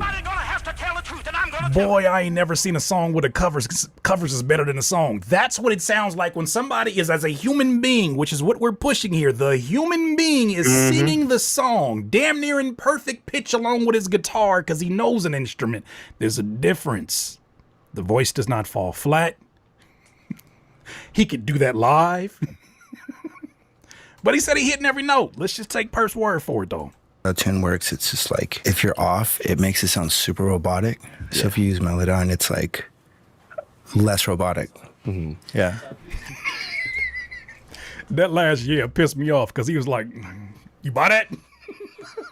I don't even believe it. Right here, he's conflating what a lot of people do. They do this whenever they want you to be confused about AI, and they try to conflate the utilization of AI technology as it relates to auto-tune or pitch correction and AI, generative AI. There's a difference. Let's talk about the difference right now and take a little break right here. As an analogy, think of auto-tune as spell check. You wrote the essay, you chose the words, and arranged the format. Spell check just fixes your typos. Nobody ever says spell check wrote the damn paper. Somebody gonna have to tell the truth, and I'm gonna tell it. Auto-tune is not the same AI as Suno because you need an internet connection, damn it. When people call AI auto-tune, when people call auto-tune AI, they're pointing at pitch correction, but that's signal processing. The same technology your headphones use for noise cancellation. They call both AI on purpose because if you accept auto-tune as AI, then AI-generated music sounds like the next logical step instead of what it actually is. Generative AI is typing a prompt into ChatGPT or Suno, for instance, right? And submitting whatever it gives you as your essay or your new song. You didn't write the damn song. You didn't sing the damn song. A machine did everything. And it learned how to make this thing that it resulted in. It learned how by stealing millions and millions of songs from real artists without their permission or payment.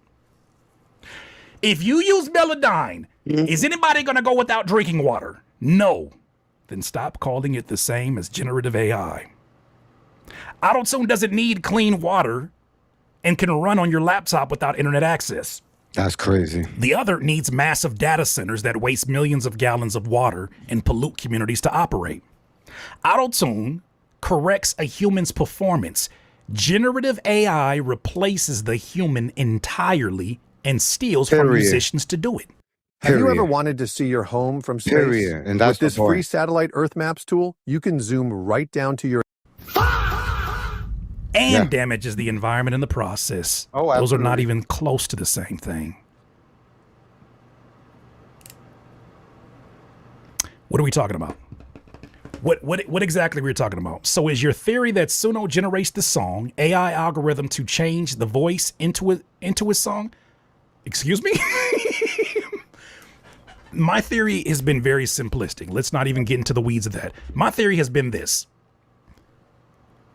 Someone made the decision to generate generate songs in many different styles using his voice. Let's say Perps had an acapella of his. He should, because he produces a lot of music for him. Let's say he runs a song or runs his voice acapella into Suno. He uploads it, and then he says, I want you to take this voice and generate different styles of music. What kind of styles of music? Morrissey, Smith, Cyndi Lauper. I want you to get into that 80s pop bag, even like UK British bag. And I want you to generate as many different results as you can. Perps generates that, takes it to Fenix Flexin. He listens to it, probably shows it to somebody like a Timbaland, allegedly. And he says, man, well, you know, you can't copyright that file because it's AI generated and stolen from artists and the copyright laws haven't caught up. But what you could do is you could re-record it and then act like the AI generated version doesn't even exist. Matter of fact, use the AI generated version as a cover or as a reference song, and then re-record it. Reproduce the beat. Take every individual instrument and export every one of those sounds and just redo the beat. So now, even when you perform a new version of it, here's the part where they're conflating the two with AI. AI can correct the pitch. Certain AI plugins like Antares Auto-Tune Effects can even change the tremolo in your voice. It can change the vibrato in your voice. Melodyne does that. And it can start to change it in its nature, right? But the problem is not him being able to sing it to a certain level that Auto-Tune can take it to the next level. The problem is, how was the idea generated to begin with? And every sign is pointing to, it does not sound like human involvement went into a lot of the decision making or creation of the said music. That's all it is. That's all we're talking about. But continue. Well, that's kind of the conversation because, like I said, technically it is AI. I feel like it is because technically isn't it? Yeah, Auto-Tune is technically AI because it's fixing pitch. Yeah. The moment his eyes went up his head like that, you should have known. You should have known. You should have known you about to get bamboozled. Whenever I start doing that shit, I'm making some shit up. Technically, yeah, I'm making some shit up. Technically, yeah, Auto-Tune is technically AI because it's fixing pitch. Yeah. I don't know if you can. It's kind of like a tool. You're not really hitting those notes. I don't know. I really don't know what to say. So I kind of like looked at it and I'm just. You could tell the truth. Somebody gonna have to tell the truth, and I'm gonna tell it. You could tell the truth. That is an option. You mean to tell me that Waves, a plugin company that has access to the best engineers in the world who have seen every and Waves don't do that shit. Don't do no AI shit like that. It'll AI correct or find a pitch, something basic. But I don't think Waves will actually write something for you. tactic that you can think of from when it was done without software, when it was done with hardware, and they can show you the entire, like Leslie Brathwaite, he can show you his entire chains and the plugins that he uses and the settings, and he's not worried about you having the sauce and replacing him because he's the real deal. You mean to tell me they got all that shit exposed on Waves, but you don't want to tell what you... And then you end it with, I don't know, so I don't fucking dog, man. I'll just be making up shit. It's like, okay, cool. Like they just assume like it is because it's so far off course. So I'm just like, all right, like I'm not even saying shit. Like I'm not arguing with anybody. As far as the song being AI.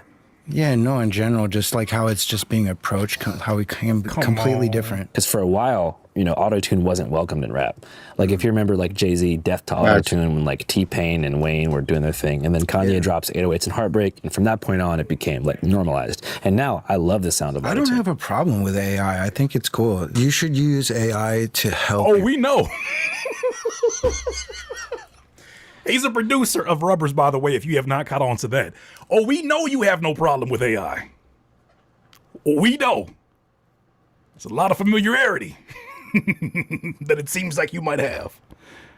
Come on, man. Your songs not like use it to be like, oh, I made this song, if that makes sense. Yeah, like to correct errors. I think that's cool, honestly. Yeah. I like playing keyboards and shit though, so I try to like never ever really use it. But in an era where brilliant musicians like a Terrace Martin exists, where Thundercats exists, Kamasi Washington, where they'll show you, they can't wait to show you their God-given gifts in action. It is mind-boggling that if you've created a song that you have stretched out your creative boundaries with, you've created a Rubberz, you've never done anything like this before, and you've been working hard on making sure that this is something that is different. Why wouldn't you want to show yourself playing the keys? Or even show this, like, there's no defense at all, except for just denying it. There's no evidence producing of like, nah, this is look at the stem, dog. Y'all better stop playing with me. You know how hard I work to become the musician I am, the producer I am? You know, imagine Fenix saying, you know how hard I work to become the singer that I am after rapping all these years? Better stop playing with me like I can't sing. You don't see that at all. That's interesting, and it's telling. If you ask me, it's telling. I've used AI for like background vocals or something that like I can't do. Yo, it's that boy Heat. It's too much dance. It's problems. And today we're using Librarian on timbre. Let's get to it, man. It's crazy. This is why my theory is that he was the one that presented this idea to Fenix Flexin. Fenix Flexin, I don't even know what Suno is. He just said, I've used Suno for background vocals. Somebody's lying. I ain't never had sex with that woman. That is a perfume that I've smelled before that this woman wore. The one that you accused me of having sex with, I never had sex with that woman. How you know her smell? Do you get the analogy that I'm getting at? They saying too much. They say this is why I say it's getting more suspicious now. You got Timberland calling you. I'm gonna have to push the button. I ain't never did cocaine. So one time when I did cocaine, like this, it's like it got Rick James all over it. I'm done. Because I can't sing like a girl, and like yeah, like that's cool to me. But like if you're like sitting there prompting, like, and I don't know, it just depends. Honestly, it's cool. Yeah, it's a new world, dude. I think we're kind of like figuring it out, like with this AI in every industry. It's kind of insane. Yeah, I guess it's easy for people to come after like new tools. Yeah, like, dude, people hated auto-tune. And even Pro Tools. People were tripping out on Pro Tools when it first came out. Like, we're too, like, young to understand, but people are like, from tape to Pro Tools, are you guys insane? Digital? That's fucked up. That's not music anymore. Yeah. So we're going to conflate all of these. And one has nothing to do with the other. Because once again, as much as people have been traditionally purists about their way of creating music, they've been purists about the software that they've used compared to hardware and software, compared to software versus their hardware. Even when you talk about producers who had MPCs versus the utilization of DAWs, like these arguments do exist, but this is not the same beast. None of those evolutions in technology were blatantly stealing from 20, 30 million pieces of art that they had no permission to steal from. And I mean literally absorbing and ingesting the master recordings, the patterns, the zero and ones that we can't pick up as human beings, literally stealing, and then turning around and taking all that theft, all that thieving, and then coming to you and saying, look at this brilliant technology. I'm gonna charge you a subscription for it. It's the first time we've ever had that. That part of it is what makes this a different conversation. This ain't no Pro Tools versus someone using actual equipment. Like, stop that. Yeah. They're like, it's ones and zeros. No, for sure. You know, we don't really understand, but I'll be like studying fucking music a lot. And that just like technology definitely like helps the guidance of what music is going to sound like. And people are loyal to whatever technology accompanied their rise. So like someone's glory days is like, you still talk to old heads who are like, oh, before computers, that's when real records were getting made. Yeah, tape recording and putting everything on reel-to-reels, and everything was on tape before like 1990s. Yeah. I think almost every song. Yeah. So, and then it just changed like within like a couple months. But you have people who swear by a certain era and then like condemn the next. It just kind of keeps going. Yeah, it's preference. Music is subjective as fuck, which is dope. It's your style. It's how you express whatever your thought process is. Yeah, I think the AI backlash probably connects less to music and more to like just the broader societal implications of it. You know, like people getting their jobs replaced. They see Waymos in the streets. They see like these delivery carts. So people think of AI as like this impersonal force that's going to drive people apart. AI needs us. Oh, remember that. And it needs us to pay the subscription. Oh yeah, AI needs us. That is a great statement, huh? So that we can steal without getting sued. Think about that. AI needs us to do the stealing so that we can't be accused of stealing, and so that we can copyright that. Remember that. Remember that. Remember that. I think it said a nothing sandwich in this video, boy. Sense. It needs our input. My worst fears are that we, the field, the technology, the industry, cause significant harm to the world. Your messages are flooding in, thinking that you're gonna. That transition is diabolical. All right, here goes some more reviews. Just let the rubber band snap. What does that mean? Hold on, this part had me crying. This part had me crying. Hold on. Thinking that you're gonna win. Your messages are flooding in, thinking that we're gonna win. I just let the rubber band snap. What does that mean? That's hilarious, Chad. Because I said the same shit. What the fuck is he talking about? He freestyle. That's what that mean. What do you mean? He's talking about getting cash and scamming. Bro, listen, bro. Don't fill in the blanks. Getting bread. That's Don't fill in the blanks. incoherent AI sense. slop.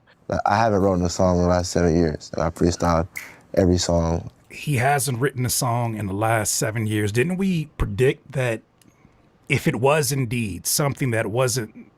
Because the thing about it, when people are accusing this song of being AI, they're not just accusing the recording. There are accusations for the way the lyrics are structured that feels very ChatGPT-ish. There are arguments for the way his voice sounds in comparison to his actual speaking voice and performing voice.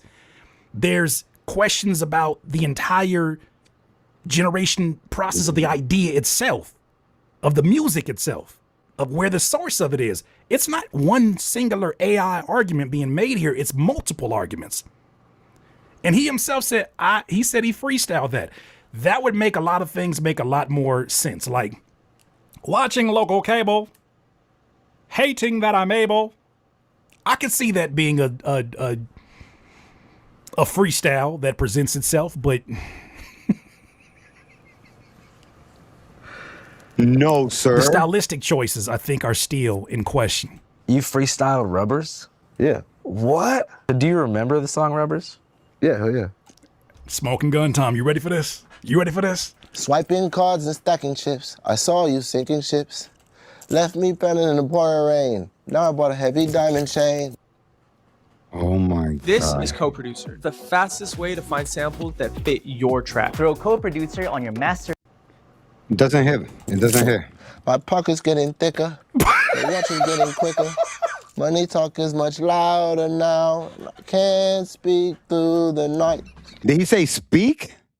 Did he just get it wrong? Can't speak through louder now. I can't speak through. He said speak. Look at it right there. I can't speak through the night. He got his own song wrong, chat. Twitch, clip that. Did he just get his own song wrong, chat? Money talk is much louder now. I can't speak through the night. Can't speak through the night. Still see your face on the glass. He doesn't know he did that. But we do. We do, chat. We do, chat. Oh my God. Why do you call when you're short on cash? Not him looking at the host like, what's wrong with like, did I do it? Did I do it? Did I do a good job? Help me out. Help me, please. Help me, please. I forgot the lyrics. Help me, please. Hey, it's time to wrap this shit up. I'm about done having my intelligence insulted. It's time to wrap this shit up. Nigga, you've been holding on to these songs for now, I assume, at least months. You've been creating this in your secret laboratory. And you You've don't been know putting the these song? ideas together. You've been listening to these songs and I mean, it's the shortest. That's another thing about AI. It literally gives you short songs. carrying them around in your phone. And you're telling me the biggest song that people have from that collection, you don't know. have memorized? Wow. At the very least. Because this happens to Lil Wayne at times, where he makes so much mix. I make so much mixtape music, I don't even know what my lyrics is, I be forgetting this shit. Fair argument. Yes. But this is a song that has significantly less lyrics than a rap song. This is the song that landed you on the chart. Song that you took Drake's spot. And you're telling me you don't know your song? Is showing you right before your eyes, this is changing my life. I mean, the day that you start seeing it go viral, you better be rehearsing this. To me, that's not a failure of AI. That's a failure of preparation and professionalism. That's a fact. This is an opportunity for your career to shift dramatically. And he keeps doing this. He keeps flubbing up the lyrics. That's not the best part, though. Listen to this.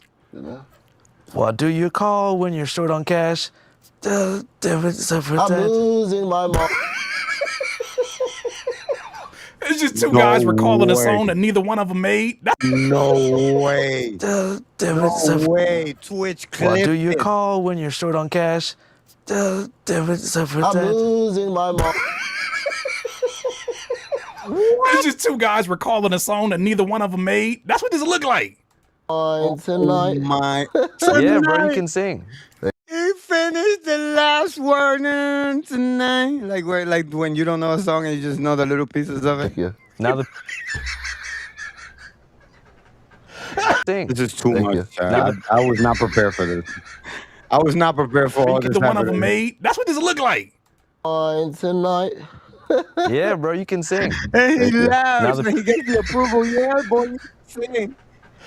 No, he cannot. Don't tell him that. Don't encourage That's one thing I can never do. I can't never look you in your face and lie like that. This shit is hilarious. I'm telling you, he's more like a comedian to me. It's just a big joke. He's having fun. So are we.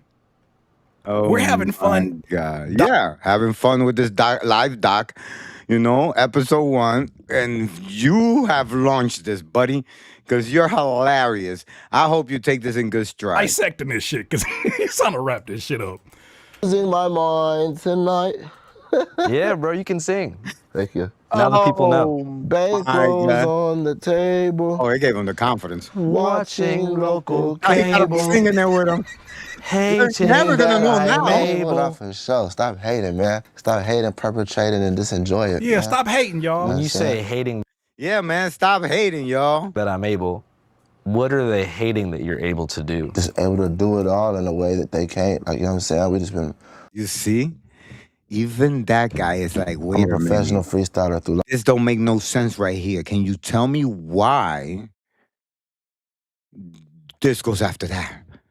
Hating that you're able to do what? Like get it up? You're able to go to the bathroom? You're able to what, bro? You see how AI doesn't make no sense? AI doesn't know how to be human. Life. Plastic smiles on Sunset Boulevard, living fast and playing. Plastic what? Plastic what? You see that this guy doesn't even know the song. I'm a professional freestyler through life. A professional. You know why he's saying this right here? Because he saw what Curtis King TV did in his other episode, and he knew. I could lean on the fact that if I was freestyling, all of this would make sense, but no. Plastic smiles on Sunset Boulevard, living fast and Oh, he did say plastic smalls. playing every card. Broken hearts and bitter bills. Swallowing these What? I never heard that bar before. jagged little pills. Your messages are flooding in. You thinking you're gonna win. I just seen the rubber band snap, but I can't sleep through the night. Can't sleep through the night. Still see your face on the glass. Why do you call when you're short on cash? Can't sleep through the night. That guy can't sing for shit. I'm losing my mind tonight. Bankroll. Brother, I'm not buying it. Do you know? And all of us are different people. Guys, just go back to the guitar guy that he played for us. He just put a clip with a guy singing with a guitar. That's what it would sound like when somebody sings it. Not like this.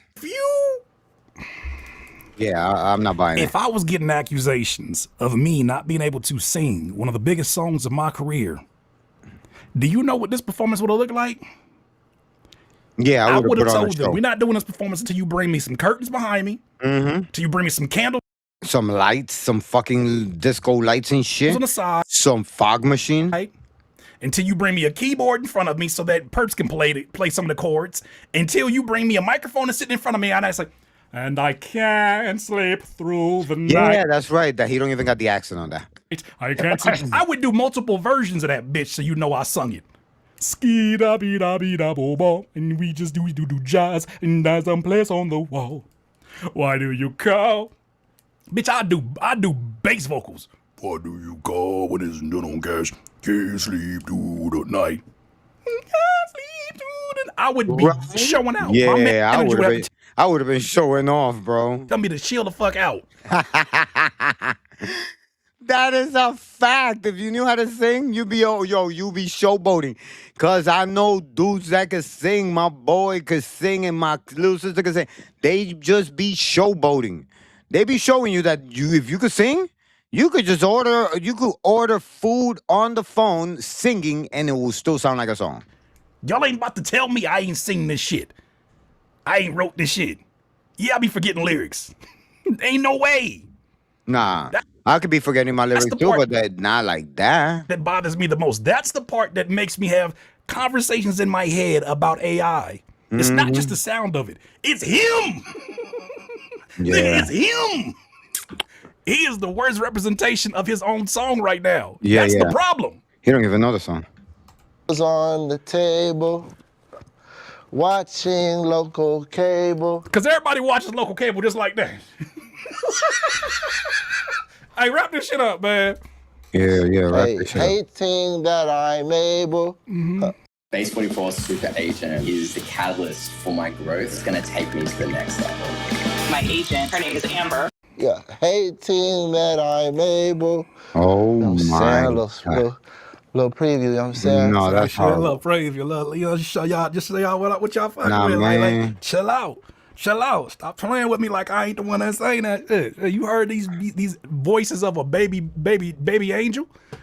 You heard these vocals. You know I can sing. You heard that? Like, you see that shit? You gonna tell me I ain't sing that? Wildin'. You heard that voice and said I ain't sing that? Yeah, no, he's Stop not. telling them Perps that ain't Melodyne. That's me. Yeah. No, he wildin'. Smell of me. That's auto-tune me. Chat, I'm telling you, this man has pulled the okie doke on us. And here's more proof. Actually, we're actually going to get into the software he actually uses. So guys, thank you for stopping by. This is the fall of Fenix Flex. And we about to see exactly how he pulled it off. And he done canceled his whole daggone tour, man. Look. Been cars and selling bricks.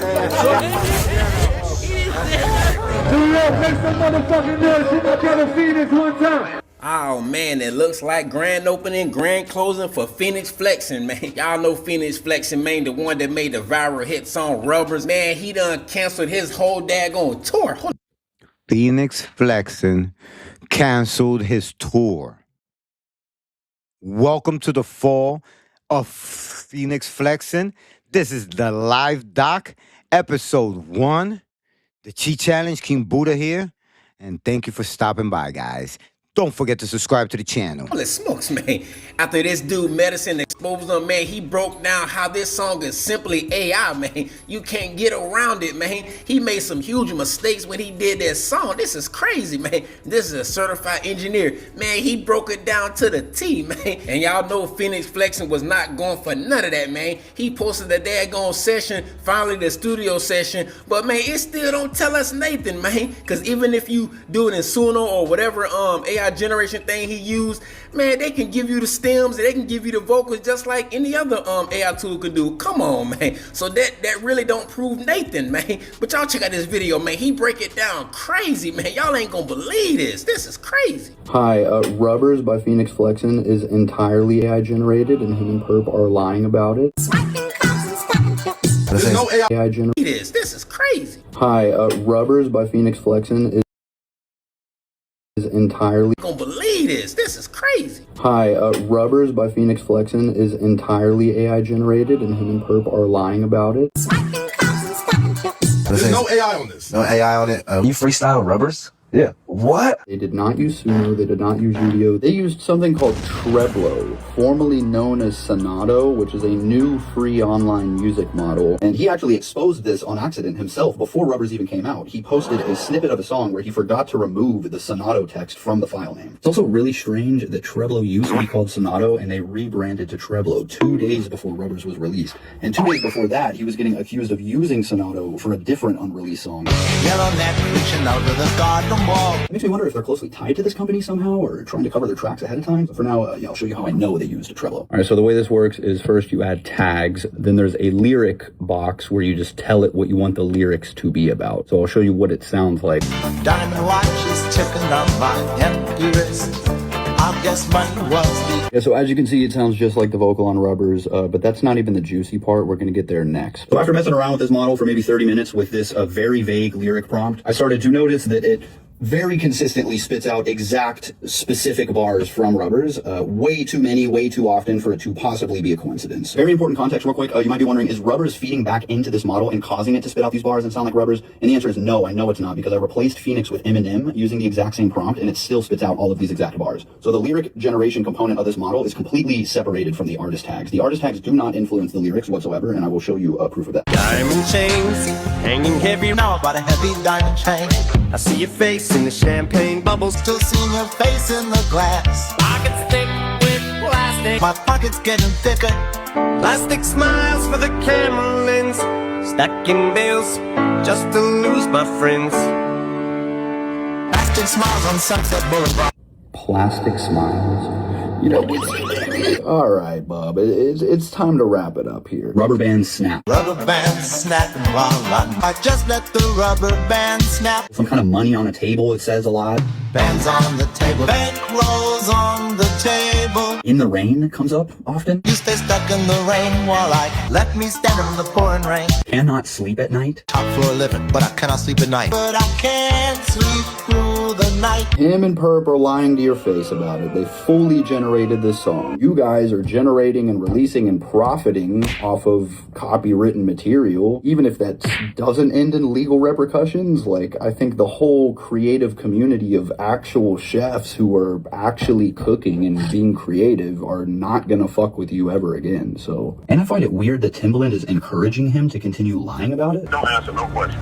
Let them talk. Using AI to make a whole song is ridiculous. That's like crazy. So until next time, Hush fam, keep it locked in with your boy. Hit that notification bell so you can get all the notifications when I drop another video. Yes, sirski. It's your boy, and I'm gone.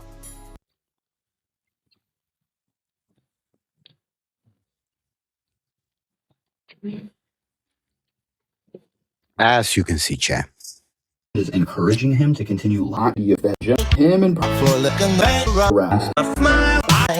based weight very consistently spits out exact specific bars from Rubberz. Way too many, way too often for it to possibly be a coincidence. Very important context real quick. You might be wondering, is Rubberz feeding back into this model and causing it to spit out these bars and sound like Rubberz? And the answer is no, I know it's not, because I replaced Fenix with Eminem using the exact same prompt and it's... And there you go, chat. This website or this software only has like one speed. Still spits out all of these exact bars. So the lyric generation component of this model is completely separated from the artist tags. The artist tags do not influence the lyrics whatsoever, and I will show you proof of that. Diamond chains hanging heavy now about a heavy diamond chain. Told you guys. I see your face in the champagne bubbles, still seeing your face in the glass. Pockets thick with plastic, my pockets getting thicker. Plastic smiles for the camera lens, stacking bills just to lose my friends. Plastic smiles on Sunset Boulevard. Plastic smiles. You know, all right, Bob. It's time to wrap it up here. Rubber band snap. Rubber band snapping while I just let the rubber band snap. Some kind of money on the table. It says a lot. Bands on the table. Bank rolls on the table. In the rain comes up often. You stay stuck in the rain while I let me stand in the pouring rain. Cannot sleep at night. Top floor living, but I cannot sleep at night. But I can't sleep through the night. Him and Perp are lying to your face about it. They fully generated this song. You guys are generating and releasing and profiting off of copywritten material, even if that doesn't. As you can see, chat, that is the gist of it. And not only that, but your boy Tiger is doing the same thing. An end in legal repercussions. You guys remember earlier when we saw Tiger doing lyrics, stacking them high, stacking them wide? Yeah. Like, I think the whole creative community of actual chefs who are actually cooking and being creative are not gonna fuck with you ever again. So, and I find it weird that Timbaland is encouraging him to continue lying about it. Yeah, that's crazy. Let them talk. Using AI to make a whole song is ridiculous. That's like crazy. So until next. Yellow neck reaching out to the garden wall. It makes me wonder if they're closely tied. They did not use.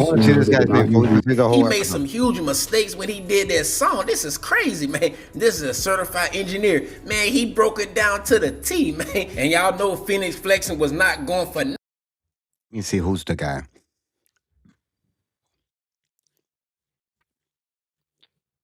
Well, that guy. Let me see if we can find him.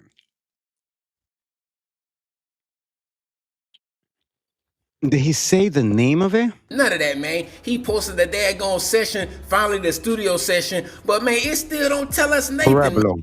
Yeah, Treblo. Sonado. That's what it used to be called.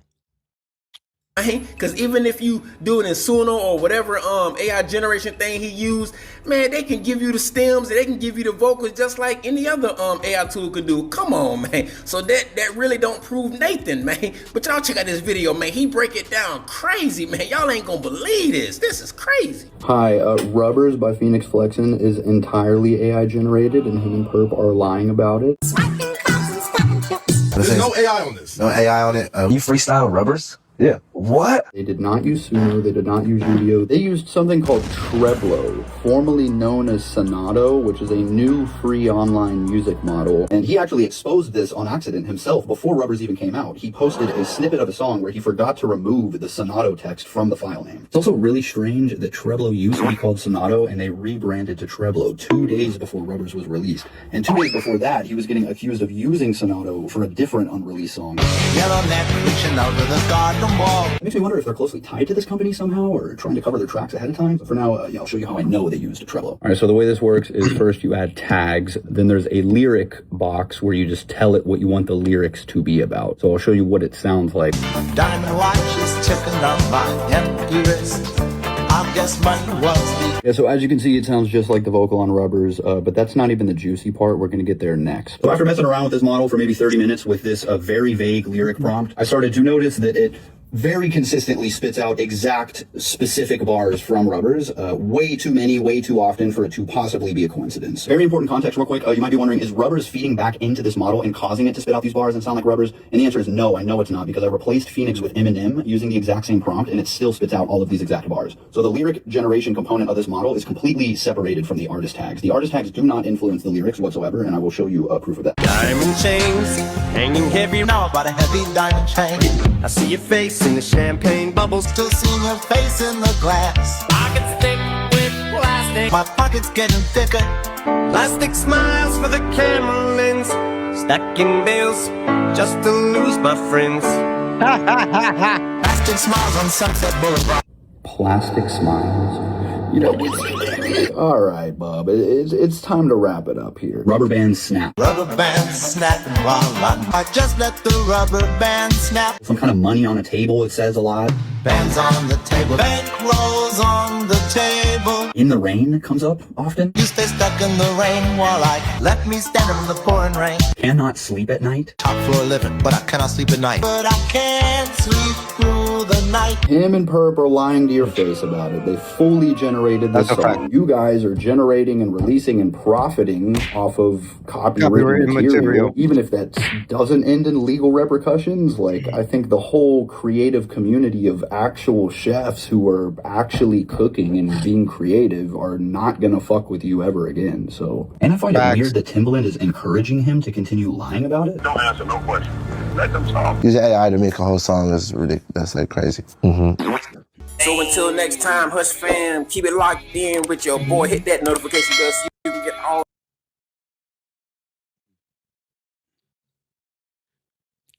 Treblo. Bass, 80s music, he is generating it fully with Treblo as well. Yeah, I mean, we saw him link up with Fenix. You put him on the Treblo. She want money and affection. If you're ever curious, As you can see, guys, I told you I would save it for the end. Tyga is doing the same shit Fenix Flexin did. So that song that we heard Curtis King play us is not real. It's AI. if a song is AI, you can just go use my friend Rosh's AI detection model on Instagram, and it is trained on Treblo outputs. It's trained on Suno, it's trained on Udio. It can tell you if something's AI and where it came from. Interestingly, Empire is also releasing Tyga's music for some reason. So yeah, I don't know, dude. It smells weird. I think that Empire might be involved with Treblo itself somehow. But I don't think that what these people realize is AI music detection is already here, and it's very effective, and it's about to be used to detect and publicly label what is and isn't AI on streaming platforms. So we're all going to have the clarity and the transparency we need. They're not going to be able to lie about it much longer. Yeah, I don't think they realize what's coming and like the damage they might be doing to their credibility. But have a nice day. Oh shit, look at Tyga. So you got Tyga follows me on Instagram, so I can't say too much shit. I mean, I ain't mad at nobody trying to get that bag. If I would have been me, I would have done it too. But I got too much fucking, what can I say? I got too much, as an artist, too much integrity to feel comfortable with saying that I did something I didn't do. Not even the singing, you know what I mean? So that part. And yeah, Chad, that's what we got for you, man. Hope everybody enjoyed this live doc episode 1, the cheat challenge. You know what I mean? And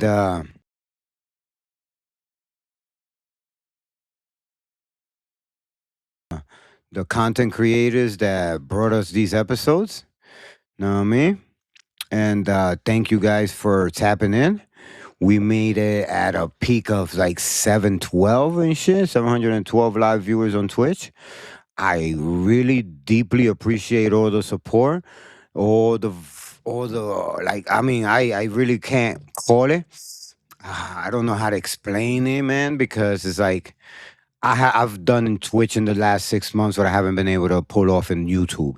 So I really, really appreciate everybody standing behind the cheat challenge. And we're going to continue to try to do live new content. And this is the first of many episodes. And this is the first live doc, episode 1, The Rise and Fall of Fenix Flexin. Thank you guys for tapping in. I really love you guys, and I appreciate all you guys, and guys and girls. And remember, chat. Everything in life is karma. Never do unto others what you don't like done unto you. And if you're a person that feels that you are sensitive about things, be expressive, so nobody ever tells you that you didn't tell them how you feel. And if somebody tells you, and if you tell somebody how you feel and they are not concerned about how you feel or care, it's not because they don't know how to do it. So first, don't auto excuse people and be like, maybe they don't know, maybe they didn't know. No, chat. Everybody knows how they like to be treated, and I'm pretty sure they're treating somebody in their life the same way that they like to be treated. If they don't treat you in that fashion, chat, it's because they don't have respect for you. So the best way to get respect from people that don't respect you is just cut them out of your life and don't ever interact with people like that. Non-negotiable. Never be like a part-time friend or sometimes or for things that nothing. Don't even use people like that.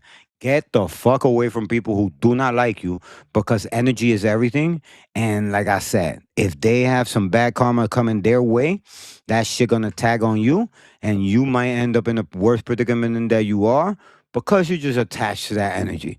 I recently have had my share of encounters with people who don't really like me, and they have expressed to people that are friends of mine and people that are family of mine, and they express the chat, and I'm never mad. As a Buddhist, I'm never mad that anybody doesn't like me. I'm mad if you don't like me and then you make it seem like you do only to use me. So listen, there's people who I've seen over the weekend treat people that are my enemy with respect and spend 3 hours on the phone with them in my face, granting me the free will to consider that this person is friends with my enemy and that person cannot be friends with me. So chat, careful who you share your energy with. Careful with your karma. And at the end of the day, it's the cheat challenge. Just try to be a caring, humble individual at the end of the day. King Buddha out. And I love you guys. Thank you for all the support. We hit 1,000,000 minutes on Twitch. In the in 2026, we already hit the Twitch 1,000,000 minutes 4 times, chat. We only on month 8. I mean on month 7. Well, we only been on 7 months of 2026 because we just got to August. So chat, in 7 months, we've hit 1,000,000 minutes 4 times. So I am very grateful for you guys. And today we hit a milestone of 713 viewers. Look at that. You guys continuously help me break my own record. I am so grateful to have you guys in my life. Thank you so much for always coming to the stream just to check up on Unc. I appreciate everything, and I guarantee you that every time I get on this microphone and I get on this fucking topics, we are going to cover the facts, and we are going to give our opinions. And if there are not facts, we're still going to fucking cover our opinions. But at the end of the day, we're not compromised by people giving us money.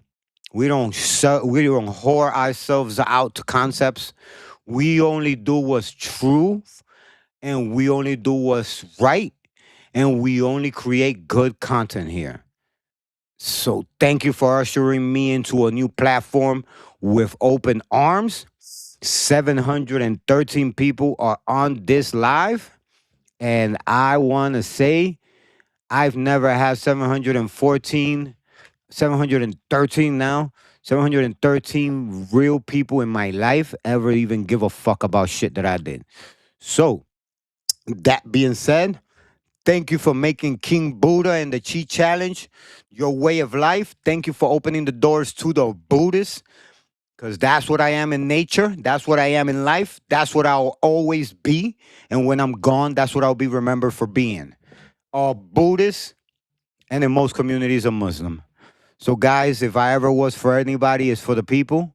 And you guys are my core community. And I call you guys and you girls my little geniuses, my little billionaires. And I will usher you guys to the proper information. So your time here will be constructive and your energy will be recyclable. You cannot come here and learn less. It's impossible. You cannot be a person that comes here and not feel like, yeah, something positive is a lot better than indulging in whatever mischievous shit everybody else is doing. Because everybody's doing the same shit. Or else the clubs would be empty. The blocks would be empty. Anywhere where there's large crowds of people, those people are actually not learning anything, nor pushing any constructive content forward. Not specifically, because we do need social environments. However, for the wrong person who has an addictive personality, it could be destructive. A lot of people let life pass by so fast that 10 years will go by and they have accomplished nothing, no milestones, made it nowhere, and most of them are still looking for jobs.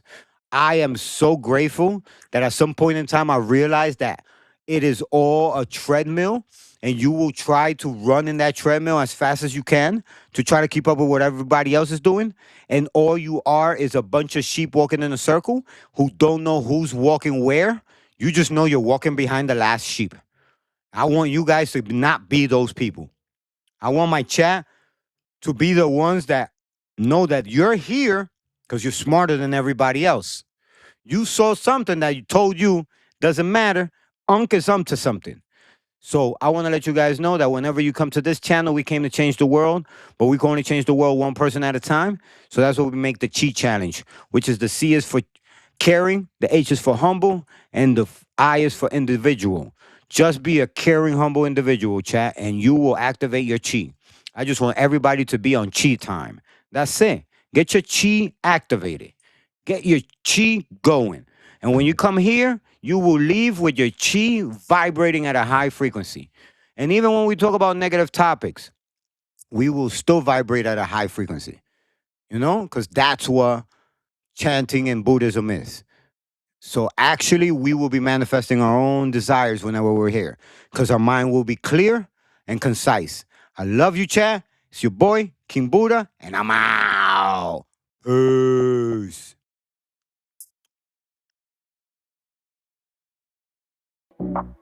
It's the Chi Challenge.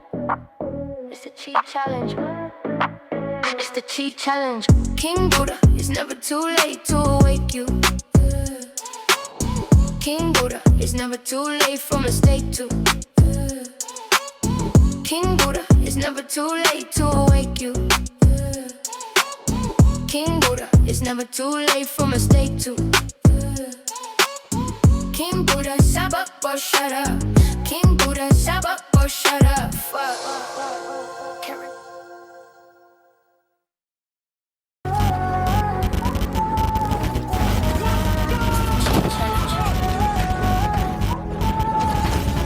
Let's go. It's the Chi Challenge.